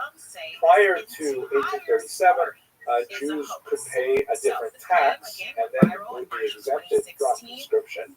But we should understand that Russian conscription was 25 years in length. This was essentially a lifetime commitment. the 25 years would not begin when a Jewish child was impressed at 12. They would have to spend 6 years in a mandatory training camp called a canton. It's a region that they were in these regions, and hence the term cantonista. They would spend 6 years in these training camps, and then they would spend 25 years in the army, and that was basically, say goodbye to your son. You would never see them again because they would be lost to the Tsar's army. They were frequently, exposed to conversionist sermons by the staff there and so on. And the whole idea of this horrible decree was to try and accelerate the assimilation of the Jewish population. But that was the stick. The carrot was similarly placed before them, and that carrot was unfortunately poisoned. Bringing in people like Max Lilienthal, a well-meaning but naive individual who wanted to offer the Haskalah to the Jews of Eastern Europe, they set up a system of crown schools where they said to families, you don't want your son to go to the army? I can understand that. But we do want him to learn certain values so they can be productive members of Russian society. So therefore, if you send your child not to the local cheder, not to the Hasidic rabbi, but send him instead to the crown schools where they will receive a well-rounded education in the sciences and literature and so on, then your son will be exempt from the draft.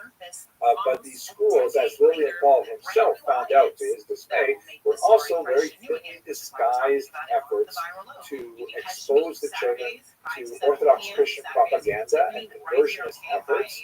And Lilienthal left in disgust, and he ended up in America, actually. And the crown school system was widely excoriated by the Jewish population.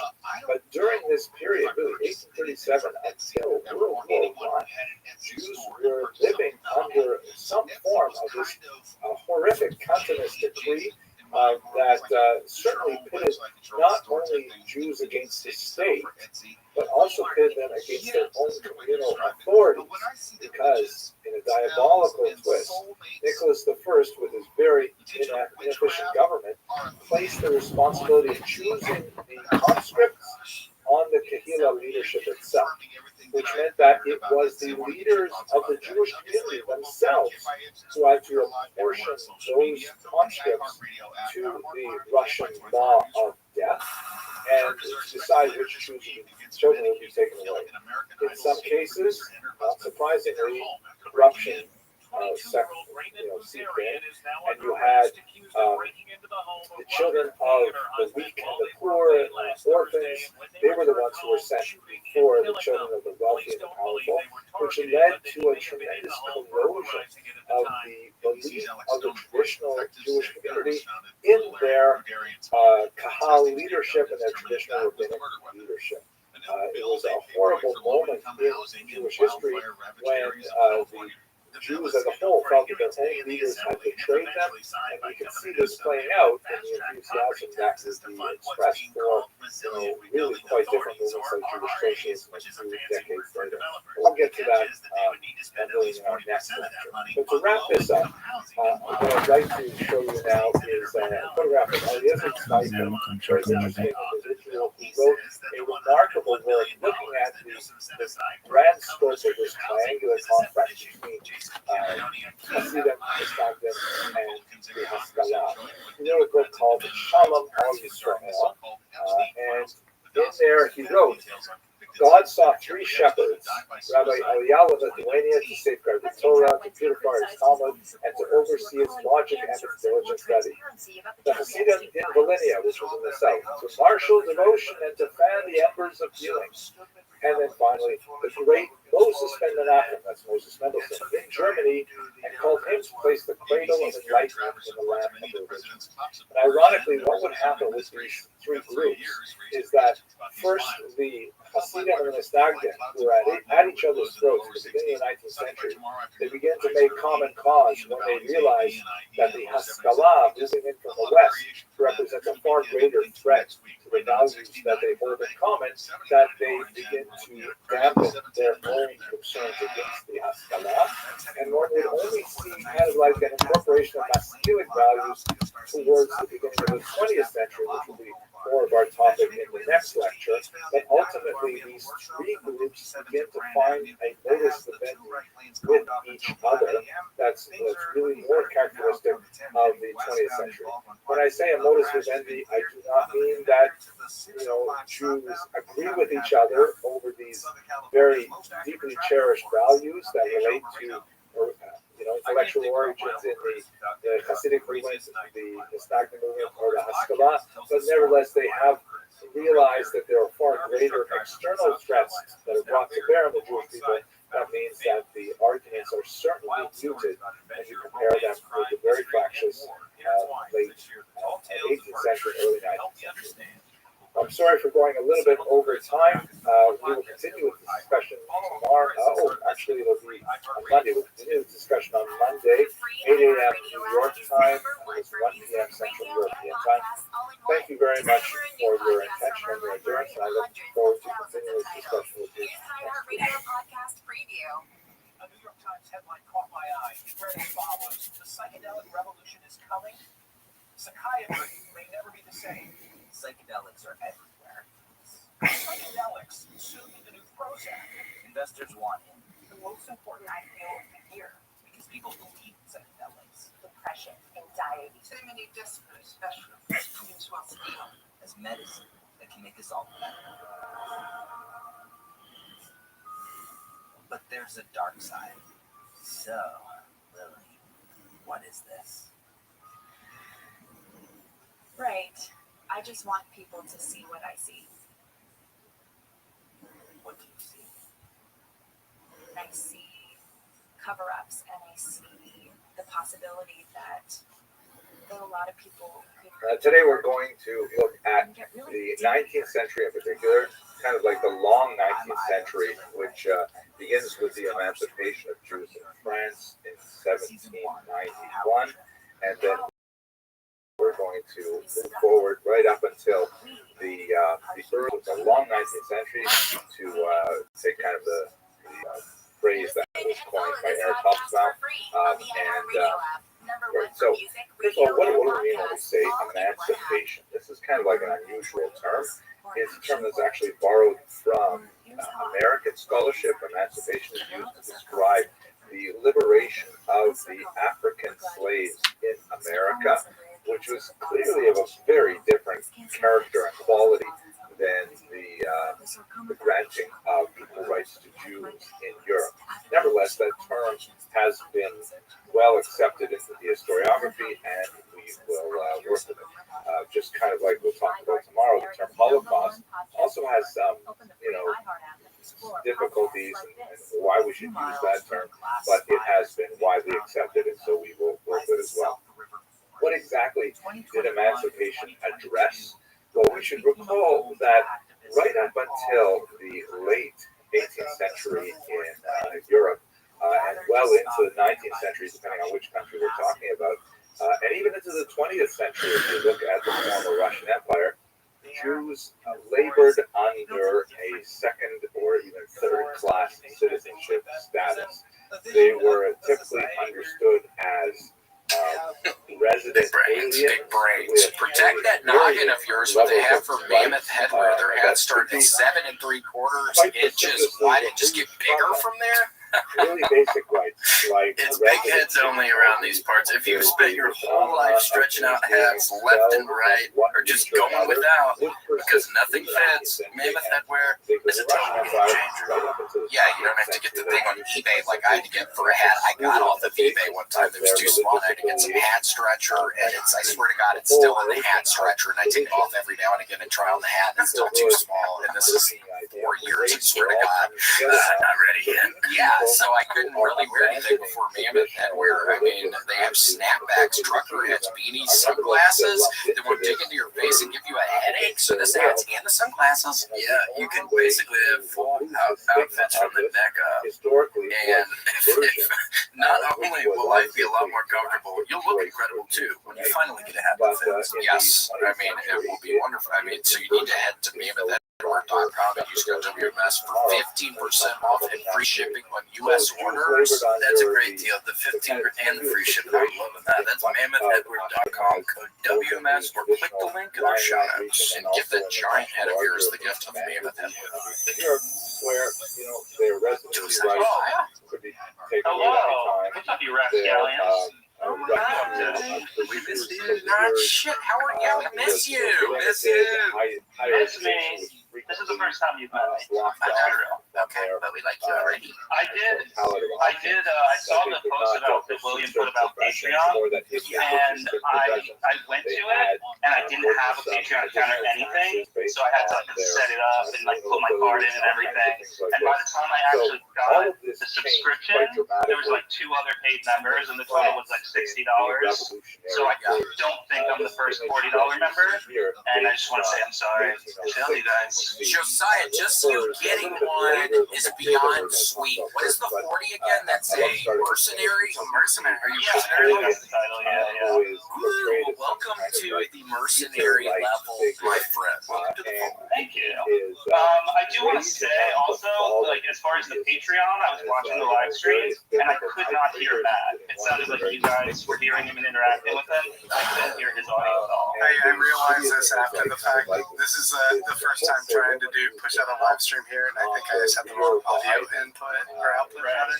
Hopefully I fixed it since then. Josiah, thank you for letting us know, because Grant sure wasn't about to tell us that he would have thanked you for telling us. He was buried in the lead.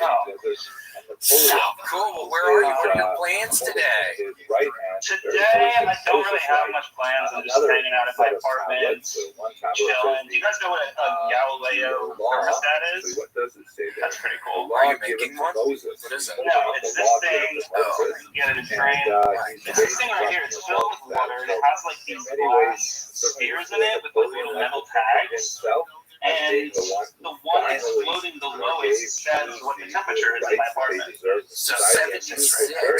Where are you? That's kind of warm. I'm in New York. We just have the heat on right now. Turn it down. That's cool. So the heat's actually a good thing right now because it's cold. Yeah, it is. I can't really control. That's why I got that. I can't really control the exact temperature that it is in here. My landlord controls it, so I keep that kind of over it. I can turn the radiator on and off, but he has control over how hot it is, how hot the radiator gets. Is he a nice guy? Is he ever trying to? Oh, he's the best. Yeah. He lives here too, so he has to make sure it's a good temperature. He's listening. Oh, cool. Yes. Is he listening? No, but I live alone. Just it's getting really hot. Not really much pressure in my apartment, as you can say.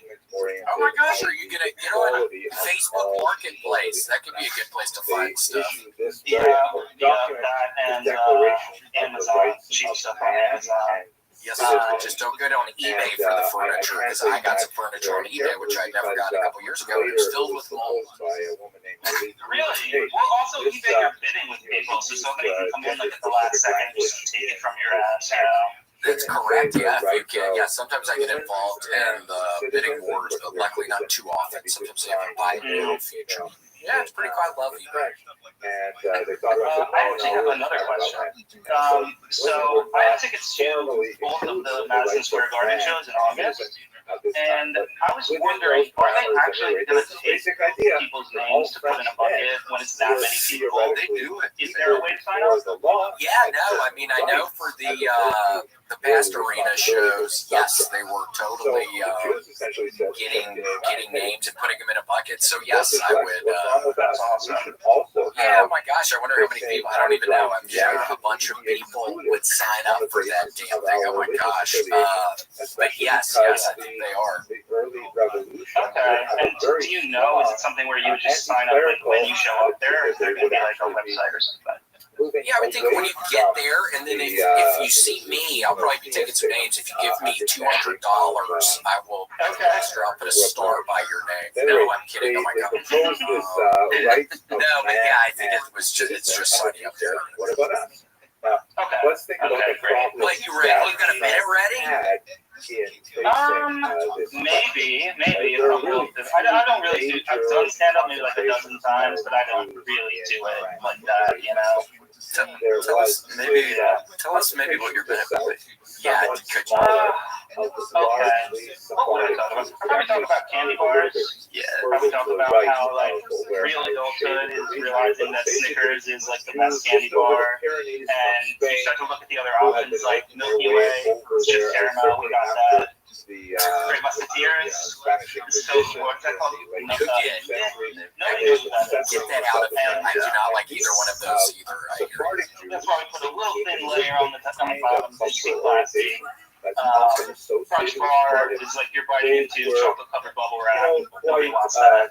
What about a Baby Ruth? I had one of those on Saturday night. I had a real sweet tooth Saturday night, and I had for the first time in a while a Butterfinger, which I loved. I didn't bites, and then the Baby Ruth was pretty good. They're so good.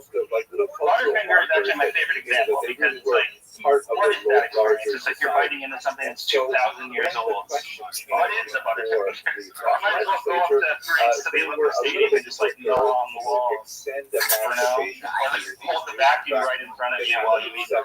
I know. I was laying in the hotel room bed, and I just ended up covered in Butterfinger pieces when I woke up the next day and crumbled everywhere. Wow. Yeah, That's pretty much a given. You know, you gotta kind of just accept that if you're gonna be Butterfinger. Yep. And everything's looking good. Butterfinger. Okay. All right, Josiah. Well, thank you so much for joining the Patreon. Totally support. I appreciate the support. Of course. Josiah, so much. You guys are my favorites. Josiah, really quickly, I have a joke for you. Do you want to hear it? I would love to hear it. Okay. Man, movies have been pissing me off lately. Yeah, Moulin Rouge. Well, Moulin Asian, but nice try.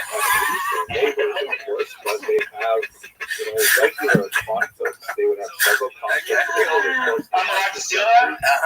If you get on at Madison Square Garden, you can tell that shit. I have to. I will be telling that joke.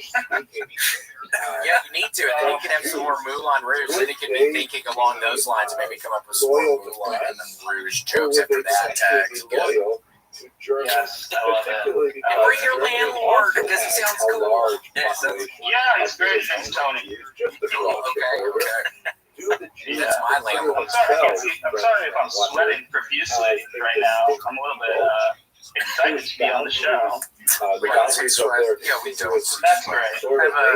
great. A soft filter on you, so we're not seeing it. Oh, thanks, Gordon. You said you were maybe going to put soft filters on people. Thank you. Not like you do, but I'm just That's sweet. Great, huh? He used to play with Roman Candles a lot, right? Did you know that, Josiah? Really? No. New York, they're pretty tight about fireworks, so. Yeah. I can't really get good fireworks. Is that true? That's a bad prison, right? That put you in Rikers. Yeah. They like forget about people in there, like don't know what cell they're in. It's a broken system. Yeah. Attica, they'll put you in Attica. Is that another one?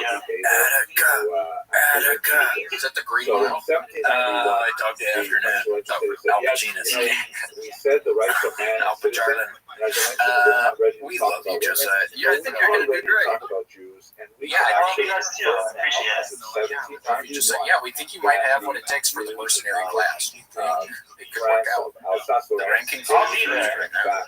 I'm structuring it in. It's part of my monthly expense. Well, get some furniture, though. You do need to get a couple. Get some furniture. Maybe we should Actually, $40.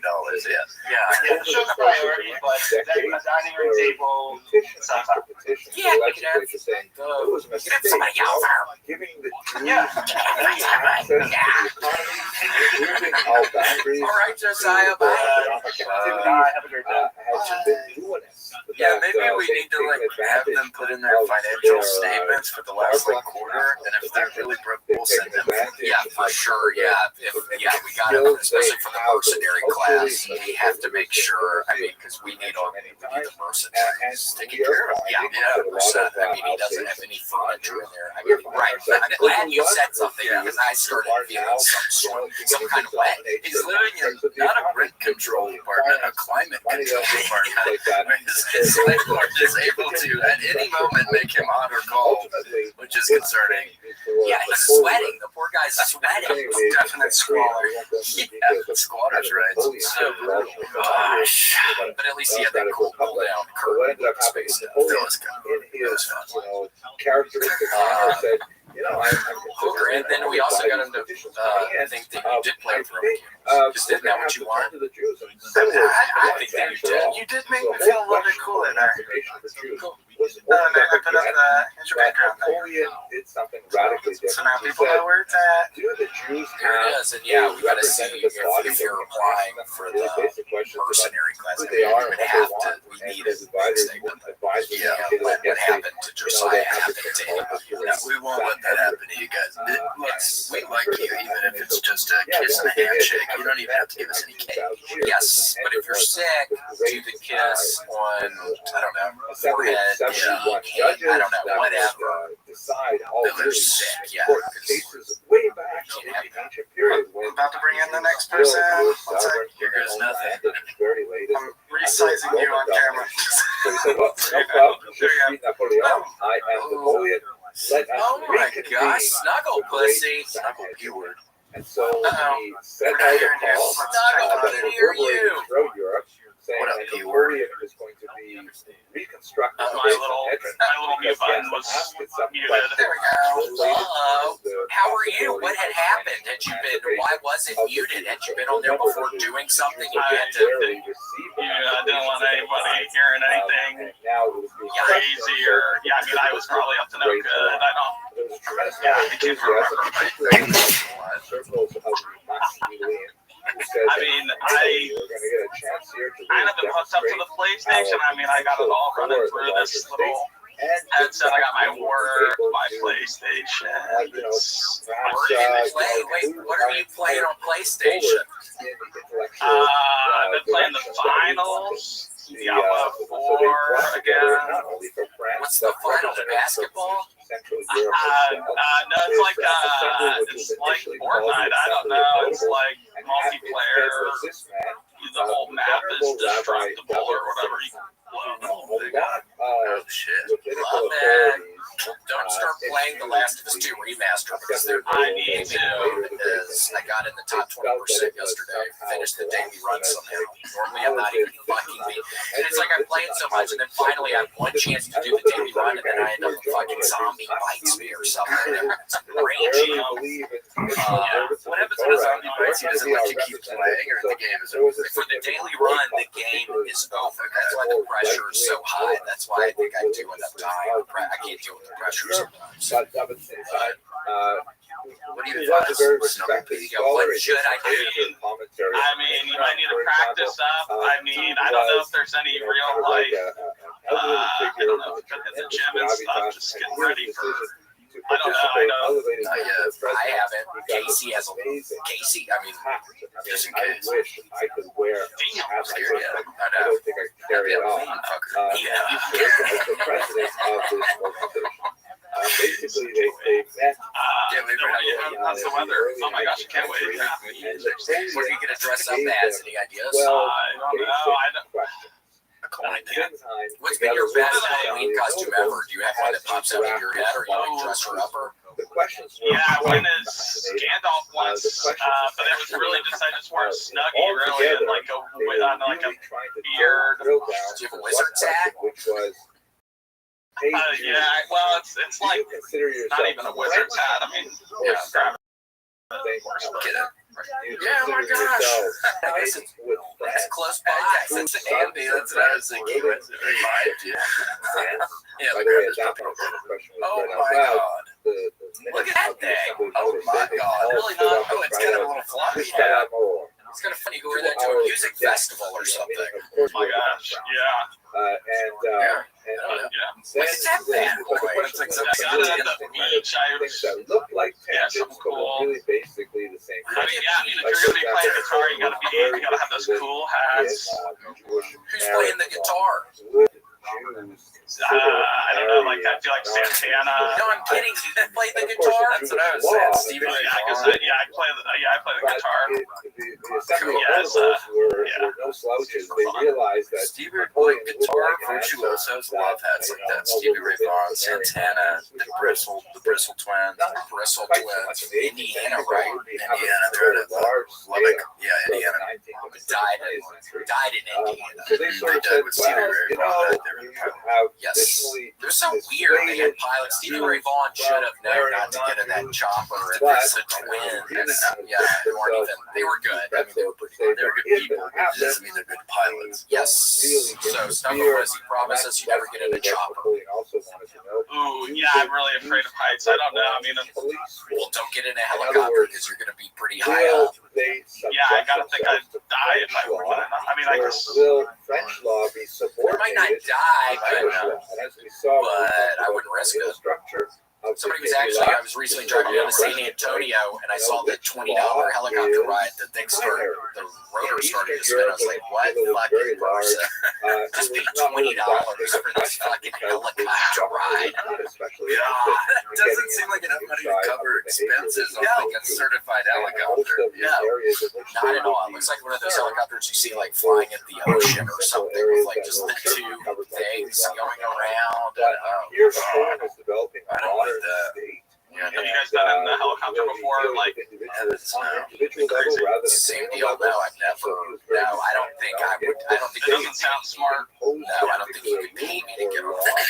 I never understood why people wouldn't all wear parachutes. Because if it was going down, you figure you could just bail with a parachute to save your exactly what Well, what if the helicopter is falling downward, Casey? It would chop your ass up. It's worth the risk. If you timed it just right, you could go right between the blades. Fair enough.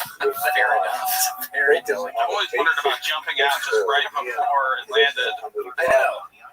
Like an elevator. Like if the elevator's collapsing, you just jump at the last second and you're okay. I never thought about the propeller though. That shit, yeah, I mean, that would probably cut you in a bunch of pieces. Yeah, I've seen videos of one of those things touching somebody's head, and it's immediately gone. Oh, really? Immediate blood spurting out of the fucking neck. That reminds me of that cartel video I watched where they skinned that guy. We talked about it about 12 episodes ago. Yeah, I saw something I shouldn't have on Reddit today. It was. Tell us. It was like just a shoot. I think it was in Ukraine or something, but I mean, really, they just mowed down this van, and then they just went and just pulled everybody out. They're just pulling everybody out. It was. Yeah, they shot him a bunch and pulled him out. Maybe that's when you press mute on your headset. Maybe you should be like, oh my gosh, you're watching war videos again. Yeah, I don't even by the way, just call to it make a sure bad that link or they're something. It was. using their Be careful, at least you have that shirt on though. It's kind of badass. I love the eagle with the American flag behind it. That's fun. It's kind of fucking I got it on Amazon. I got a bunch of shirts on Amazon. And then I couldn't. Then it said they were delivered, and I didn't find them for like a week. My neighbors grabbed it or something. So thankfully, I ended up putting the packages finally at your place, or you did not at the neighbor's door. I don't know. I'm so shy around them. They just kind of put it on my door. I was like, what are they real pretty? Confirmation. And they go to this. Yeah, are they really pretty girls or something? Are they co-ed? yeah, they must be. No, what are they? Are they weird or something? Or why do you feel weird about being or saying I don't know. I really will just kind of look. There was one day where I think I saw them, but I didn't really introduce myself or anything. So I really barely. They're just like, hey, can you move your car? I'm like, that's a good conversation starter.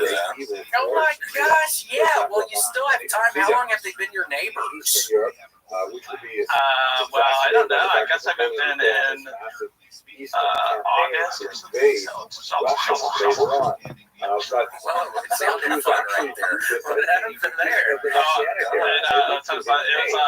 moved in August, so I don't know how many months that is. Well, you still have time. I would say hello because my deal with my downstairs neighbor is some lady, which doesn't matter, but it's a lady, and she just now gives me a weird look. And it's like, what have I ever done? And generally, but I should be saying hello to her, and sometimes I do, and she'll just look at me and walk in the door, her door. So don't be Yeah, it's guys always snuggle pussy. everyone's passing by. I kind of like wave. Say hello next time. Deuce is wild. Yeah. I know that could be fun. Deuce is wild because that I think means they realize you know how to have fun. You're being cool. Yeah, but you're talking about a little thing. You got there. So we should hang out with him more. Why don't we ever hang out with him and like smoke kush? Yeah, is that what you were about to say? You're about to mention smoke weed, right? Yeah, I was gonna say. I mean, they're always out there blowing dope. I'm like, maybe I should just start doing that. Blowing dope. Blowing dope. Oh. I was like, oh my gosh, is that a new thing they call marijuana? Dope? Silencing. Yeah. Snuggle Pussy, thank you so much for calling in today. And yeah, oh my gosh, say something to your neighbors. Introduce yourself, and then it's not going to be weird at all. Then it'll be nice when you say Hopefully return my package. They still have some of your shit. So here's There was one that went missing. I don't know. They might have it. You're going to see them wearing one of your shirts. That would be awkward when you're getting off that. I was worried they would see all the shirts. Win some, you lose some, but okay, Snuggle Pussy, well, wonderful to talk to you. All right, have a good one. I do the same thing. It'll be 3 a.m. and I'm Googling like American flag eagle t-shirt and one t-shirt with funny logo about blowing past someone on the baseball court. Do you ever find what you're looking for? Do you ever end up getting one of the shirts? Yeah, I haven't pulled the trigger on any and ones yet, but yeah, I mean, I buy shirts all the damn time. My closet's stuffed with shit I don't wear. And like current privileges to study certain subjects in higher education. Yeah, Grant, what was that noise? Oh my gosh, was that a person? Was that you, Grant? Did I hear somebody? Oh my gosh. Oh, Marcus and Janard. Marcus and Janard. Oh my gosh. Hello, Marcus. Can we guess which one's which? Yeah, hold on.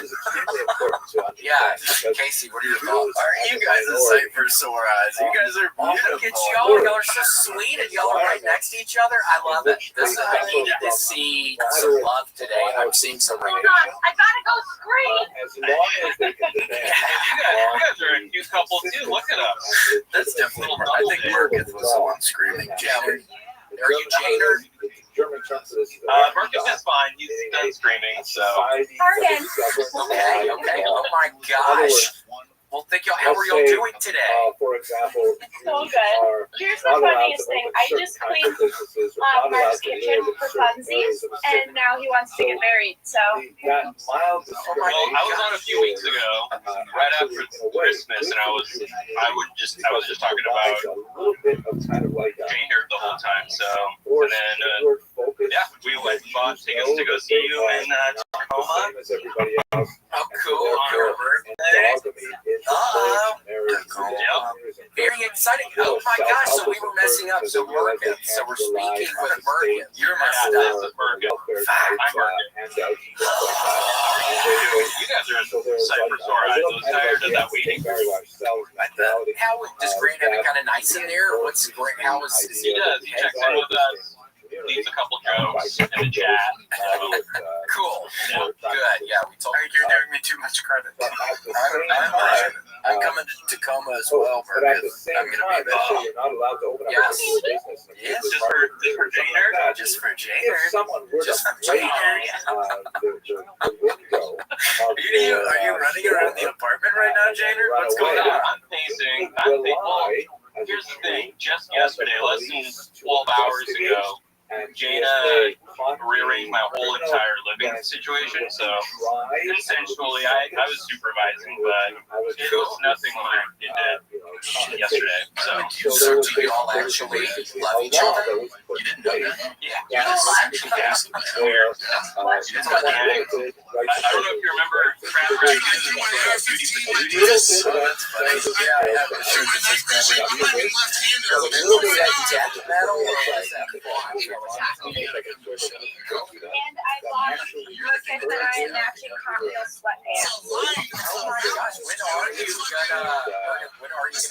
Are y'all like kissing and stuff, or is it mainly just a platonic? It's platonic. I mean, it's consensual. He has so hard all the time. He moves so much.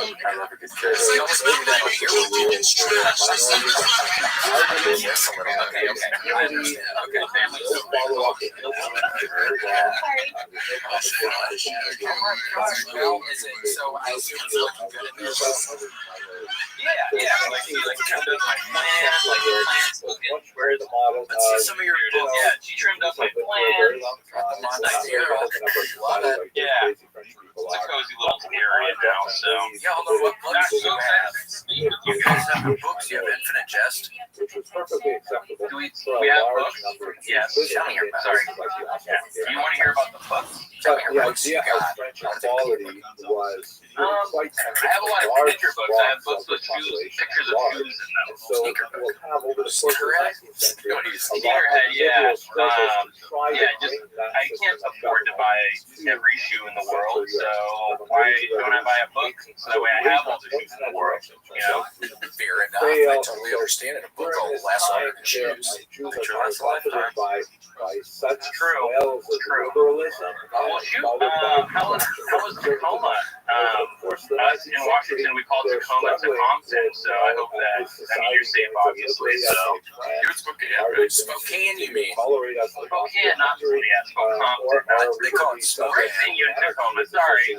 Got my wires crossed there. Yes, Spokane. Yes, Spokane. What is it called again? Spokane.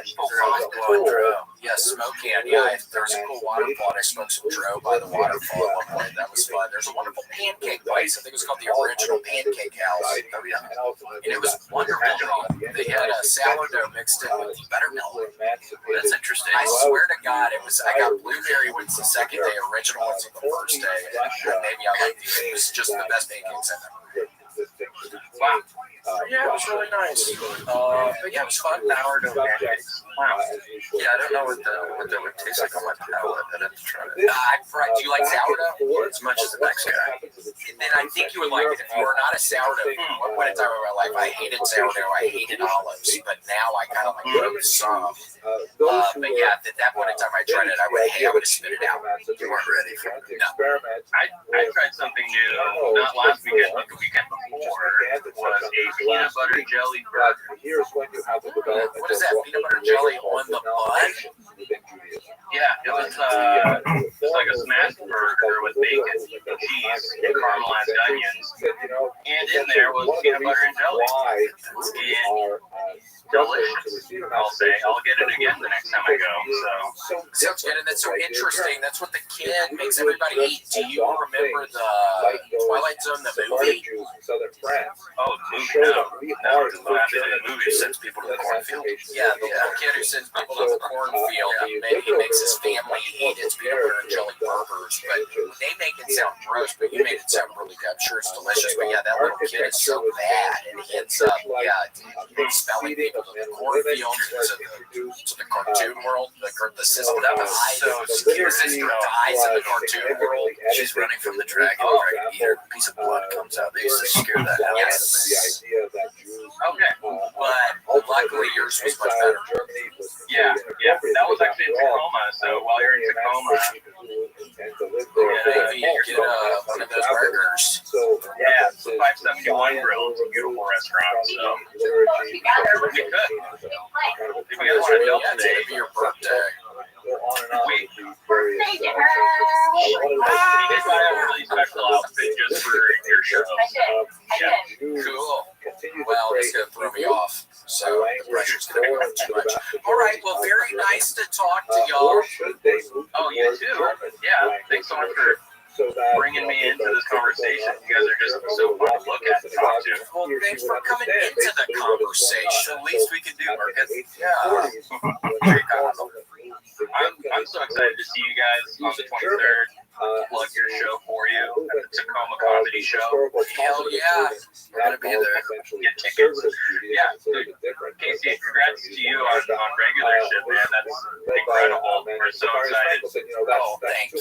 It's going okay so far. I'm excited. Thanks, y'all. It's been cool. Yeah. I know, it's great. I know. We have to. There's one tonight. Yep, one coming out tonight. Oh yeah, there is. Yeah, that's right. You guys ready? Green Grimace out or? We'll see. Yeah, my first one. So this is my first one doing the minute at the beginning, and I don't want to spoil anything, but it's a little bad. So don't judge me on that. Because it's actually kind of funny. Despite what my hanging out. Yeah, I just remember thinking, oh, this is new because I haven't had it not go great, and I went out and it was like totally silent. I was like, oh, okay, maybe I'm bad. So we'll see. But the next one, we're gonna watch my rearranged apartment. We're gonna have a little party tonight. Just watch this Tony. So, and actually, the last time I was out here, we had a party for William Montgomery show. So we're gonna have a little party for when this upstairs. Oh, that's exciting. Hell yeah, dude. Oh, the Patreon? Cool. Good idea, guys. I think that's awesome.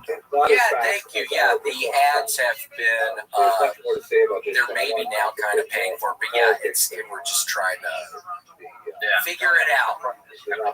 Cool. No, I think it's great. You guys might be my first Patreon I signed up for. Just have to talk to you twice now. Sounds good, and it looks like luckily you have some furniture in your apartment. The other sweet fellow at the beginning, there was no furniture. And, he was like living in his all trap. It was sad. Yes. No, but we love your place if you're still watching. Can I ask you guys a question? Is that all right? Yeah. What are your opinions on grown men playing with RC cars? And he was especially incensed with Leave it for the kids.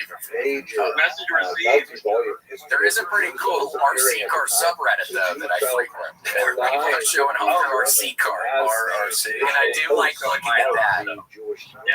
It's my newest hobby, and I'm just curious. Jana's supportive as much as she can be, but They can be, but one, there are six. How long has it been since between 1 and 6? How much time did that take? No, 4 months. 1 month now. About 1 month. One time we went to Seattle and I bought a new RC car and she got a new outfit and we come home and I'm unboxing my RC car and she's taking her outfit. She pauses halfway, the exact halfway point of changing her outfit. And it took me about 45 seconds to realize. Hold on. Let the record show, it was a spicy outfit. I was like, let's do an experiment. If I unbox my spicy outfit, will this be more important than the RC car? And alas, she did finish unboxing the car before I got a glance, but no, it's okay. Okay. It was RTR. It was ready to run. There was nothing to set up. It was good to go. Who could blame you, dude? Yeah, you had your eyes on it. I love it for sure. All right, good sir. Well, thanks so much for calling me. Thanks, man. I love you guys. I'll see you guys in a couple weeks. Cool. Swallowed up by its neighbors in the late 18th century, and the largest single I couldn't tell. I know in the last part about the outfit, some of the saucy outfit, implying that he should be paying attention to the spicy outfit plus kissing. Yes, she kissed him on the neck. Yeah, she kissed him on the neck towards the beginning. Yeah, something was. Degradation of Jewish How do I start my video? I'm trying to. Hey, what's up, Will? Whoa! Oh my gosh, Russell! What's up, man? What up? Oh my gosh! Oh yeah. How are you? I've been trying to get on here and talk to you in case you were fucking 6 months. Oh my gosh! Well, here we are. What are you doing? You're outside somewhere? I am. You've been blazing, son. Your eyes look red. You been smoking some dope out there? Your eyes look so red. It looks like a filter. Yeah. I love you. Hey, I just smoked a joint from the dispensary legally. Cool. But we're trying to get this escape room. We have an appointment at 5 o'clock. I just went inside and talked to the dude. I said, hey, I'm on the line with the podcast. He's trying to talk to me. He's like, hurry up, dude. He's like, hurry the fuck up. Oh my gosh. Like, we're not going to be able to get into the fucking escape room. And here we are on the podcast. Well, be careful because he might make it so you can't escape the escape room. He might invest and trap y'all fucking inside. If being high in an escape room and being trapped sounds scary. You're braver than I am. Holy shit. If it closes before you get out, you have to stay in there until it opens again. Yeah. Okay, dude, don't say that. Sorry, Rusty. Don't fucking. They didn't make us sign anything that said that. So they made y'all sign some stuff? Well, they're going to. We have it, but they're going to. We've done it before. They're going to. They make us sign something. We don't read it. So if you've already been, are you going to know how to escape? No, we've been to the same one, but they have like different roads, like different scenarios. Okay. What is this scenario you're going to today? Papa's spooky study. Papa's spooky study. Be careful. Hopefully it's not too scary.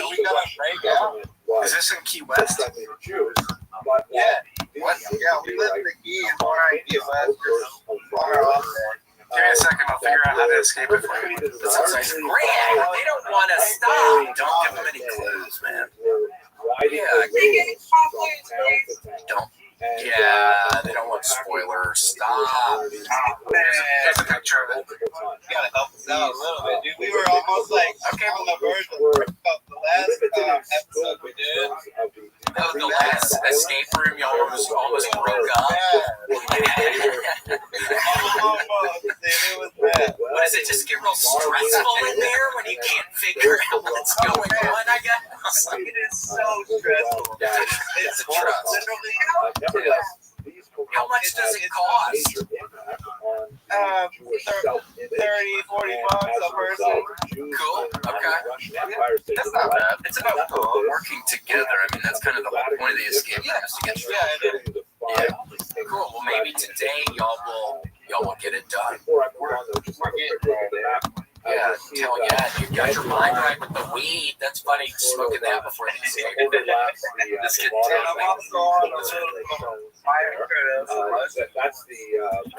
a microdose of mushroom. That sounds funny. Again, braver man than me, I would end up in the corner crying if I did that.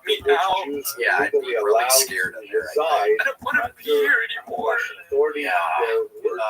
Cool, Russell. Well, y'all give them hell. Okay, get back in there. Sign paperwork. We're breaking out, dude. Yeah, y'all gotta get it. Some special skill that they can Cool. See you guys later. All right, bye. Good luck. We love you. Or in the case Happy escaping. Baltic coast in Latvia, Russell. veteran. I love you, man. I love you.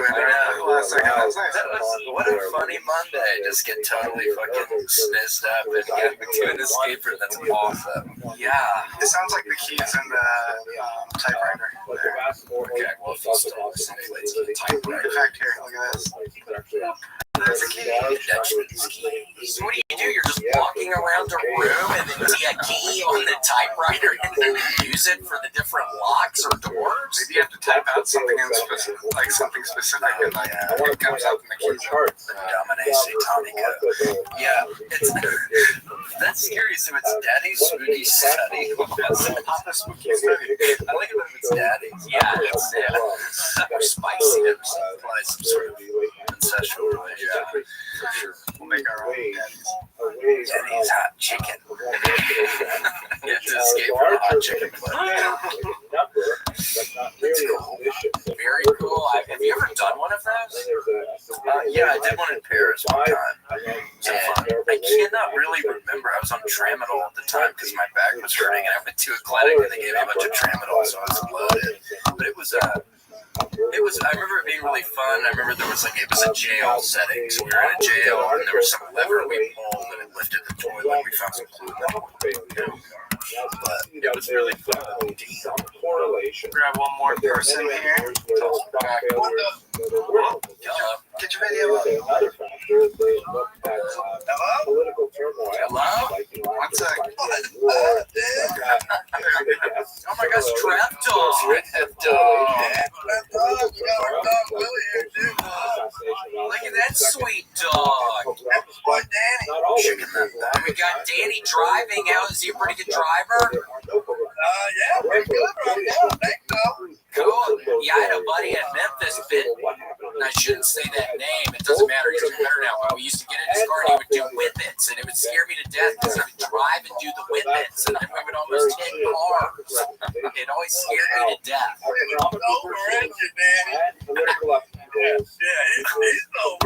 Cool.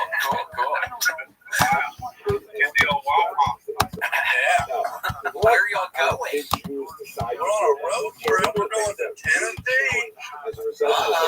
On stomping grounds. Yeah, my own stomping ground. Where y'all coming from? Louisville, Kentucky, man. Okay. Where are y'all going in Tennessee? Going King's Farm. It's like the northeast corner. Oh yeah. I don't think I was there, but I remember.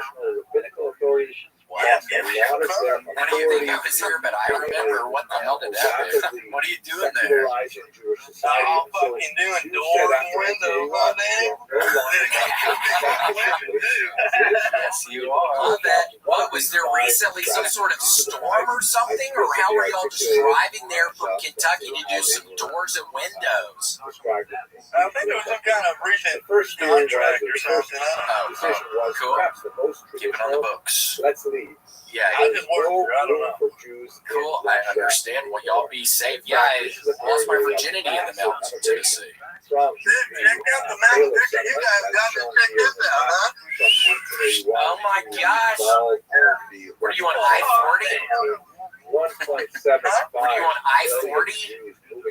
I don't know what road we're on. $250,000 7,000 about to go through the Cumberland Gap. Canada. Wagon wheel. Cumberland Gap.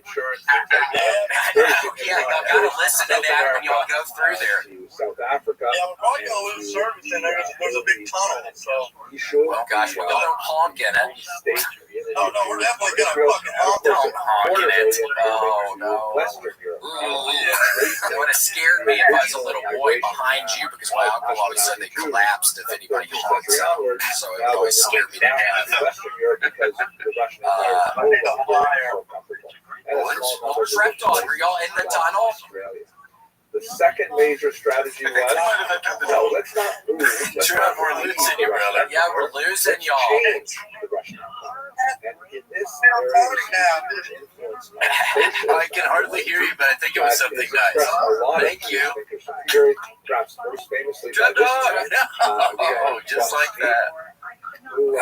There goes Trev Dog. Right when he was complimenting you. There goes Trev Dog.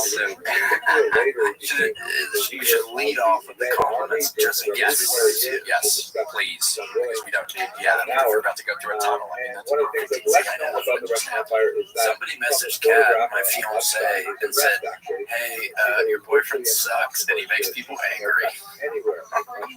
What? Yeah, I guess to get to my heart, and they know home is where the heart is. They messaged Capper and I said, your boyfriend sucks. Well, I told you somebody yelled at me outside of their car, right? Didn't I say that on the podcast? When? Oh, yes, you're in Austin. Yeah, I was outside the mothership. So I went, Casey Rocket. And I went, what? And he went, you fucking suck. Yeah, people are nuts. Rather than moving to some other country, Yeah, can't let the damn weasels get in the fucking hen house. No, because they mess up with the chickens. Yeah, They eat all the life, yes. Cool. Well, thank you so much for calling or trying to call. Yeah, Talk to some fun people. No, it was fun. Just until Trev Dog, it was kind of a downer at the end. It actually, the self-absorbed literally went out. I know. I think maybe worried, maybe they went off the road. I know. He's living his best life going through a tunnel. Windows and doors. A little late in the day. Cool. Well, that's about it, I think. For us, Patreon, we're on the Patreon. Yeah. Look us up. We'd appreciate any support. And $40 mercenaries, send us your bank account info. We'll do a little background check and see if you qualify. Yes, we have to. So you can hit the dining room table and have a date. Yes. Alrighty. Well, that's it. Bye. Thanks for joining us for this week's episode of the William Montgomery Show. Send your questions, artwork, and manifestos to the William Montgomery Show at gmail.com. Leave William a voicemail at 737-471-1098. Finally, And never miss an episode of the William Montgomery Show by subscribing to the William Montgomery Show channel on YouTube and anywhere podcasts are sold. Check out William online at william.f.montgomery1 on Instagram. For more William Montgomery, check out Kill Tony on YouTube and check him out live at the Comedy Mothership in Austin, Texas every Monday night. Find more of me, Casey Rocket, at patreon.com/Casey Rocket. Follow me on Instagram at Casey Rocket. This episode of the William Montgomery Show was recorded at Record ATX Studios right here in the heart of Austin, Texas. The William Montgomery Show is produced by William Montgomery. The anthem is sung by William Montgomery. The drums are sung by William Montgomery. The words are sung by William Montgomery. The William Montgomery Show is a Fanny Co production. Thanks for joining us. See you next time. The fuck said that? I'm trying to have fun tonight. How did that express itself into political movements? So I'm going to take the final 7 minutes of this lecture to walk you through. It never gets more complicated than this, but stick with me, okay? So here we have a political spectrum. Recorded live in Austin, Texas, USA. It's the William Montgomery Show. Starring William Montgomery and the Deacons Casey Rocket. With the Tony Chin Orchestra. The William Montgomery Junior Dancers. As always, William is joined by the lovely Erica. I'm Casey Rocket. And now here he is, that big red machine, the Memphis Strangler, William Montgomery. It's crazy to think about. Yeah, I did the fucking Dutchman's Key last night, and I swear I know I always say it, that I'm never going to do it again, but I'm not doing it ever again. Did it really, would it mess up your head? Yeah, I felt like shit the rest of the night. Well, because it's like, basically like sucking on a penny or something, because it's this lead key, and it's really lead. It's a house key. It's not silver. It's one of the bronze ones. Oh yes, I think it's lead. So I was like, in my head, I was like, I need to do like a big, like go out on a big bang at the end of this minute. Hit it with the Dutchman's Key. First of all, big bang not really ever happening with the Dutchman's Key. But I was trying to do it. I spit out the key, and immediately I started getting like a sharp pain. And I think I have I'm getting lead poisoning from it. That's scary. Well, you need to, I can go with you, maybe, or you need to, just a Home Depot. They have the machines in case, if you ever tried a silver key, because they make the silver keys. Honestly, that might get help, because it's hilarious. You did the Dutchman's Key, I think Saturday, and I hear you did it the one time, and it went great. Got a big pop. Yeah, got a pop. And in this industry, it's all about pops. If you're not getting pops, you're not getting anywhere. Yes, you are stagnant. If you don't get pops, you're stagnant. You hear that, Grant? Stagnant. Open your eyes. Yeah, and Grant, not to change the subject, but Grant, we're going to get to the bottom of whose idea this was to put rollies, roller wheels, rollies, whatever you want to call them, on the little tables. And see, it crashed, got Casey's arms real bad. It fucked me up. I think it's going to give me blood poisoning. It's starting to make a blister. You can't blame it on that after talking about the lead poisoning. Well, blood poisoning and lead poisoning are actually two different ballgames. Yes, so I'm suffering on two fronts right now. Yes. Can we get a closer look at your arm here? Wait, whatever. I don't know. Zoom out. Zoom out. It's right here. Right on the tibia, right on the thorax. No, I see a bruise. It might be hard to see, but I swear I see a bruise. It's because you make it so right in here, it's like a casino. I can't I don't even know what time it is in here. You can't identify your wounds. That's why casinos are so bright, so you can't see if they're like ejecting you, and if you fall out of your chair drunk, some bruises, you get back up on the chair. Hey, Grant, by the way, I wonder. So we walk in here. I walk in here, and there's some totally weird just talking my fucking head off. Grant, is this gonna start being some normal thing? Who was that guy? I think it's called celebrity. I think you're becoming a big deal. He was sweet, but is he gonna pay y'all? He didn't seem very trustworthy. What, he's working at his face today? Where is he? Right? Are you looking at him right now? I am. No, I am. I trust him as far as I can throw him. Yeah. You're famous. I don't know what else to say there. Grant, you have no freaking idea what's even going on right now. For better or worse. You have no filter, Grant. Yeah, dude, it's fucking already 90 degrees in Austin. It's too hot. It's kind of all right today, but I'm worried. It's too hot already. Yeah, I did give my dog a cold washcloth last night. He was so hot, Grant. I had to put it on his forehead like he was having a migraine. That's sweet. What do you just put cold water on it, or do you put it in the fridge or freezer as well, or how are you doing this? Yeah, well, he was walking around, and I'm like, this dude looks hot right now. And he's like, yeah. And so I went in the fucking bathroom, got a little tasty washcloth, cold water, put it in the freezer maybe 5 minutes, and I draped it over his head like a veil, like it was his wedding day. And he loved it. He loved it. And he was trying to get up on the couch, and I said, Archie, you stay down there. I'm on the hard floor because you're going to get the couch wet. I know, and I was like, the hard floor is probably cooler. Does Archie get up on the couch with you some? He loves being on the couch. He liked being close to me for warmth. So he'll sit at my hip side, and I'll have my arm on him like Ramses the third, the Egyptian pharaoh. Yeah, it's sweet. Yeah, we're really close. He's a good dude. Cat's out of town. My girlfriend. Yeah, did she make it all right? Yeah, she made it. It's like a 24-hour journey. Yikes! Yeah, it's crazy. It's crazy. Sonic has them doing that. I'm kidding. I know she does. That was a stupid attempt at a joke. Yeah, no, I cannot believe a 24-hour freaking. Yeah, well, there's a 8-hour time difference. So it's crazy. She left Sunday at 3 o'clock and got there Monday. So she's in the future, and she told you the future is like tomorrow going to be a good one. Croissant, cappuccini, cobblestone streets. It sounds good. Ooh, I would love to be wrong. I never made it through smoking a cigarette. That'd be cool. I would probably smoke a cigarette wrong. Me too. I'd rip a heater. Yeah. St. John's Cathedral. Eat a bunch of mackerel. Mm-hmm. You have to do that. You have to visit St. John's Cathedral. They have the best mackerel on Wednesdays. I love Prague. Yeah. And I had a horrible in Detroit. I had a horrible. I got spooked. I got haunted. William got haunted. He called me at 2 in the morning saying that he possibly been visited by a poltergeist. You hear this, Grant? Or are you moving the table? Is that even for real?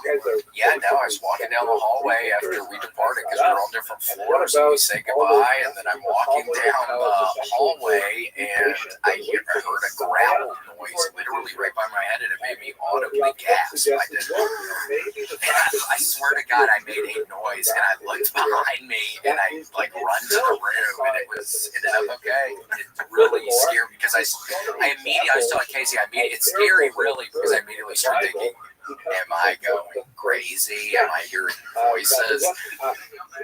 Well, you famously heard the lions roar when you were younger. Yes. So this is fucking dude. Something's happening. I think we're getting Ghostbusters because I told you that very famous story, baby crying in my backyard in Georgia. Yes. 2 or 3 weeks ago, what do I hear? Baby crying in my backyard.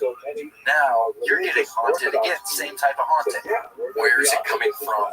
How do we stop it? What's going? Where is it going to lead to? What's the important thing? What's the end game? Because it ain't going to get better. No. Yeah, and I mean, I'm having the nightmare on the plane, and it's crashing again, and I literally can't breathe. So, what is it? Sleep apnea? For me, just trying to sleep sitting up. I don't know. Sleep apnea is a nightmare that's real. I know, it kills people. It's a silent killer. The silent killer. It killed Crispin Law. Yes. Killed Stevie Nicks. Was Crispin Law the one that fell from the rafters? That's Owen Hart. Yeah, Owen Hart killed him too because I think he was taking a nap on the rafters. Yeah, he started having an apnea nightmare. Yeah. Apnea. Oh, what's that, Grant? Oh, sleep apnea. What is the blue? Is that veins? That's airflow. So that's arrows. So your tongue, so when you have sleep apnea, your tongue is going. Your tongue is closing it off. Oh my God. Shave off a little bit of the tongue. Probably fix most of the problem. I wonder if they would surgery. I don't know, for a sharper tongue.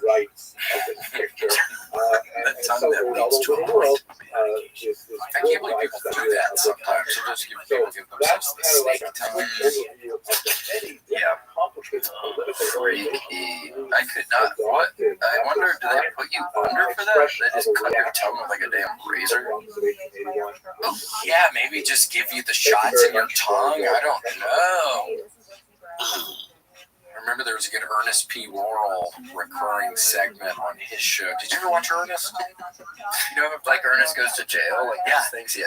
I just need some of it. He had some television show. One of his recurring things was a tongue character where it was a guy in a big tongue suit and it had like these little teeth around him so you could tell it was the tongue, and then he would get shot sometimes and he'd fall asleep. He was like at the dentist and it was the numbing shot. Oh, okay. Ernest. Yeah, Ernest, rest in peace. He died smoking too many cigarettes, Jim Varney. Yeah. And that, he would love to smoke a cigarette in Prague, I'll tell you that. He would, in his DeLorean. Let's go, he had a DeLorean. I don't remember that. Yeah, oh my gosh, he drove a DeLorean. I found it on eBay one time. Really? Yeah, I was looking up DeLoreans like 10 years ago on eBay, just looking around. And I swear one of them was Jim Varney's old DeLorean. Okay, hello everyone. How much was it for? I wish I could remember. I might have done. At this point, It was I $100 on have it. kind of like a Yeah. general I recently got a jacket that the smelled like shit. expression of political opinion. So that's sad. That's the dangers of eBay. You gotta find something you think is good and then it's gonna smell real bad. 1897 to about It's been staying in 1912. someone's cat house. We should Stuff go that on smells like to cats. understand how this was filtered Yeah, it through was the my experience. buddy. We were in Biloxi, Mississippi. My buddy and I one time doing 20th some century. little I'd comedy, like to focus the little next tour hour thing we did specifically again like on 10 years ago. We stayed at this girl's house, and I pull out this like demographically certainly I pull out the this largest just thing that had blankets and pillows in it. When I open up the top, the worst smell of cat urine engulfed descendants of me. the Ashkenazi And my buddy can't smell. He doesn't have a sense of smell. So he was just seeing me gagging, and he started laughing, and I started laughing, and like the mom is there of the mother of the girl whose house it is, who's on the. So, Was she laughing? Was she laughing about it? It was just us two in the room. We were just worried. It was just sometimes it's fun to get the giggles like that. Sometimes you cannot stop laughing, and you know you have to stop. And it always makes it funny. Like you're like a funeral or something. Yeah, says something funny. Childlike sense of wonder. Yeah. Dude, I don't know. I wish Fuzzy was here to tell this story, but I have to talk about this. This is so funny. So Fuzzy, Kilji, door guy, brother, Fuzzy, so funny. He's been doing this bit at Mothership where before he walks on stage, this is fucking hilarious. He slips somebody a note in the front row, so he'll be walking up and he'll slip the note, and then he'll walk on stage, and the note says, "Get help, not a comedian. Please help me." That's fun. And then he does his act, and his act is like, you know, super silly, like Fuzzy's such an upbeat guy, and then he apparently he's done it for weeks. And last night he hit it, so when the front row during the tour guy show, he gets on stage, he's doing his act, and then he sees the guy just bolt up and run. Like he ran downstairs and he told security, "Hey, like we need to get the police. I think this guy's in trouble." Oh my gosh! It's so like, the security guard is like, "No man, like it's a bit," and goes, "No, you don't understand. This guy, like somebody's like holding him hostage," which is so funny because what Yeah, that's insane. What would be the end? Yeah, they're just making him stand up. That's insane. Well, hopefully Fuzzy thanked him later for helping him like that. Well, no, apparently the guy was fucking livid, and he went back upstairs and he asked for his check, and yeah, Fuzzy tried to apologize. And Czechoslovakia, which is now the Czech Republic. Didn't want to talk to him. Really, really mad. Yeah, what an idiot. What are the chances he's actually being held hostage and not some comedian making a joke? Why would he be coming on stage? He could just walk up and do, like, what situation would be happening? Hey, gosh. I guess that guy was just like, this is my one opportunity. Dateline 2020 or whatever, and that was his shot. But it's funnier when you hear Fuzzy tell it, but it's such a crazy, you know, I always love a good personal bit, a bit you do, not for anyone on stage, but just to kind of make someone feel a little more comfortable, for sure. Shouts out to Fuzzy. We always do this when we see each other. Fuzzy, peace sign, dude. If you happen to see this, we always give each other a peace sign. It gives me comfort. It gives me a sense of comfort. Yeah, to know that someone out there gets it. Yeah. Well, we were. Russia has disappeared, and they've labeled this map. We're doing a last second. So today we're doing. Russia and Ukraine, but really, I am really worried, Casey, that I get it.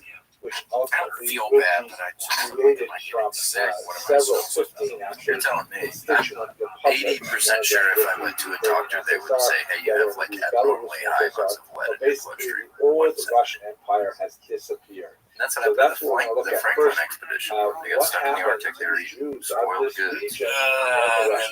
Oh my gosh, Casey, would you have your glasses on if you're in the hospital? That is why he said his glasses on.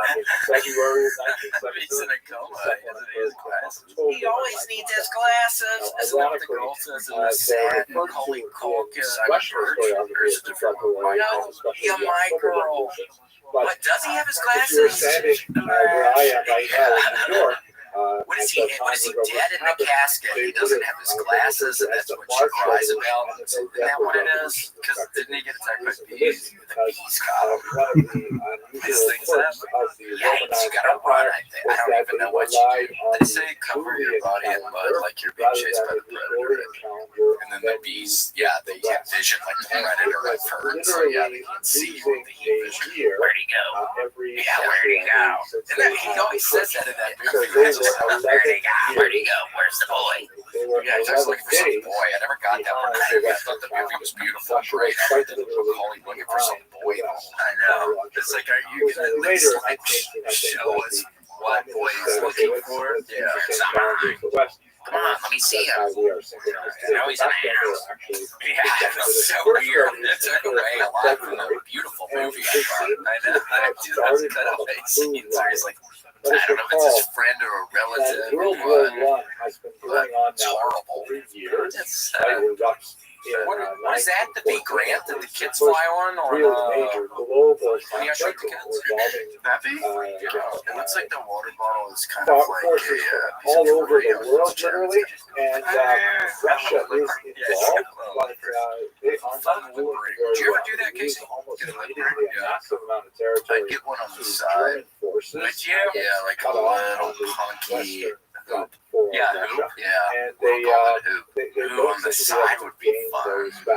And you could put a keychain on it for like the city that you most recently visited. Oh wow, it's just in Las Cruces, New Mexico. That's so cool. Las Cruces. There he is. Ooh, that is a double. Look at that one.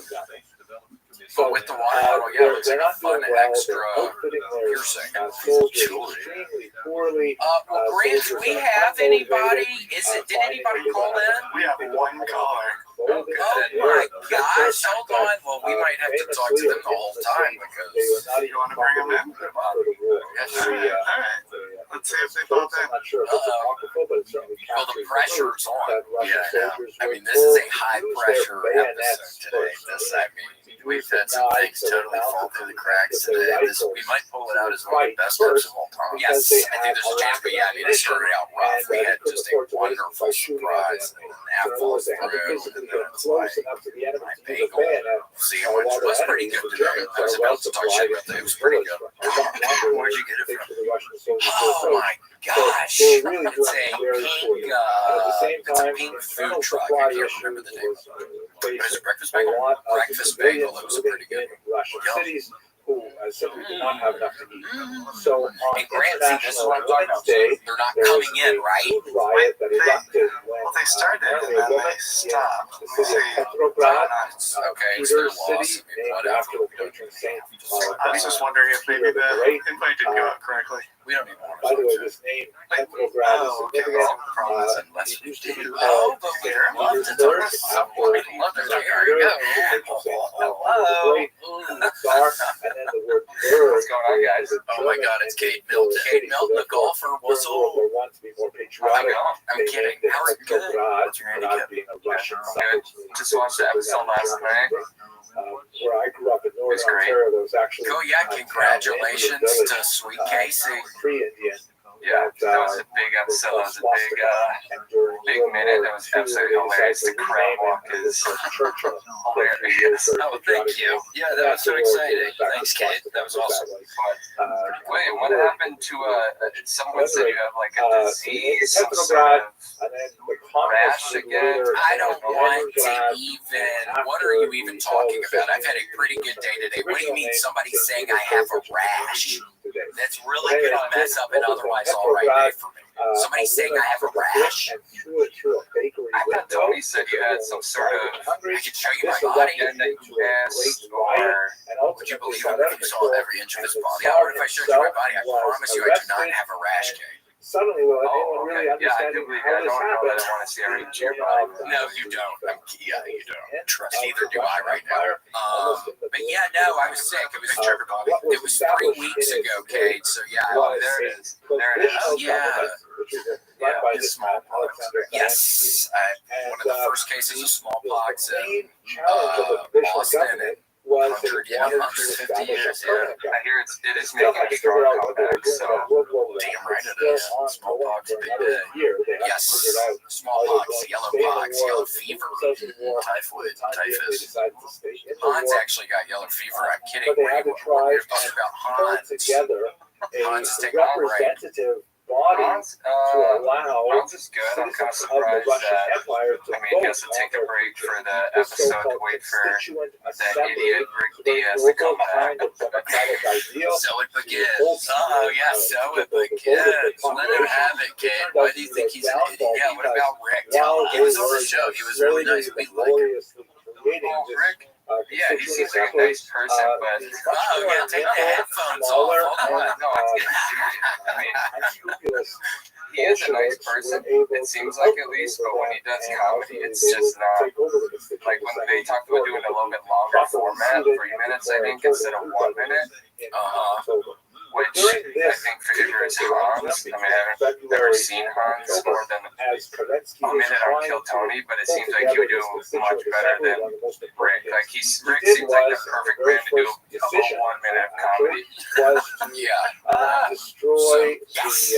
Okay, yes. We'll see. I mean, it's going to be a grudge match in all grudge matches. I mean, Loser leaves town. Yeah. Loser leaves town. Is Rick not allowed in the country if he loses? Is he kind of... Yeah, they're going to put someone with Interpol, I think. Yeah, someone with his passport. Your flag.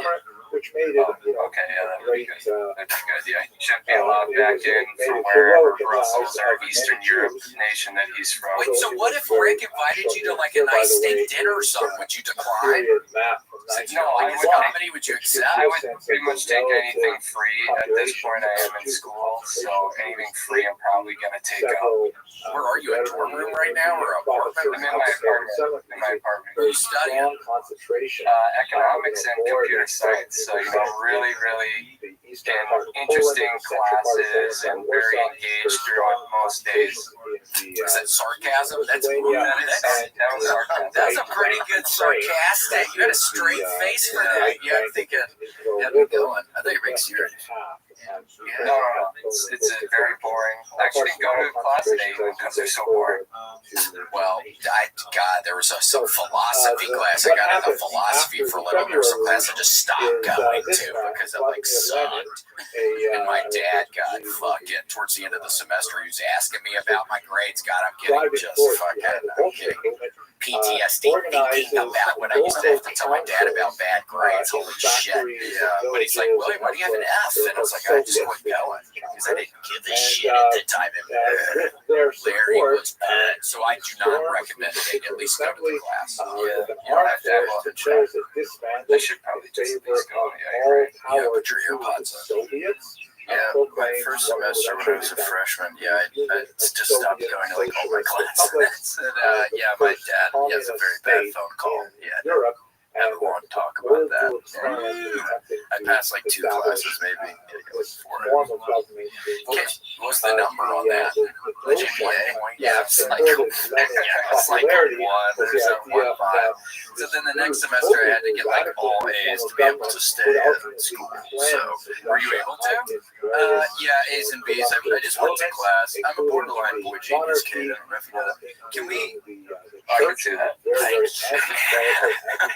Can we guess what college you go to? Okay, yeah, sure. Okay. First off, do you think we're going to? I don't think you will. Is it a D1 school? Yes. Oh! What are y'all good at? Is there like a specific sport you're good at? Some people might say football, but in recent years, not so much. I would say probably hockey nowadays. What is one of the colors? What is one school color? Red. And the Soviets felt equally Indiana? aggressively that communism Close to Indiana. the dominant political modality of the entire globe. At the very bottom of the globe there you see the capitalist, who probably looks familiar to you as a monopoly man. Monopoly man. Well done. 2 guesses. Okay. See, isn't that where the bus went? Based on His running back, wasn't that his name? idea Oh. Yeah, that's the bus. I haven't heard about that. 10 years. The bus. That's a fun nickname. Just as what? You're running over people when buses run over. That's kind of a graphic thing to think about. If you're a good running back, the bus running over people. Sometimes made explicit. Sort of, well, how are your classes going? Is everything going okay? Yeah, everything's going all right. It's just, kind of not super interesting. It's real nice out. It's February 27th and it's almost 70 degrees here in Madison today, which is absolutely bizarre. That's concerning. Yeah, Capitalists, it's global warming. I'll be in Wisconsin on Friday. Janesville, Wisconsin, doing a comedy camp. Okay, yeah. Go see him, Kate. How far away is that? Whoa, look at the guns. Maybe a half hour. Oh my gosh, a half hour. Kate, consider it. Are you going to? Where are you going? The Comedy Cabin in Janesville, Wisconsin. Comedy Cabin. All right, I'll look into it because I have some family coming this weekend for Big Ten hockey. I just play and so people who Michigan come State. from there are called Belarusians, or literally translated Maybe White Russians. I'll have to look into And in the tickets. context of the I gotta look revolutionary into it. movement, You gotta go. He's 30 minutes away. When is this gonna happen again, Kate? the wedge of the Soviets. And so I gotta see him before he blows up. I have to. forces that I gotta make sure everybody knows that I saw him sometimes before. either openly he gets big. monarchist, I'm sure that's what you gotta do. I mean, I was able to see Michael Jordan in high school, which was probably the coolest, like, athlete, like, younger days story. Was able to see Jordan in high school. Did you know that, Kate? I did not know that. I probably went to guess that. That's pretty cool story. Yeah, 1981. Yeah, Kate, I'm not that old, dude. When was Michael Jordan in high school? I wish. That's my fantasy, though, Kate. In my deepest, darkest fantasy is that I saw Michael Jordan play in high school. And you said, they better play this guy more. Yeah, this guy's going to be big. Is that what you thought? You knew he was going to be. You knew he was going to be pretty I good. knew he was going to be a breakout star for the Bulls. And it's weird that I knew specifically the team, but I knew for a fact when I'm watching him, I was like, this guy's going to be a breakout star in Chicago. And I'm like, Chicago. Holy Mother Russia being sacrificed before the altar upon which Karl Marx sits, right, the founder of socialism, and it is labeled international, right, the Communist International, the Socialist International. Have you had a good rebound recently in your life, Kate? Like someone with a love interest, or Russia was about to Honestly, be no. sacrificed. It's been a little bit sad, I have to be honest. The various I'm figures looking you for can see, love. I'm actively looking for they're love out labeled there at on the the top streets. in cool, there's Russia. probably a bunch of honeys up in freaking up on campus, dude. Aren't there some probably honeys in your class? You need to start going to the class, dude. You're in a great spot. I think it's a great position to meet a chick in a class or something, dude. You're in prime time right now. You gotta get off. Or you're on the apps. You gotta get off the apps.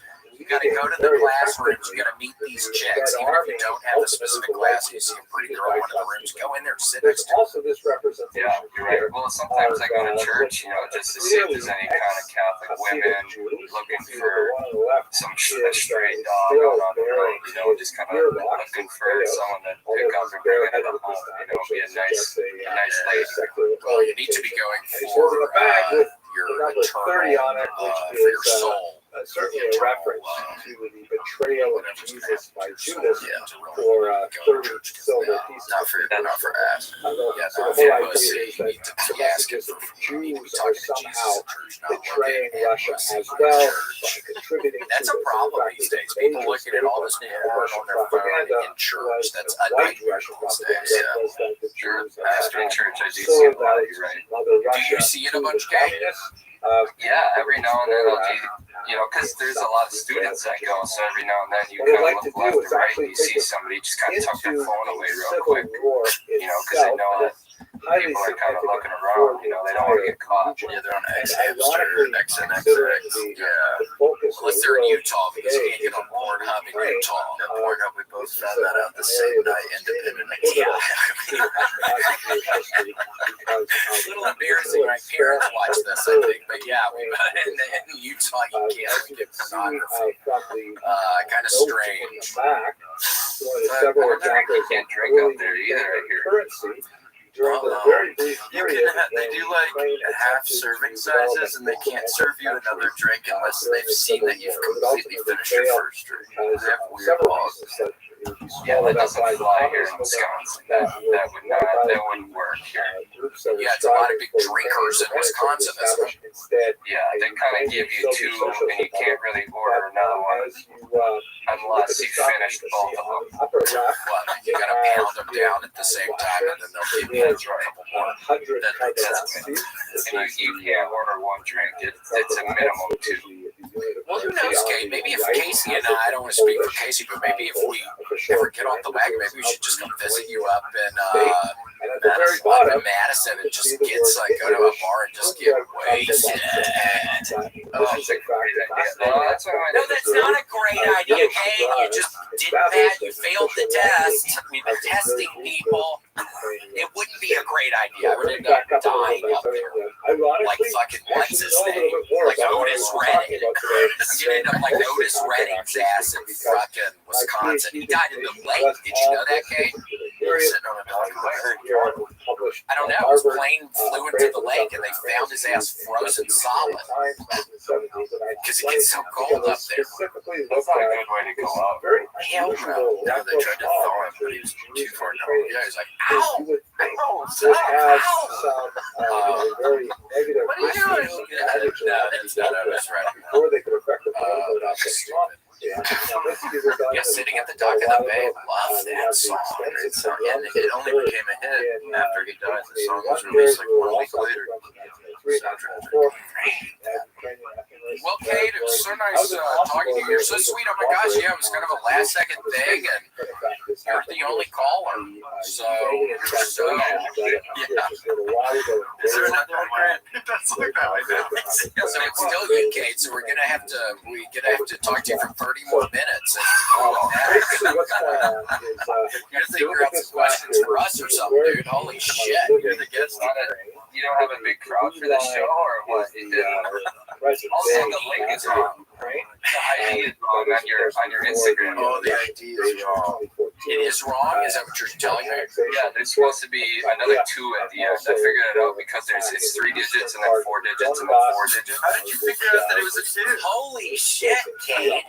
Hey, wait, go ahead. Computer science, guys, come on. Go ahead and say it again real quick. Kate, I am so impressed. You need to actually be going to class, dude. You're smart. You need to be going to all of your classes. You need to be studying. So you just happen to put a 2 at the end of things and it worked? That's so fun. Well, yeah, I mean, I knew that there was only one, it needed 1 more digit, so there's only 10 possibilities. 0 through 9. Oh my gosh. Here, Grant, can I hand you this and you do this on my phone, but don't look at any of my shit on here? That's insane. I guarantee that last week. Yeah. Well, thank you so much, Kate. I appreciate you. And Grant, you saw me posted it. You saw me. Oh, he didn't look at the numbers, man. Okay. JV production. It's good, Grant. Just hear you. He's now looking at my phone. He's going through all my text messages right now, and I'm horrified. He keeps trying to change William's Face ID to be his face, but the Apple icon is not something. Yes, I will kill him if that happens. If pizza drives you up the wall, look to the ceiling, glance at the floor, and keep moving forward. You have to keep moving forward. Do not stop. The worst thing you can do around pizza is stop. They have got to keep it moving forward. Don't rest. Don't sleep. And please don't blink. Especially, I don't want to harp on it too much, but especially the sleep part, because you fall asleep and it's like there could be the pizza's closed. I mean, how long are you sleeping? 30 minutes, an hour, 2 hours, the pizza won't get to you. So do not fall asleep. Pizza can burn, it can burn the roof. But it doesn't matter if you're a Red Baron guy, a DiGiorno guy, or maybe you're even an Elio's kind of fella. And you could, yeah, I mean, I'm Elio's. This guy right here, guilty as charged, ate at Elio's last night. And actually the home run and pizza. I love home run. Yes, it's a sauce. The difference is in the sauce. Yes, pizza, good sauce. But yeah, I mean, whether you like stuffed crust, no crust, or just the crust, you want to bring it with you wherever you go. Enter the pizza pocket. Me and my team here are prepared to pitch you the pizza pocket hoodie. I mean, this is something else here. Yeah, in case you don't know. There's a whole different damn ballgame. Look, if you will, at the gentleman's zip. Here, you have the Cortex. Yes, a little surprise inside, shaped also like a pizza, and that makes sense. Because you put your pizza in that part, okay? I mean, every pizza pocket hoodie includes a hand-washable, removable, insulated pizza pouch, okay? Designed to fit snugly inside the zipper pocket and keep your pizza warm. So that was the pouch you just saw. Yes, that was the Cortex pouch. It's patented technology, keeps your pizza warm no matter if you're gloomy, sunny, or rainy. Shiny. You can have it wherever you want, and yeah, that is patent pending. I think it's a patent pending design. It's never been created before, or it will never be created. No, this is a once in a lifetime opportunity. We're proud to be here with Pizza Pocket, and if you don't like the blue, shit, man. I mean, we got some other options for you. I'm not gonna lie to you. It comes in royal blue, so if you don't like it, you can like it even more. Yeah, midnight black. So that has something for everybody. And again, you get your pizza, you bake it, you put it in. You don't, and now where you can't mess up is obviously you know to unzip it, but you cannot just put the pizza there. You have to put it in the pizza pouch inside of the pizza thing on the shirt. You have to put it in the pouch to truly keep it warm. It needs to be in the Cortex. But yeah, so you have to go to the pizzapocket.com today and just go WMS for 10% off plus free shipping for your Pizza Pocket. It's a nice deal. 10% off plus free shipping. Go to WMS at the Pizza Pocket. So you can see Pizza Pocket, the pocket for your pizza. Had to use a Russian language typewriter. What's the most long-term girlfriend you had, and why did the relationship end? The Russians had engaged about a 2 tremendous years, amount of energy and in it the late ended 19th, just especially because, early 20th century, to try to well, I control actually transferred here this spreading last and semester, standardization and of so the the Ukrainian girl language. went to They the really other had to school that I was at. preserve the Russian language against the popular Trojans. movement to turn Yeah, the so, vernacular not the into Trojans. a formal Where'd she written go? standardized language. You This is a ironically smaller my state father school here in always showed lacrosse, it. So in he's got Wisconsin, shown called so lacrosse. that I'm sure That's so some of the weird. I'm things not that even kidding. I was Putin gonna is guess that she demanding of went to Zelensky Wisconsin. in his current Wow. war on Ukraine is that You just got a Ukraine lacrosse has to ball protect the Put Russian it out on your language. back and you get up against the Worries wall that that's Russia will inside. somehow be, But it's a the great Russian literature will be lost You ever seen a ghost? if Ukraine is Oh, never seen a ghost. special protection. I don't know if I believe in ghosts. But anyway, How come? here you You can believe see in more of Jesus, the right? reality of the situation. Well, I haven't seen So ghosts. the vast majority of the population, especially the He agrarian touched you. population, Like you. especially in Western regions, are much more likely to speak Ukrainian amongst Oh, themselves, wow. although Russian was the formal Good answer. language. Yeah. Holy shit. So by trying to Damn, recreate dude. Ukrainian, We're all they alive. had That's to heavy shit. use a typewriter It is that weird to has think about it. And I almost Russian road rage Cyrillic somebody. letters, and every time they come to the Ukrainian letter Driving I, way too slow in front of me. I'm already on edge. We had a giant guest today. Guest fell and then through. afterwards the typist I'm has to pull the racing to paper get out of here. the Fucking machine road. and write in the letters directly with the pen. By the way, I'm assuming that everyone is watching God this doesn't video mind or as long as you're being that. nice. You're old enough to remember what a typewriter looked The like. inside of the car, like what's your outside? With the backspace. Hey, you gotta help people. Whatever you type Yeah, I'm once, trying. I'm trying. actually puts it Not on really, the paper. I And try. take I it like to off. think I do. Unless Well, you helped us today. I mean, I stupidly didn't know the extra two on the thing. We were able to decipher that.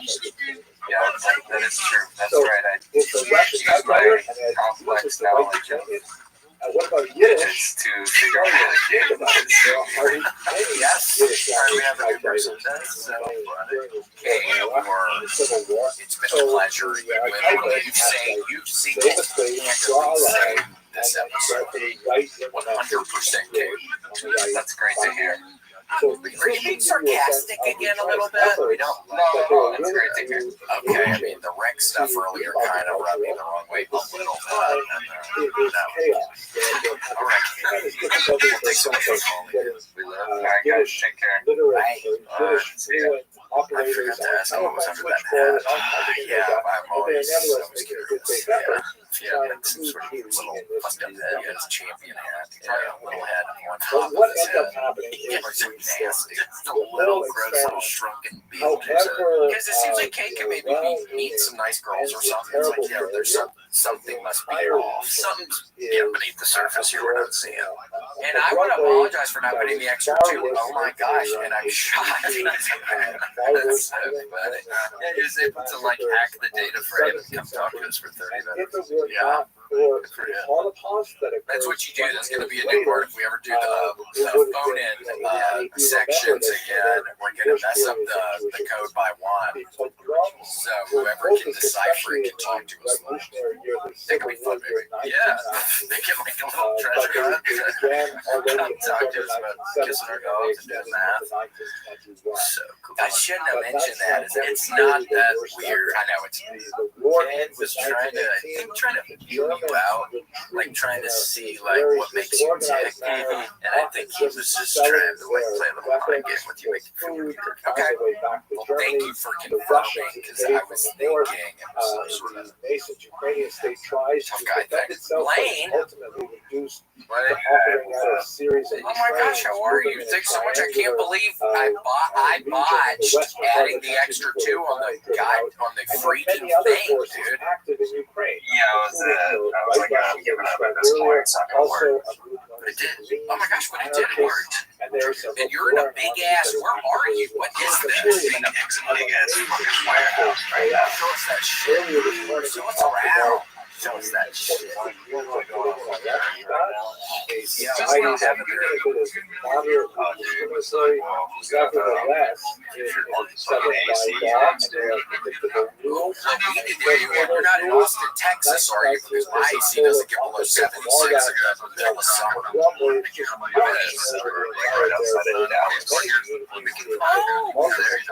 Yeah, that could be. Yeah, you guys could be here and like fucking 3 hours if you're off right now.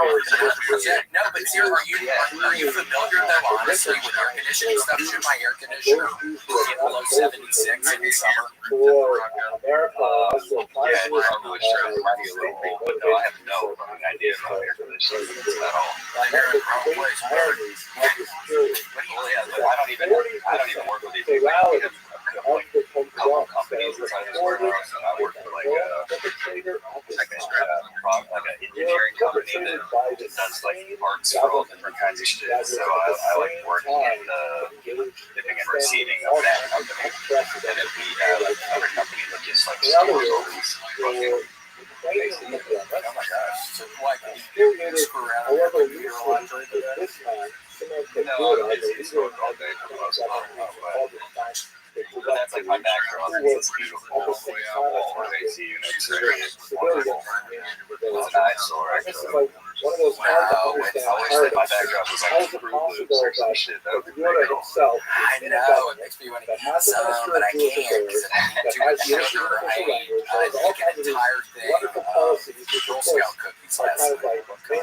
Oh, what kind? Yeah. Well, it was a mixture. It was in this big bowl, but how many I ate had to have been at least an entire pack. It was mainly the peanut butter ones, and then I would mix it. I would eat a peanut butter one, and when I still had some of the peanut butter stuff in my mouth, I would pop one of the Samoas, and then I would also, or I would put in a peanut butter one, chew about halfway through, and then pop it out of the chocolate caramel, and then finish up my eating, and we mix these in your mouth.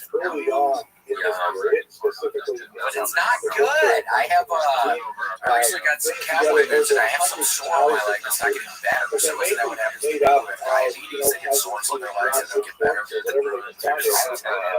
Dog bites on my legs right now.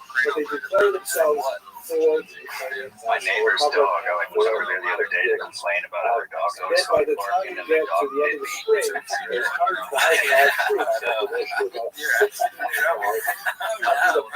You might need to take him to the People's Court to Judge Million. I watch that every day, and there's a decent amount of dog bite episodes. Have you got your shots up to date? Are you walking around with lockjaw right now? No, I like just now, like a week, like 2 weeks before, I almost cut my ankle off, so I got it in the shop when that happened. And then, so luckily I have that. I got close to like cut my elbow. I thought you were about to say my nuts off. I was like, holy shit.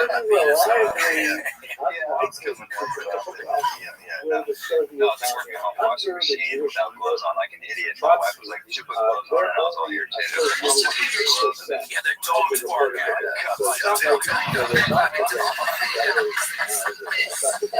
Wait, so what happens? You stick your hand in the washing machine, or what? How does it cut you? You know what's experience a surge of support for the Red Army from this Jewish population. So much so that they had to I don't. It's like a. Whoa! How did you just do that one so fast? Better than I am at it. Yeah, I've been working with that for years. Touched a rifle it's like a build-up, like a washing machine. Like, so like in the townhome I'm in, it's not my washing machine, and I guess the person before me used a bunch like fabric softener and shit.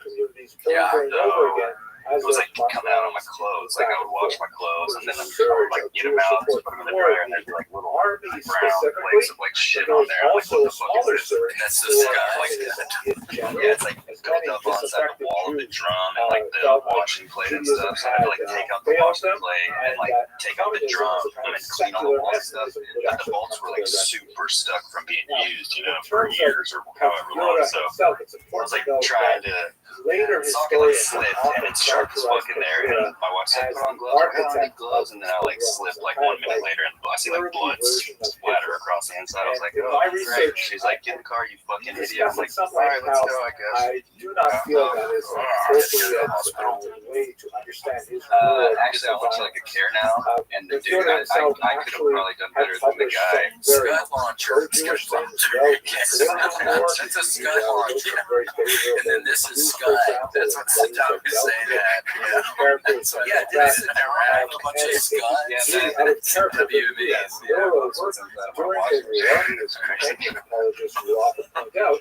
Well, I'm glad your hand. Can we see your hand? Does it look? Oh yeah, actually, it's been like a month, so my knuckles like purple and swollen now. I've got like scar tissue there. But what ended up happening was To the other one. There we go. Yeah, it's just like purple and swollen real bad. But the cut itself healed up pretty good. The image of him as And the you know, designer Purple of and the swollen real bad. That's what she said. the story behind his assassination is really and then she died. the man shown in this photograph What is that standing on the left is named Schwarzbart. And basically at this time in 1926, Cool. Well, Blaine, so nice to talk to you. Good. Godspeed with the neighbors and the dog. Yeah, I'm hoping that they all die. Well, just put some inject antifreeze into a nice T-bone and just throw it over the fence, and that'll kill them. And also the raccoons. Yeah, And maybe the owner will eat the T-bone too. Yeah. Well, you could just invite the owner over to eat one night and just get them at your house. So you get their dog, you invite them over, and then you just poison them at your house, and then they go back to their house. Oh, I'm so sorry to hear about your dog. Yeah, you can feed them Gatorade, because sometimes old antifreeze, if you get it off eBay, tastes kind of sweet like Gatorade, so you can put it in Gatorade. And dabbling in Gatorade too. Much as McGee. Yeah, the glass bottle ones. Don't you like the glass bottle? Yeah. I've been doing munch house and stuff where I've been getting myself sick, so people give me more attention. Munch house and munch house. And of his role in the pogroms. I know it's sweet. It is a good way. I've done it in the past. Yeah, just act. Always. Like every time. As I've Just to argued in get my some book, but I'm sure sort of that people here, yeah. I do not feel that There's nothing wrong with that. No. calling Pepper Blaine, wonderful to talk to you, my friend. Thanks so much for calling in. I do believe that Pepper chose to remain Thank you. silent. We'll be at you in 3 hours. Period of several All right, cool. Yeah, I'll wait here, I guess. spring of If not, when you get here, just fall asleep, and I'll be here in the failed morning. to take Okay. a Yeah, rapid cool. action Okay. to Love you guys. condemn the Bye. pogroms early on, and Bye. this Almost time for bed allowed the anyways. impression Oh to my spread gosh, throughout Blaine, the hold Ukrainian on. You're church still that in Grant. fact Oh my the gosh, pogroms Blaine, you're still is not here. tolerated, Blaine. Yeah, no. perhaps even Yeah, good. Grant, what the fuck's going on This right now? Grant, was cut this guy loose. He told us he had to culpability move a table with the other that guy who works here, in so my Blaine, you're humble stuck opinion, with us is for not another one 30 of minutes. censorship. Sorry. It's highly unlikely Oh, that you yeah, so think you got any questions for us? Or never seen those? there are some Yeah, I mean, historians if who you, point to documentation that would say that, but that documentation is actually not been I found. mean, I know that I would say I'm that open to it. Yeah, his it might fuck up culpability my rests entire like on belief commission system if that that he happens. But failed yeah, I'm to open take to No it. way. actions necessary as I'd be the like, well, titular fuck, head of maybe his there's some government, shit however going fragile, on. for fear of Because right now, losing it's just the like there's not loyalty there's not shit going This on. allowed the It's just this shit, you know. But expand I'd be like, God and damn it. such happened in the Jewish We Bible. have a similar But anyway, belief just to system. finish Sometimes the I'll be story walking with around and I'll go, Schwarzbart, there's not shit he going was on. exonerated. Under French law, he was required to pay Yeah, why don't I have shit going on right now? Sometimes I do think that too. There is not shit happening. incredibly insulted. You have nothing to Slap on there's the no wrist shit for going on right now. Yeah, I mean, I'm stuck in the fucking apartment on the couch most of the time. Yeah, Fucking AC's not going below 76. It's fucking. I know, and it's already fucking 80 degrees. How do you guys feel? Yeah, I was gonna say, how do you feel about the fact that it's February and it's already like 90 degrees yesterday? I'm like, this is a precursor for what summer's gonna be. I'm just gonna go ahead. I'm gonna hit it home. Last summer was too fucking much. Yeah, no, it scares me for sure. I hate it.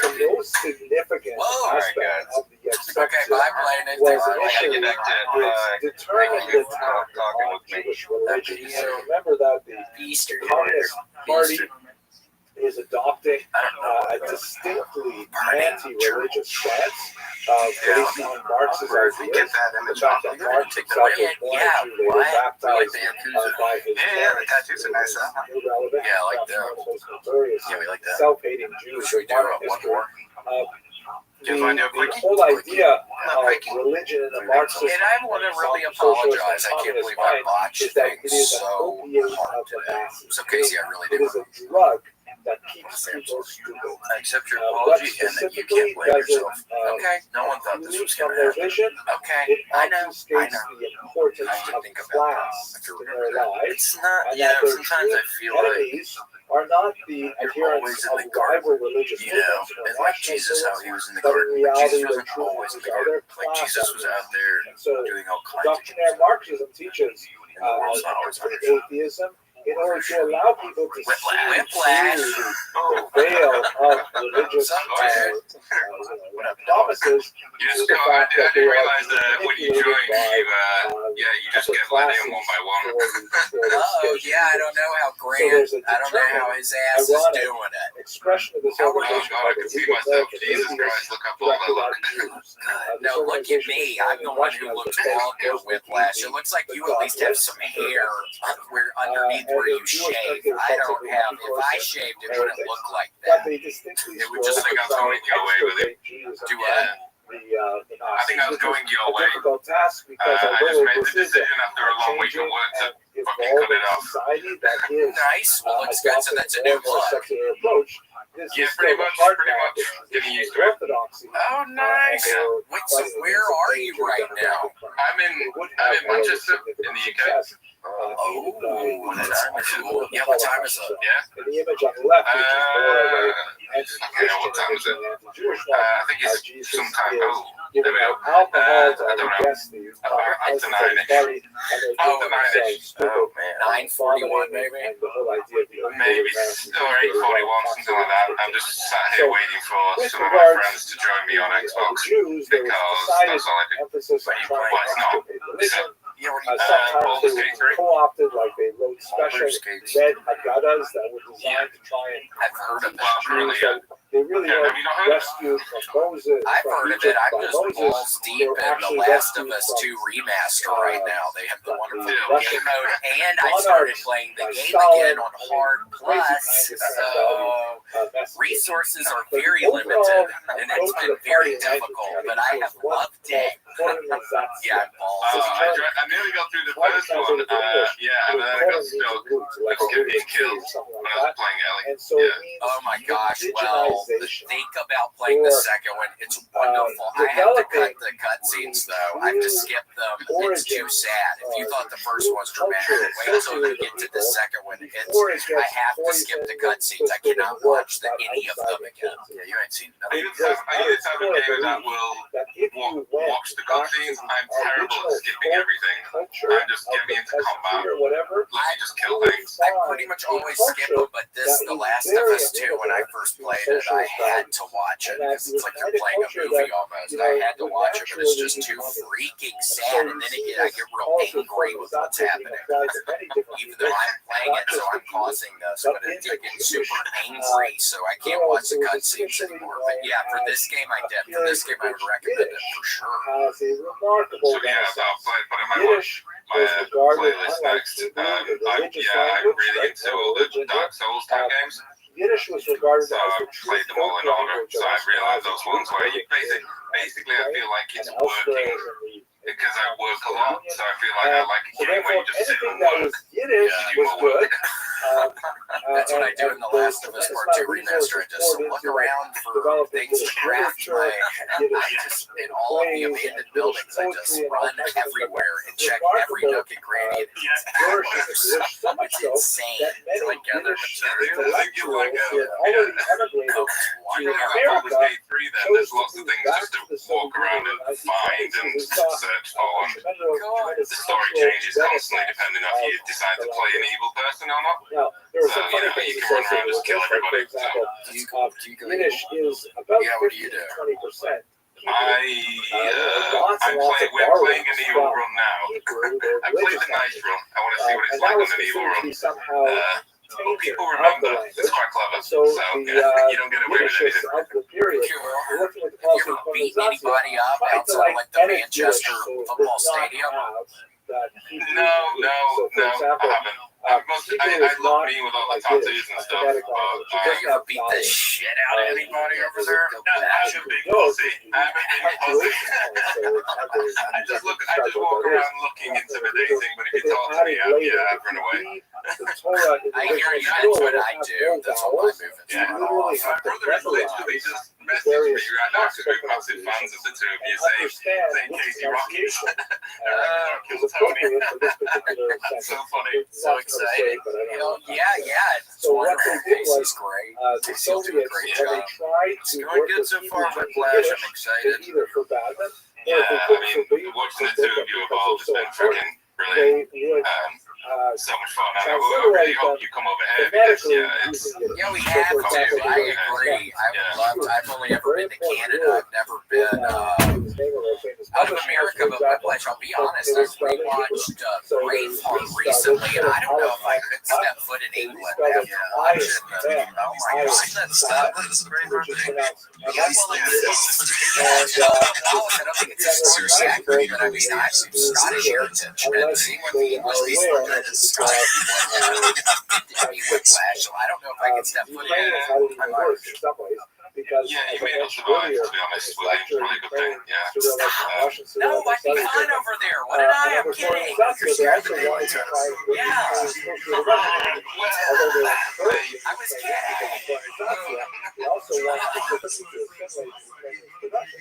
So they made the letter G in Ukrainian illegal. That's made the letter illegal. That's because the Ukrainian letter G is written differently than the Russian letter G. And Ukrainians have a different letter called the letter H in English, which is pronounced in Russian like the letter G. And it's complicated. But I think it's so ironic because if you look at this book here, this is the cover of the Chabad Siddur, the Chabad prayer book, and it is in a Hebrew Russian translation. And if you look over here, you see that it's called Tehillah Hashem, and the word, the sound H for Hashem, meaning the name of God, it doesn't have a Russian equivalent.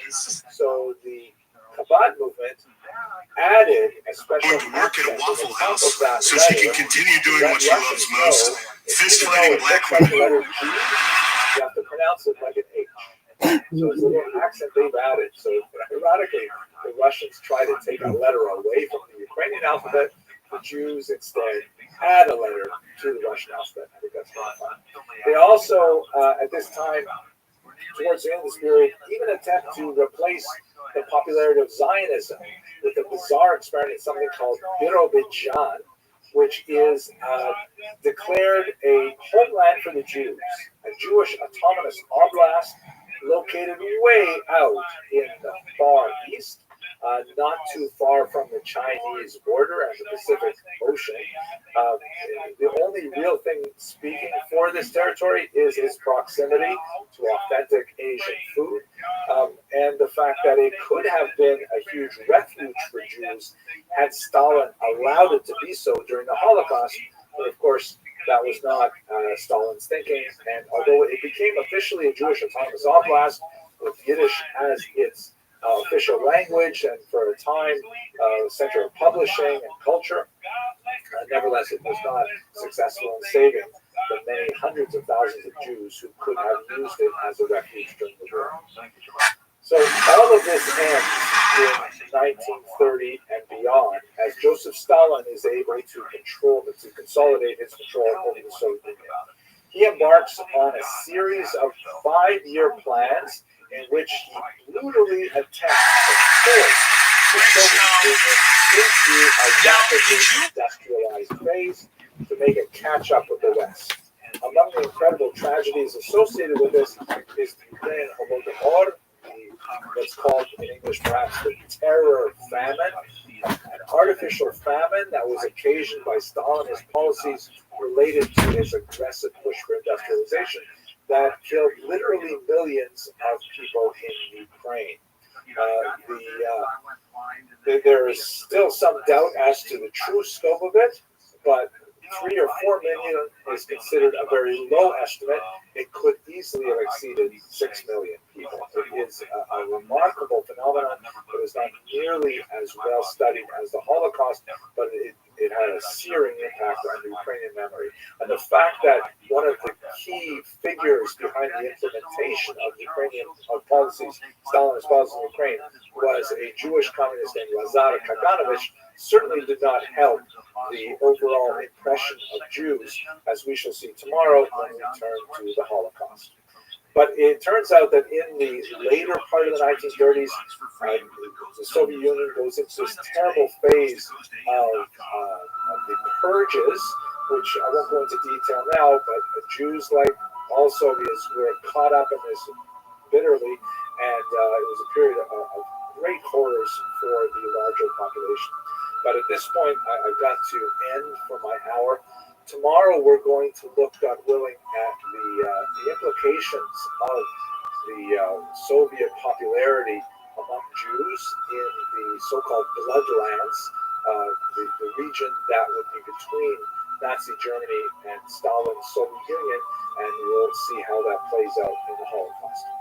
Well, thank you very much for your endurance and your attention, and I look forward to seeing you tomorrow morning.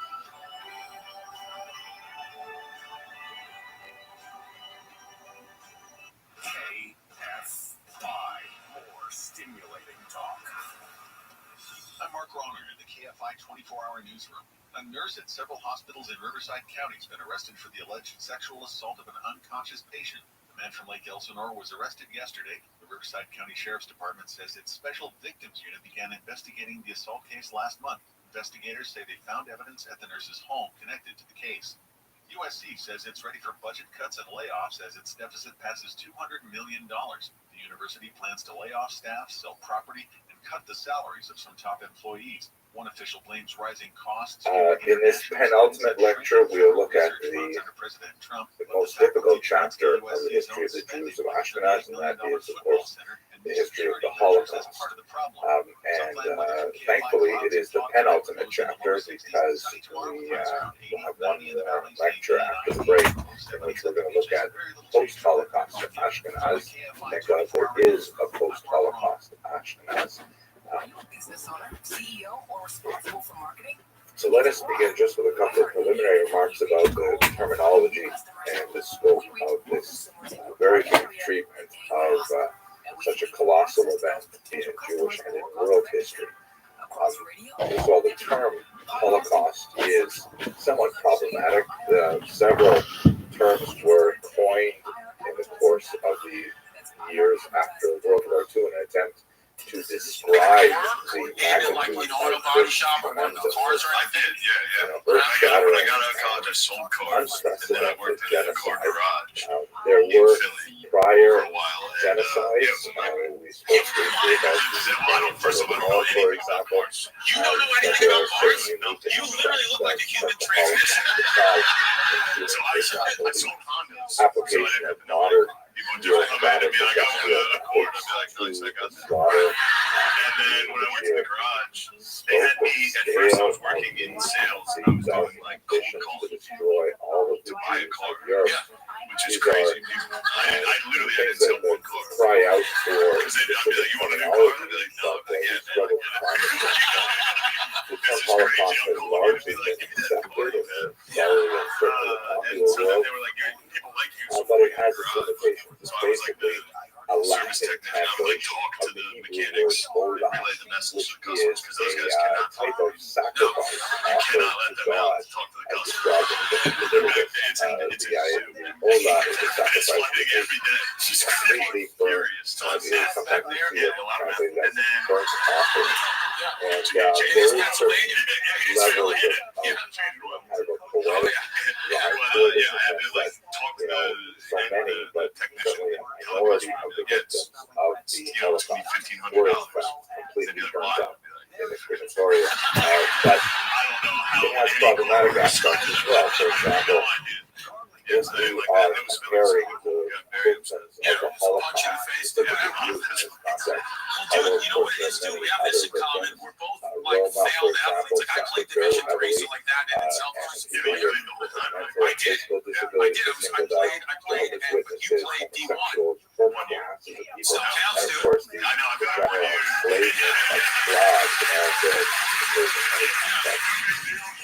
But if we are somehow using the term Holocaust to describe this phenomenon, we look at the 100%. That's the Oh, God, yeah.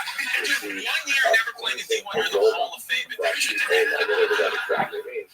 Does that mean that somehow the She was sacrifices probably on my team. of the Holocaust were God As a forbid, therapist myself, desired by God? it That's is to certainly have very someone that you can possible. talk to And about if the problems, victims of the ideas, Holocaust are the most often themselves, does that mean that the Nazis are, God forbid, somehow the high priests?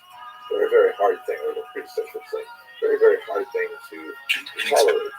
Several other terms are in some usage among Orthodox Jews, particularly those of an older generation. They tend to use the Hebrew term for God, usually pronounced the Ashkenazi Yiddish pronunciation, which ties the Holocaust to the great destructions of the temples in Jerusalem in ancient times. And that gives you a sense of the magnitude with which they regard this event. In Israel, the term Shoah is very popular. That has a kind of generic meaning of destruction in general. It's also a biblical Hebrew term, but it lacks the problematic association with the sacrifices. But we will work at any rate with the term Holocaust for our purposes. Now, I only have an hour to go through this horrible event, and I'm going to get through it, unfortunately, trying to give a distinct overview, especially for those of you who are in this audience who are not well familiar with the Holocaust. But I would like to point out that I have an online course which is free and open to the world on my website, which is henryabramson.com, and I certainly encourage you to sign up for that course so that you'll be able to get this video anytime. Certainly you can watch the dozens of lectures I have there on many aspects of the Holocaust to be more well educated on this terrible moment in human history, which has implications for us all, Jewish and non-Jewish. But for today, for this purpose, we're just going to take 1 hour to try and survey the entire event. Let us begin with inter-war warning. So, in the last lecture, we spoke about the implications of World War I, and specifically, we looked at the map of Europe after World War I, after the East Treaty completely on the entire map. There were big losers in World War I, specifically Germany and Austria-Hungary lost a tremendous amount of territory. They were essentially blamed for starting World War I, although if you look at the unfolding causes of that war conflagration, it's not entirely clear that they bear sole responsibility for the chain reaction events that led to those incredible hostilities. But at any rate, that's the way the victors determined these things were. Many Germans, Austrians, Hungarians, and so on were very upset with it.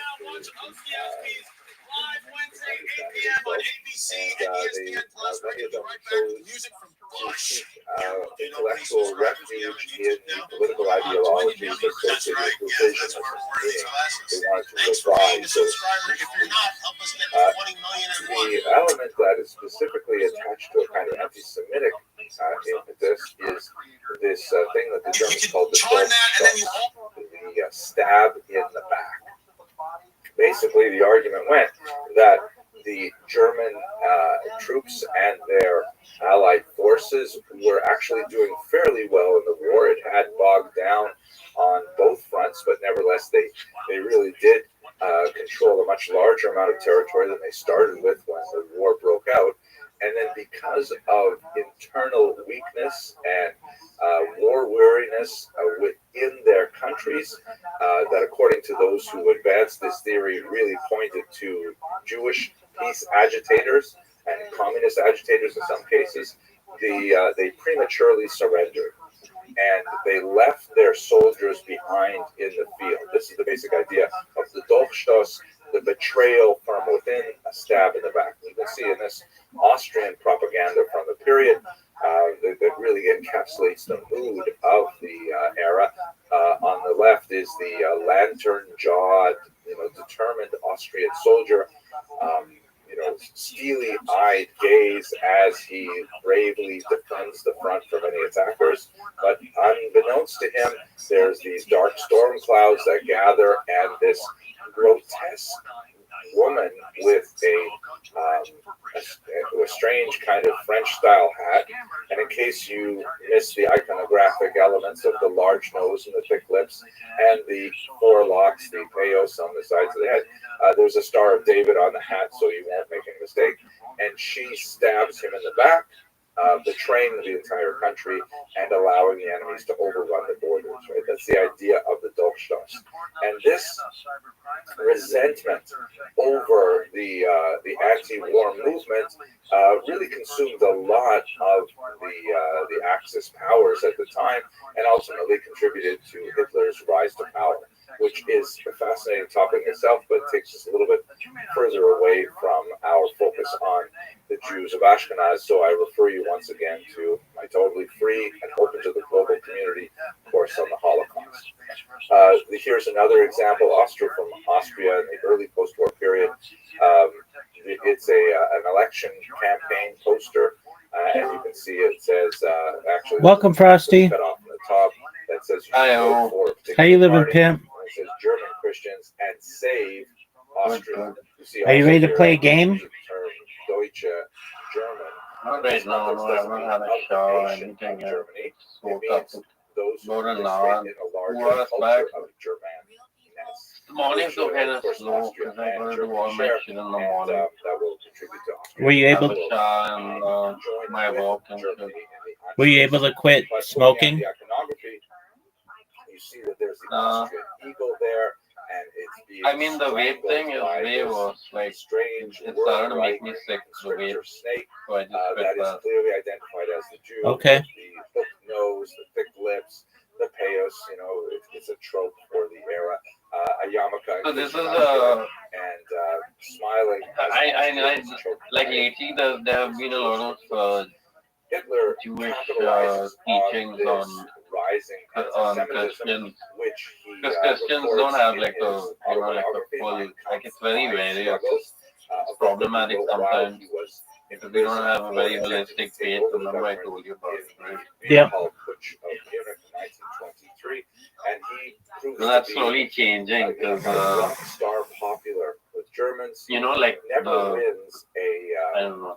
They're focusing more on Trinity rather than saints and but he stuff does like a just plurality, regular living kind of thing. minority chunk.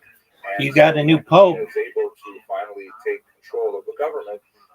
He then Yeah. imposes Now, essentially a form what of else has martial law. happened since then? I don't remember the news even. Really in 1933. Yeah, the Israel-Palestine thing got pretty bad, right? Still is. Word dog. 1935, And then Iran. Yeah. they established the Nuremberg What do you Law. think is happening with the Israel-Palestine thing? I don't know. It's like, I don't know, man. I just like Holocaust, because if I get annoyed when like people kind of get upset by it all the time because inflated rhetoric. I don't know. Some people just watch like tragedy after which Hitler is prone sit to there, make, and, you know, including in January. Yeah, I mean, call it out. I- Then it happens again, and they call it out. Right. I want world peace, so that's my stance on it. In an intentional way, the use of Cyclone Bay in the gas chambers, Yeah. but rather What about a reference Palestine? to What do you think? Like, his desire that Jews gonna should happen? suffer the same. I don't know. I'm not a kind of, soothsayer. gas I just know I want peace. that he and other German soldiers had suffered during World War I, specifically chlorine and mustard Yeah. gas. But nevertheless, there are a lot of Jews who are anti-Zionist as well. demagogic statements. I don't know why they have that identify the distinction, Jews but if I you are don't know. going to It's sort of like So one of the very first efforts in this regard was this law, the Nuremberg Law, which clearly defined this eternal question: who is a Jew? And as you can see on the left you have Deutschblütiger, or German-blooded. These are Germans who have no Jewish grandparents. Is this about extremely important Nazi culture or something? What's going to happen? Yeah, it's about the Holocaust. Interwar years continue and you go into the Holocaust. German citizens will have. Would you rate Trump as being like just as not Jewish, just as nefarious as Hitler? Oh, I don't get political like that. Industry of genealogy that develops. Then you have moving to the right. Yeah, I guess that's the same thing. Second degree mixed race. I don't know. I just study one Jewish parent. a lot. Right? In Jewish law, that's my thing. The maternal line has a special consideration that if one's mother is Jewish, even like dictators, like really harsh dictators, belong to like a sort of archetype. But the Nazis didn't care about that. They're working with this. And it's the same with Hitler, is that ideology. He, it didn't matter whether it was paternal or maternal. His ideology of the anti-Semitism was that mixed race is someone who has it was rigid on. As soon as you get to the point where you have a person with 3 Jewish grandparents, that's called a Jew. Right? On bloodline. The second from the right and the right. What happens is that sometimes kind of, I don't know what it does. And the reason why this was significant and important is because Germany had actually a very definitely some sort of regression rate between Jews and non-Jews over the last. We still don't know what happened at the end of World War II, for example. Nowhere near the intermarriage rate that pertains, for example, with American Jews. You know, like we know what happened after World War II, but we don't know what exactly really happened at the end of World War II. And so that meant that a lot of people were partially Jewish, and the state had to identify them and to categorize exactly which restrictions would be applied to them. No, but I sort of think like people don't get it too much because Putin talks about it a lot, but it's like everything, every war is based on once you had a definition of Jews, geopolitical conflict happening in different regions of the world. Such as, it's precisely the same reason that people form alliances, like countries form alliances. Or you can put up signs outside town saying Jews are unwelcome here or are unwelcome guests and things like that. And you can slowly start, isolating them from the larger community, which you see in a whole series of laws that are imposed after that Nuremberg rally, excluding Jews from civil service, excluding Jews from working, for example, as teachers in public schools, and of course excluding them as children from the public schools themselves. All kinds of things that were imposed upon them through legal discrimination. But the lowest point before the war is undoubtedly a massive nationwide pogrom called Kristallnacht that clearly had advanced like when you study a lot for some kind of pretext in order to I don't know if you have to do that anyway, but I don't know, maybe you have like something, you have some stuff forward. On the night of But 1938. Have you decided like specifically to like the teaching stuff? A very clear signal to the Jews. What do you mean? That situation was escalating. Like you could combine kind of like grand of whatever this is, right, and use it to teach like modern era stuff in Judaism, whatever it is. Perhaps I've thought about being a professor, but I, at this point, just am a lifelong learner.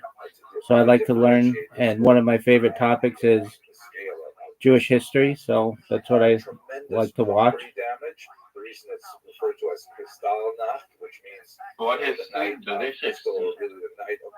Jewish history. Refers to the tremendous number of shopping doors that were broken. Yeah, as the rioters went through the towns, led by some of the hooligans of elements in the Nazi party. There was, literally glass all over the streets, littering the streets, and so that's why it acquired that particular name. This signaled to Jews, without any doubt, if there were any questions beforehand, that they had to leave Germany. And as you can see from this map, about 130,000 of the 500,000 Jews living in Germany at that time managed to flee before 1937, before Kristallnacht. The great challenge, however, was that most nations had been closing the doors to immigration over the late 1920s and into the 1930s, and it was very difficult for Jews to gain visas to be able to actually immigrate to some other safe climate.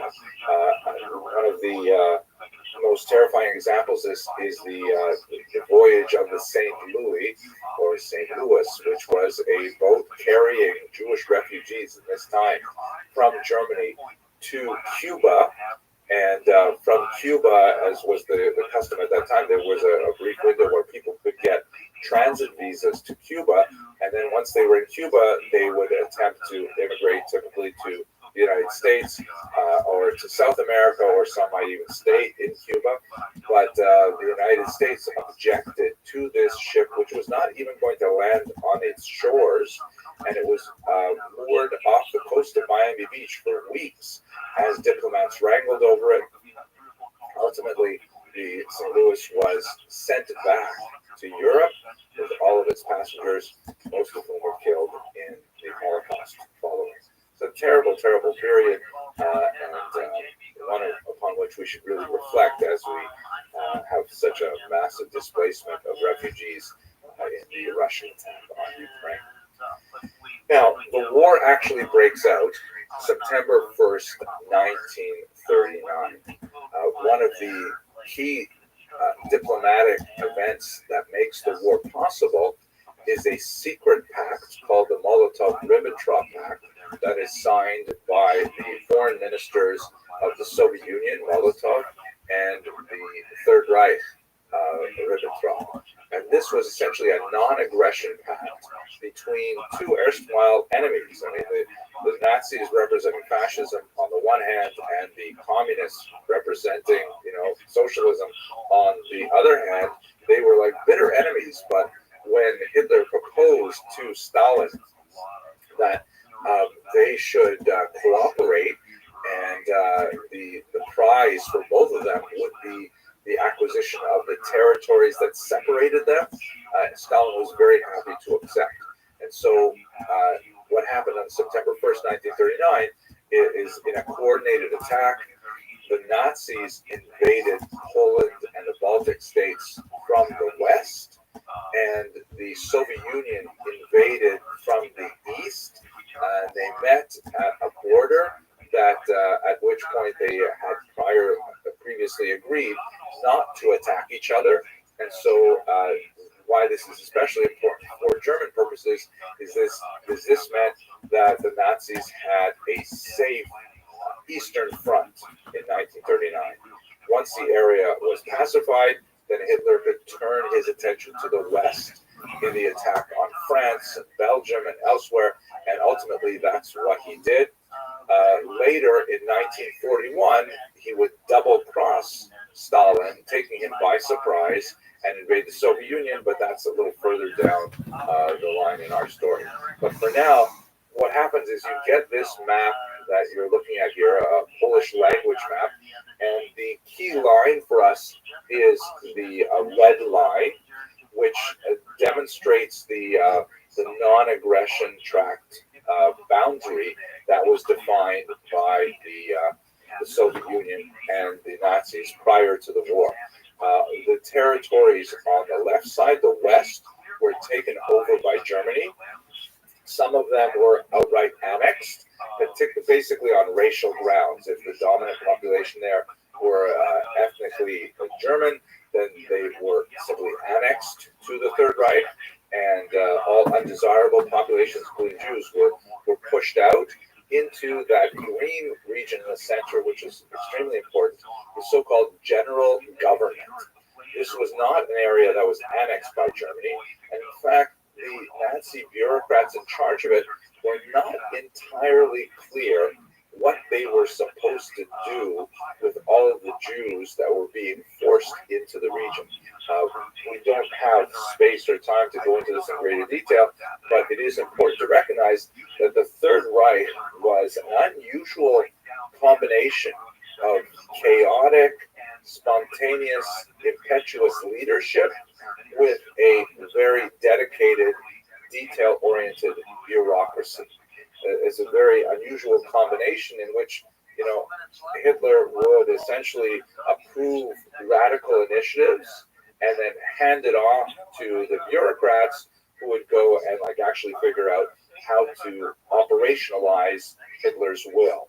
And if Hitler would change his mind, then the bureaucrats would have to undo what they had been doing or work on something else, and they did so with great fidelity. But it also meant that at the highest levels of the government, there was chaos and often contradictory impulses. But we won't go into that in greater detail. But anyway, the general government is going to be extremely important to this heavily concentrated, and they would work towards their Can you do an Irish accent?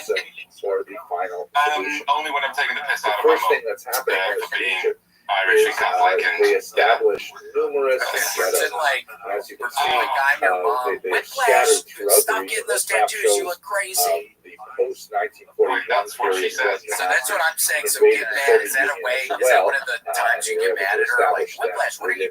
Stop gaming so much. Stop playing Baldur's Gate so much. The green, the yellow, and black ones were established I live alone, so she doesn't see me. first invasion. No, but And pretend this like they have not clearly articulated or defined Whiplash, put the milk what down. they were That's not intending to milk. do That's with syrup. the Jews. They certainly wanted to I control thought you were them. going to say semen, but And the anyway. ghettos Whiplash, were that's a semen. subject Don't of some get my nice debate jar in from the the cabinet. internal Nazi hierarchy.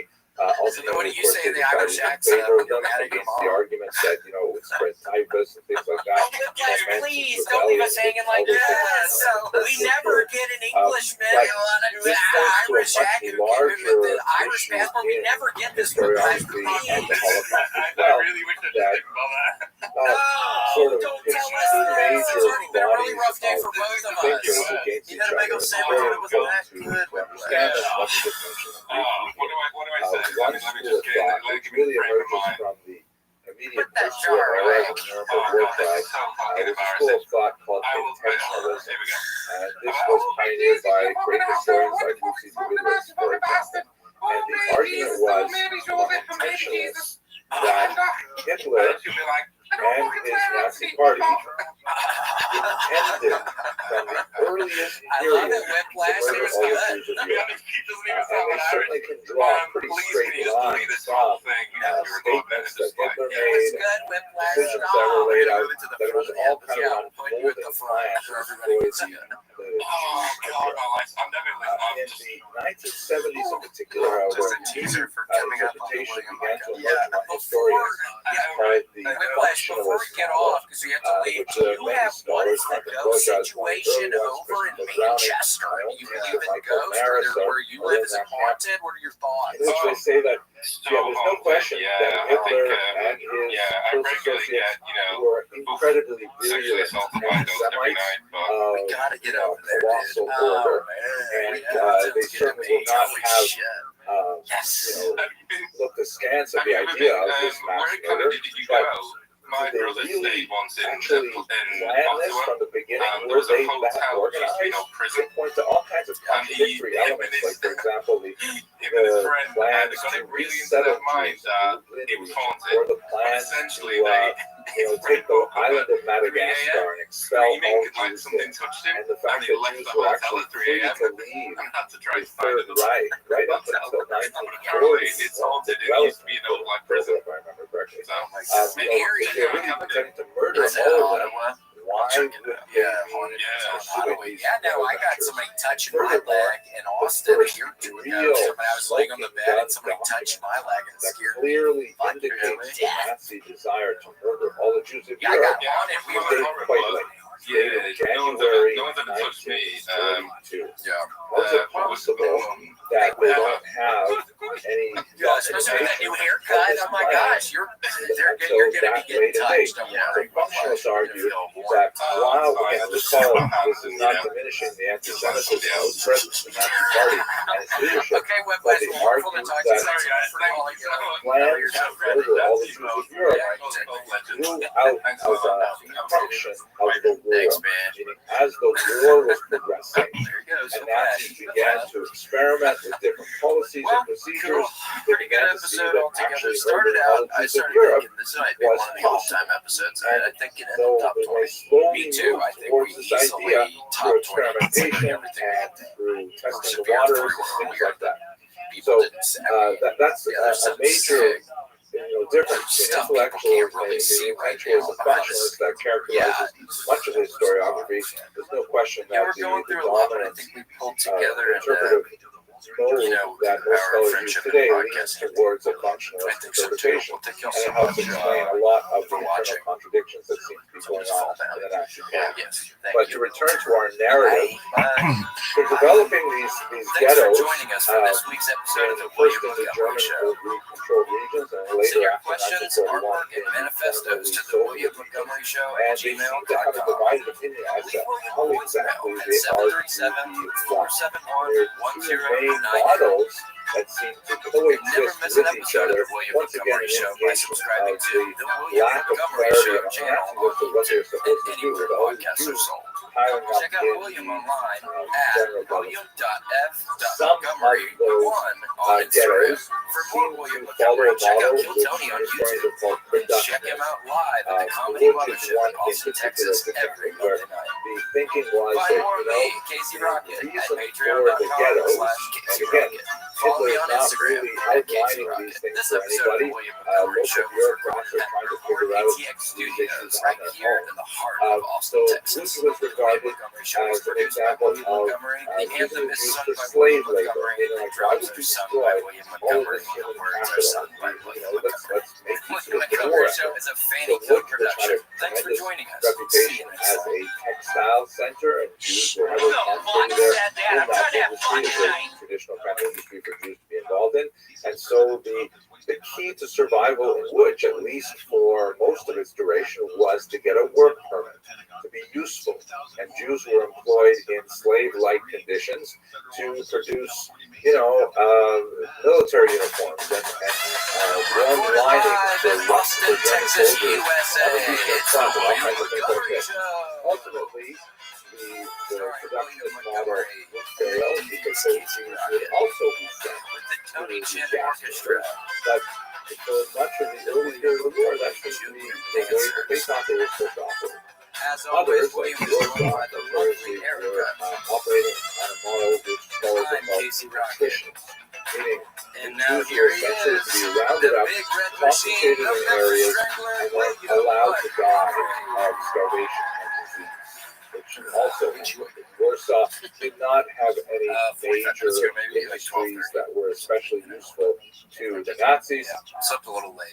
They were given I was sparingly from time to time a ridiculously low ration of food, like 150 calories per Yeah, I was person, watching which this show called The is Terror. absurd. No one can survive on that. AMC And show so about the Jews of Warsaw strove to figure out ways to smuggle in food from the outside, to engage in bribery with local Germans and Poles to try and bring in more food, but it was subject to tremendous deprivations. Inuit monster. People simply Yeah, literally he dying kills in them. the It's a really streets good show. of It's really hunger. good, but then I was up much later than The that. once I ghettos finished it, are researching the famous dominant way in family which conditions. Ashkenazi Yeah, Jews there's some good ones. appreciated Yeah, there was the good. Nazi policies. Damn. That The sounds so Nova strange to say expedition. like that. The ghettos were the way in which Jews experienced Nazi policies from Yeah, wait, 1939 was that the until Nova the summer expedition? of That was a different one. 1941. Percy Fawcett That would got change lost in dramatically like with Ecuador or something something. called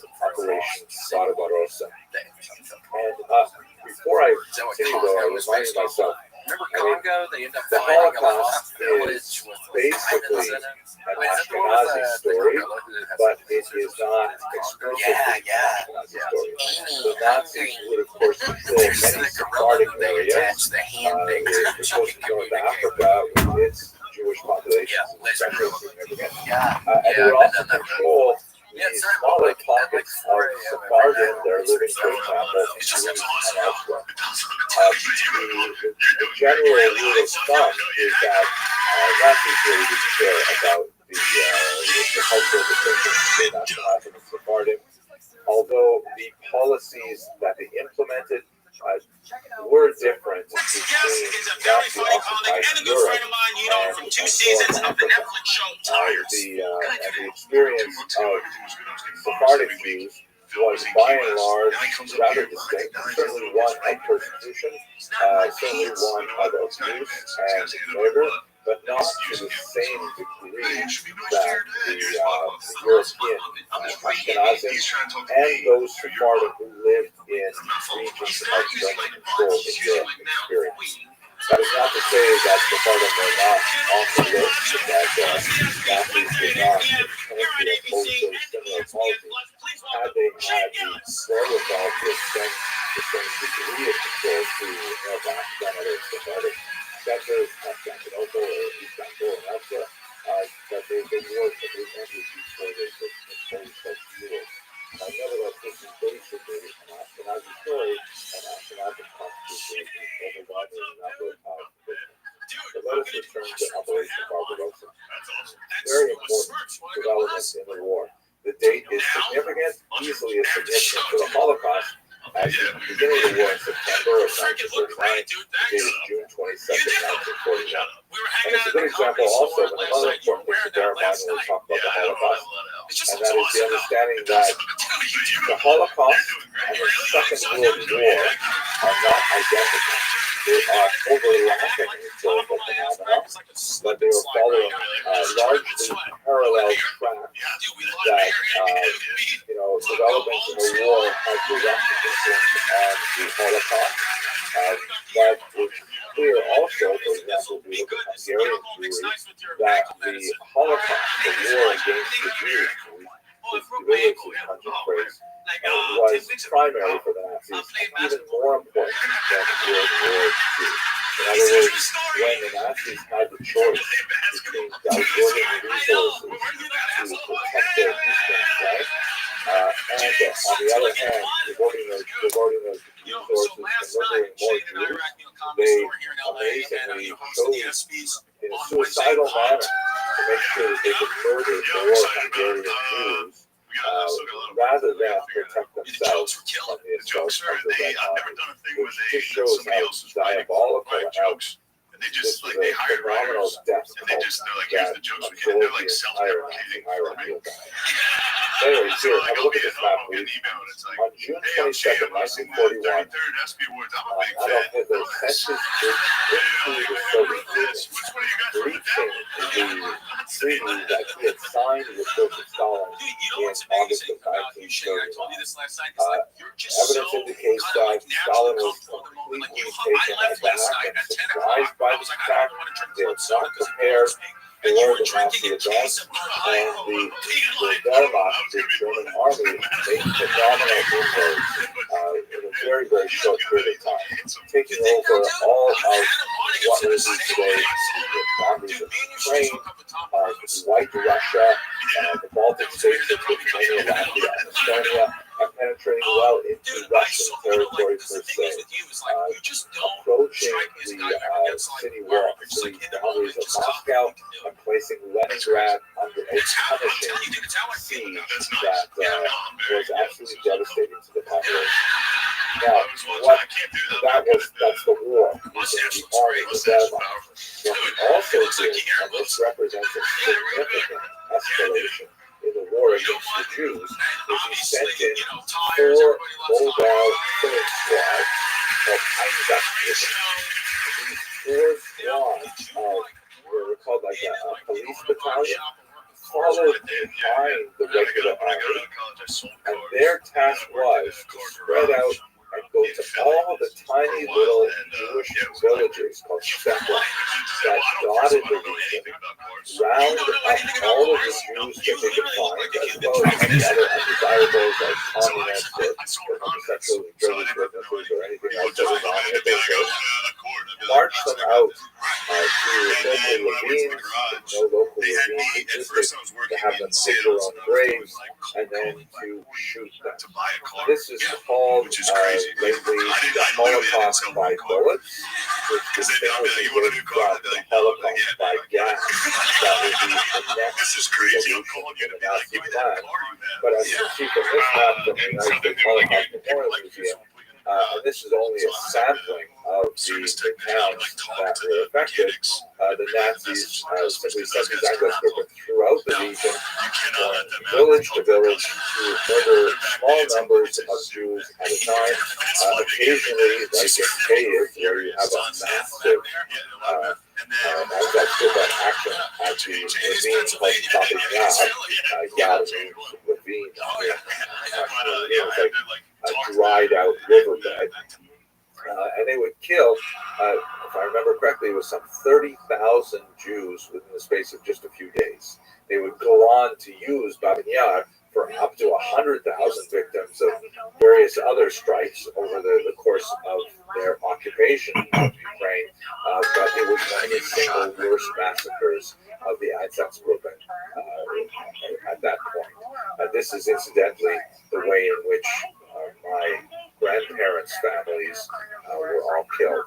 The only ones who were survived in my family were those who had emigrated to Canada prior to World War II and lived in safety while their parents and siblings lost their lives in the ravines of Lithuania. Here's one of the many photographs we have of the Holocaust by bullets, and various methods were used to process the Jews in this manner.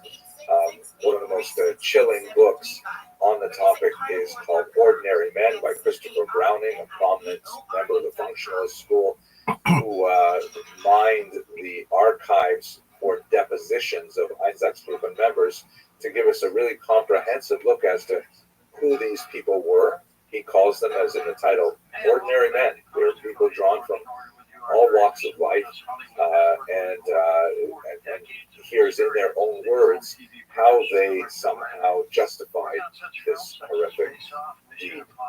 Now, what ended up happening is sometime in the autumn of 1941, moving into the winter of 1942, the Nazis changed their mind about how they were murdering Jews. There's a lot of speculation as to why they changed their minds.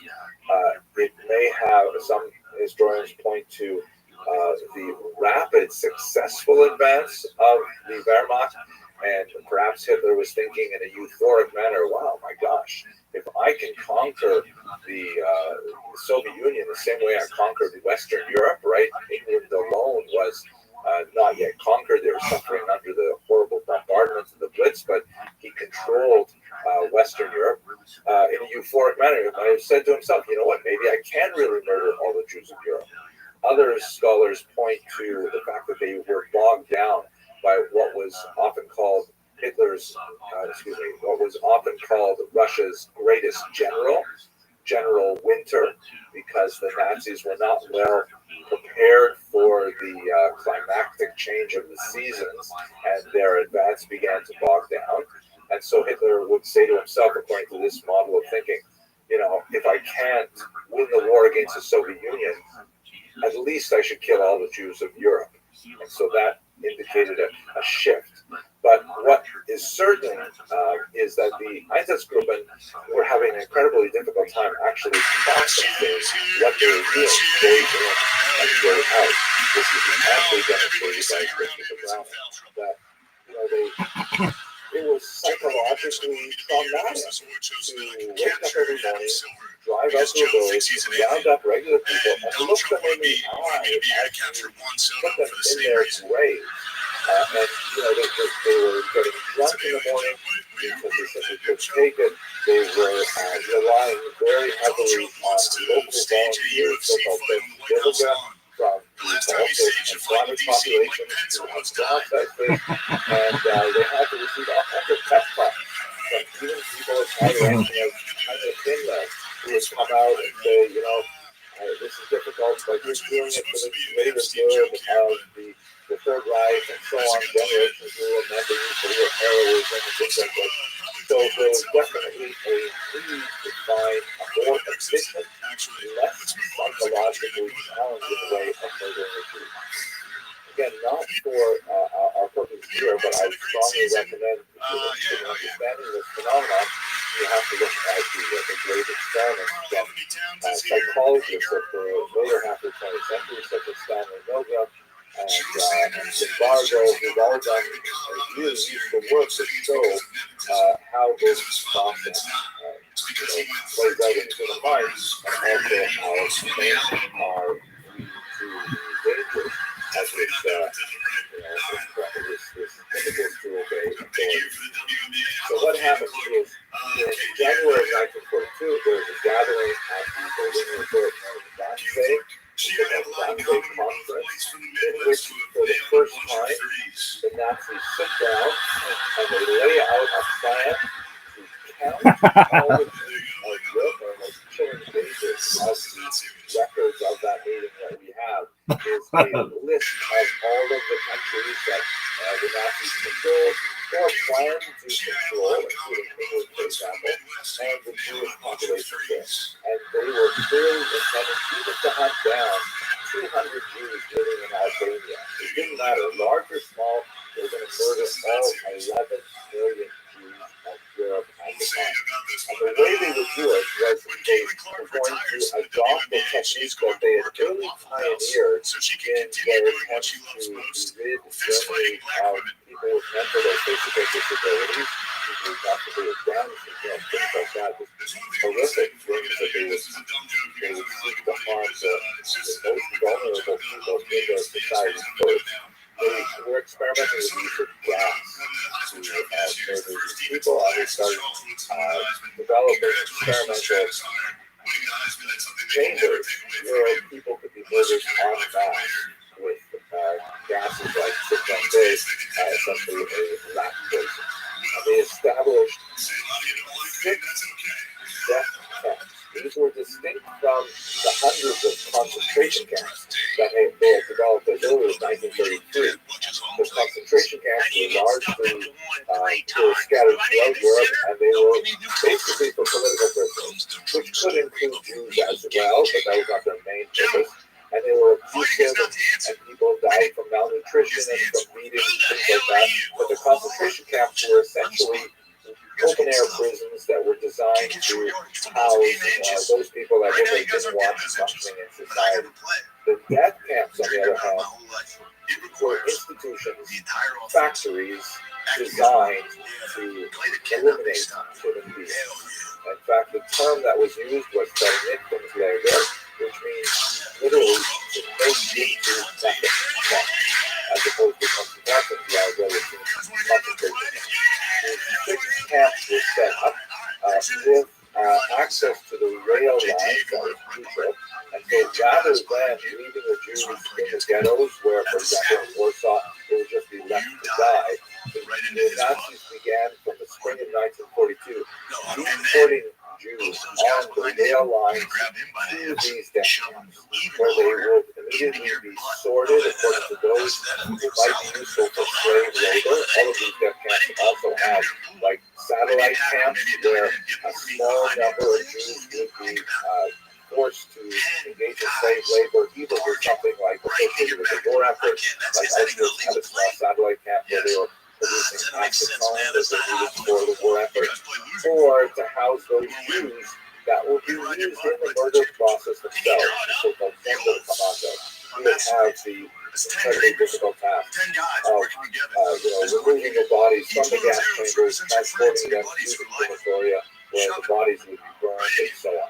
And these gas chambers operated with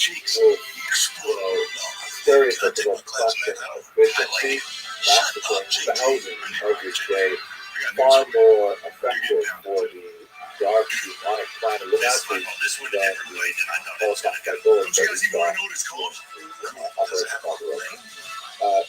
Jews were not the only victims. Millions of Poles were also deported to death camps in Roma, and a whole series of people from then they had a complex hierarchy of political criminals and regular criminals and homosexuals. Everyone was thrown into these camps and had to exist in this bizarre universe of suffering. When the Americans from the West and the Red Army from the East liberated these camps, they found the Jews who were used as slave laborers, incredibly emaciated. Many of them, thousands of them, died after liberation because they were given food and their stomachs were big. This would be definitely the darkest period of the Holocaust, and I would venture that it's probably the darkest moment in human history as well. Now, we should take some time to specifically think about the populations of the region, other than those who were direct victims of the Nazis by being sent to the death camps. Let us recall that between the beginning of the war in September 1939 and Hitler's double crossing of Stalin operation. There he is. How you living, pimp?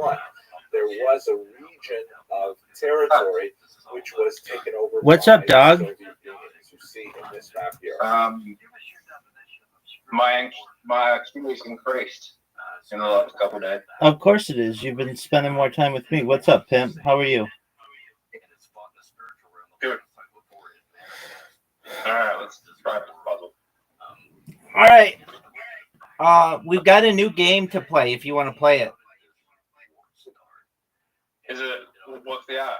What's the code? Is it here? Yeah, it's in Play-Doh. Is it new? No, you and I have played it, but there are different ways to play it. So we will play. Yeah, we played it not too long ago. So it's Carom, and we're gonna play it. We're gonna play a private game, freestyle to 210, and I'm gonna send you an invitation, and you're gonna have the invitation right now. All right. The goal is you can see what the points are on the left. So black is 10, white is 20, red is 50. Were you aware that you had an invitation?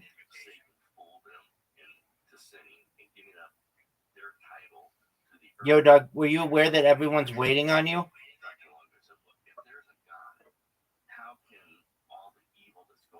Yo, Doug, were you aware that everyone is waiting on you? Yeah. Okay. What percentage is your phone? What'd you say?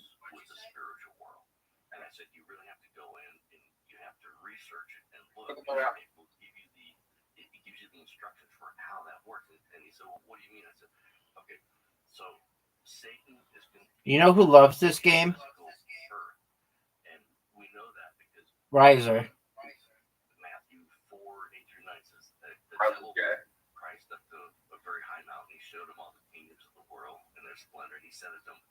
I'll give you all of these things if you fall down and worship me. Now, he couldn't have made that claim if he wasn't the ruler of the earth. So how did he get that title? When Adam and Eve sinned, they gave up their title to the earth, and Satan took over.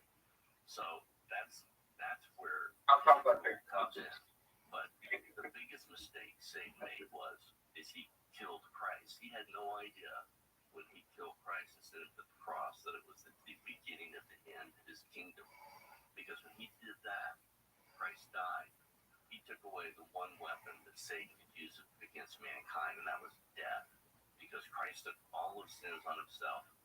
He went down into hell. He took the keys of death from Satan's kingdom and came up and delivered us so that we would be eternally with him for those who accept Christ in his kingdom.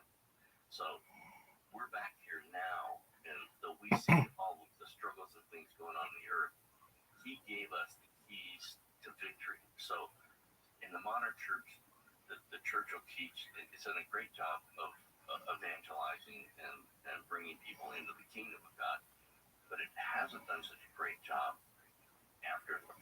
saved to say, okay, now you're in God's kingdom. Well, here's some rules you need to understand that you're now part of Christ's kingdom and you're part of this battle, right? So now that you're on Christ's side, there's a few things you're going to need to know, like the armor of God that Paul talks about, right? So you put on a helmet to protect your head. It's like a soldier in a Fort Operating Base. He wouldn't get out of bed in the morning and go out on the front line without putting on his protective gear. Did you go to the gym? He puts on a body armor to protect his heart, his vital organs. He puts on his belt. Are you going today? If he needs a shield, he's got a shield he can hide behind, and he's got a weapon to defend himself with. How did you increase your IQ? That's the armor of God that Paul talks about. So in the morning, when you get up, How did you increase your IQ? that's where prayer comes in. My week is spent with my blockers on, so I can walk the top of the back. And then also, the flip side of that is when you go to bed, you go to sleep, you recharge yourself. And I've been playing with the You need to pray for that also, so that Dog, you're really hard to understand. so you don't have demonic forces intruding into your dreams. Yeah, understand me. Attacking you, things like You're that. very difficult to understand. Are you sure your mic, your like fingers not in front of your mic or something? They were very Yeah, good at evangelizing, but Can you hear me now? it's like It's still not as good as it normally is. Matthew 10 says, he says, as you go, proclaim the kingdom of heaven has come. It's better. The sick, raise the Yeah, dead, I guess. leprosy, drive out demons. I bought the block design toy because my week is pointing to IQ test with the block design. Deliverance is a Okay. And so when he said that the So I sun kept was out, So I keep on playing he with the said 72 hours. block design. He said, Like the block design. Do you think you're still gonna suck dick at mini golf, or do you think that you're gonna not suck dick at mini golf? Here's the thing, Rabbi. I can study the Welsh IQ test and study that, and then go into the 5 IQ test and don't study that and actually know my proper IQ. Okay. Why are you so obsessed with IQ? Christ coming back and dying on the cross gave us the legal authority to reclaim territory in his name. So when we see wars going on, we see people being he's given us authority to pray against those I want to document. wickedness. I want to document in the heavenly places. all the same way you're documenting your life. Each country. You want to document what? Each city has a straw man. I want to document my life.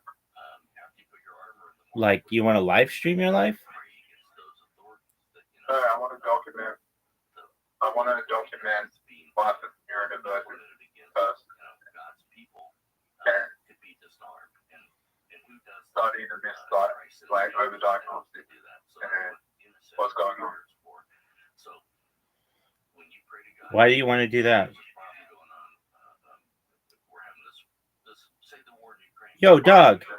Yo, Doug, weren't you going on, what, didn't you do stand-up on Monday? Sorry. Next Monday. Okay, what's your joke?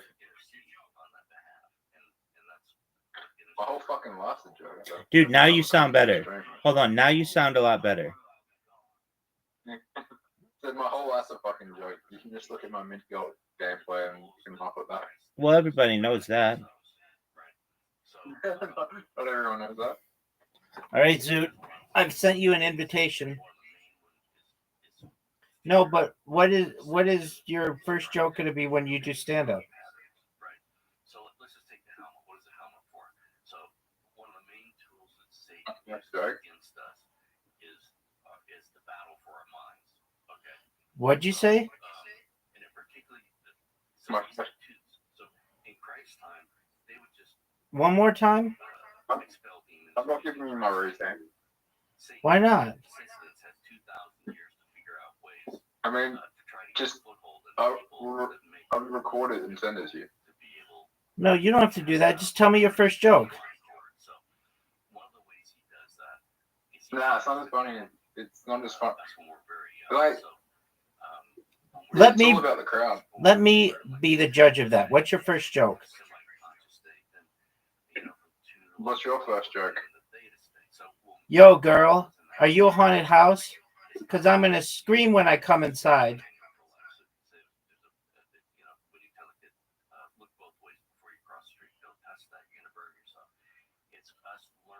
That's funny.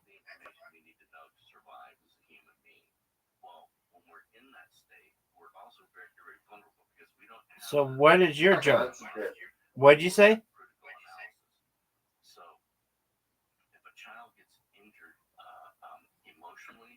What did you say, Zoot? What's my first joke? Yeah. I want to have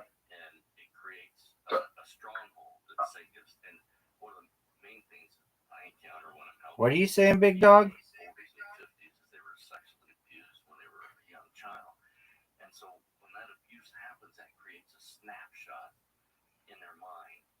I really don't know. I'm not giving away my joke. I just gave away mine, and I just had one of the best shots of my career. Last time. I just gave you a joke. Now I want to hear your joke.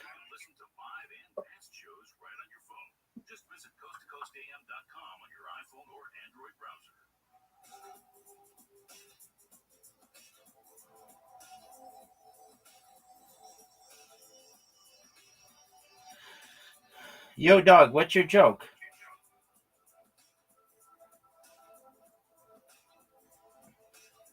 No, it's not like a joke. I just want to tell people my life story, which is funny. People are going to boo you. Why? Because that's not why you do that. That's not what stand-up generally is. Oh, fuck you, Zoot. Stand-up is building a connection with the audience and making them laugh. Okay. So, connecting with the audience. Okay, I'm in agreement with that. So pretend you're on stage right now. How are you going to make me laugh?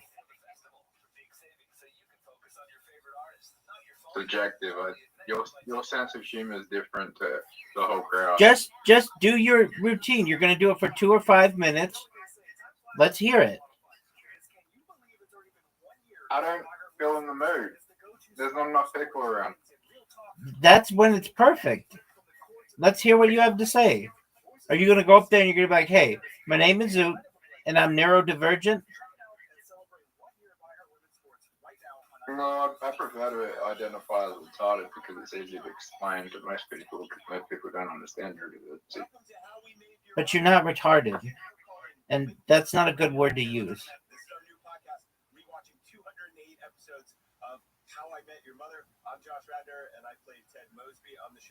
What's the definition of retarded? That's kind of like a slur. You don't want to use that term. You might say mentally challenged or, specially challenged, but you're not that either.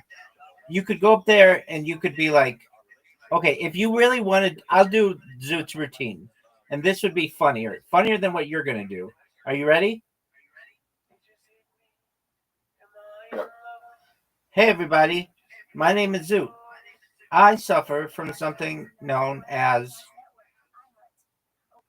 Tourette syndrome. I don't know if you've ever had any kind of situation where you've had a thought that is in your head that you really, really, really didn't want to say. Well, when you have Tourette syndrome, the unfortunate thing occurs that you end up saying it. And it can cause you to say some really awkward things at some really inopportune times. Here are some examples. And then you can give real life examples. I haven't had that bad of an experience with Tourette's where I've said something. You could just make up stuff. It doesn't have to be real. So you could be like, this one time I was in the grocery store and I saw a really, really large person there. And it caused me to say,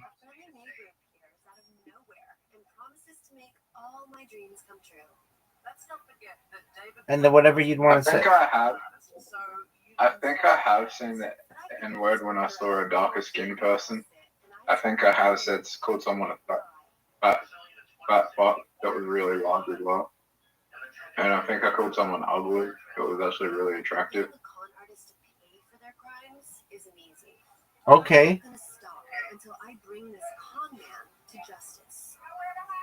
I'm Caroline DeMore. And I've definitely said the name, saying the wrong name during having sex with a girl. But everyone's done that. No one's done that, dude.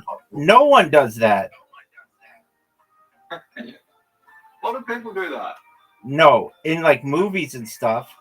But real people don't fucking do that unless they're like cheating on their spouse.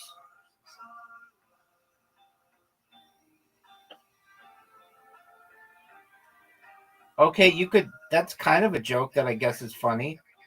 So you could be like, "Hey, everybody, my name is Zoot. I suffer from something known as Tourette syndrome. I don't know if any of you know what Tourette syndrome is, but it causes some tics, and sometimes it causes me to say things that I don't mean to say. Like, I've been having sex with a girl and said the wrong name."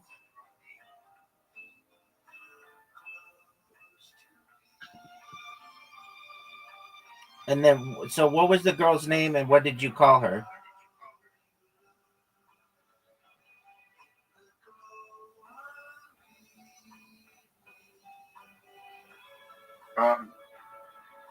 Fuck, so long ago.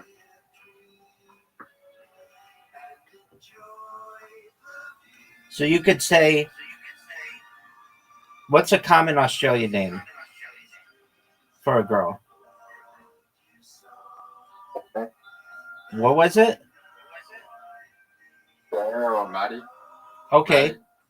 So I was fucking this chick named Maddie when I inadvertently called her the wrong name. It's really awkward when you call someone named Maddie Beyonce.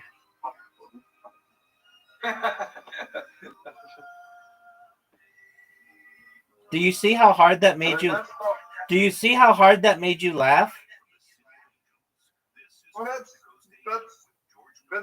the fact. The fact is, like, it's not even that bad of a deal because like there's only fucking one person in the world named Beyonce and she's a singer, and there's no way that she's gonna be like, oh, you fuck Beyonce on my back. No, she's gonna be like, oh yeah, you're gonna. What do you want to listen to Beyonce right now? No. It's the fact that you just laughed at something that I just said, and that's what you want the crowd to do. Yeah. I know how to make people laugh. I just can't fucking function right now, so I'm not in the mood. Thank you, George. Paranormal data is available to you by going to paranormal. Have I made you laugh before right now? Yeah. At what? Sometimes it's about sort of stuff that you do. Yeah. For the exclusive stem cell wellness kit that works with your body's stem cells to assist your immune system. Oh, I could just talk about going to the gangbang and people would laugh. Okay, so that could be one. You could be like, hey everybody, my name is Zoot. I was once in a gangbang at an adult bookstore. It turned out that there was a woman who I met on Reddit, and she was looking to get fucked by as many guys as possible. And I was cool with this under one condition, that I got to go first. And while that seems really cool to go first, unfortunately, what isn't cool is when you cannot get an erection when she's sucking your dick. So here I am in front of 25 fellow Australians trying to get a boner, and I'm limp as a fish, and there are like 20 guys waiting on me to come, and I absolutely can't. I mean, there are guys who are looking at their watch, there are guys looking at their phone, and here I am just trying as hard as I absolutely can to get a boner, and I couldn't.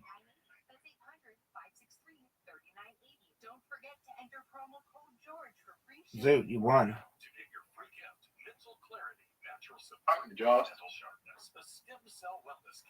So that's kind of a funny story. I mean,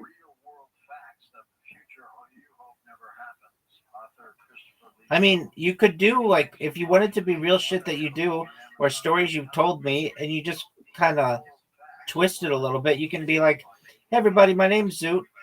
I'm really into cryptocurrencies, but not just any cryptocurrencies like Bitcoin or Ethereum or Solana. I like funny sounding cryptocurrencies. So the ones that really attract my attention are ones like Fat Girl Investment Corporation. Why that? Because investing in Fat Girl Investment Corporation is like buying Bitcoin in 2009. yeah, because you're investing in fact. Gals is like buying Bitcoin 2009. That's what I You just gotta find said. a fat girl. You gotta go to the gym, find a fat girl, and invest in her, and then yeah, Isn't that what I just said? yeah, pretty much. But you said it was a token. I have driven a limo for 11 years. It might sound glamorous, but it's tiring, repetitive physical work. I got to a point where I was in severe pain and couldn't bend my leg or stand up straight when I got out of the vehicle. Then I fell and jarred my neck really bad. I could not drive or lift anything for months. All right, so you've got like enough jokes now. I mean, they're not really that funny, but they are good enough for you to use. Yeah. Anyway, I'm gonna go eat and I'll be back. And then go on the gym. All right, well, charge your phone, dude. Okay. My life has completely changed, and I am so grateful to Dr. Joel Wallach. My name is Ruth Ellen Sanchez. Visit criticalhealthnews.com. Sign up for the newsletter to receive Dr. Wallach's 10 Bad Foods list and other invaluable nutritional advice.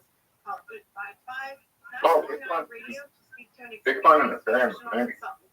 That's 855-949-7234 and criticalhealthnews.com.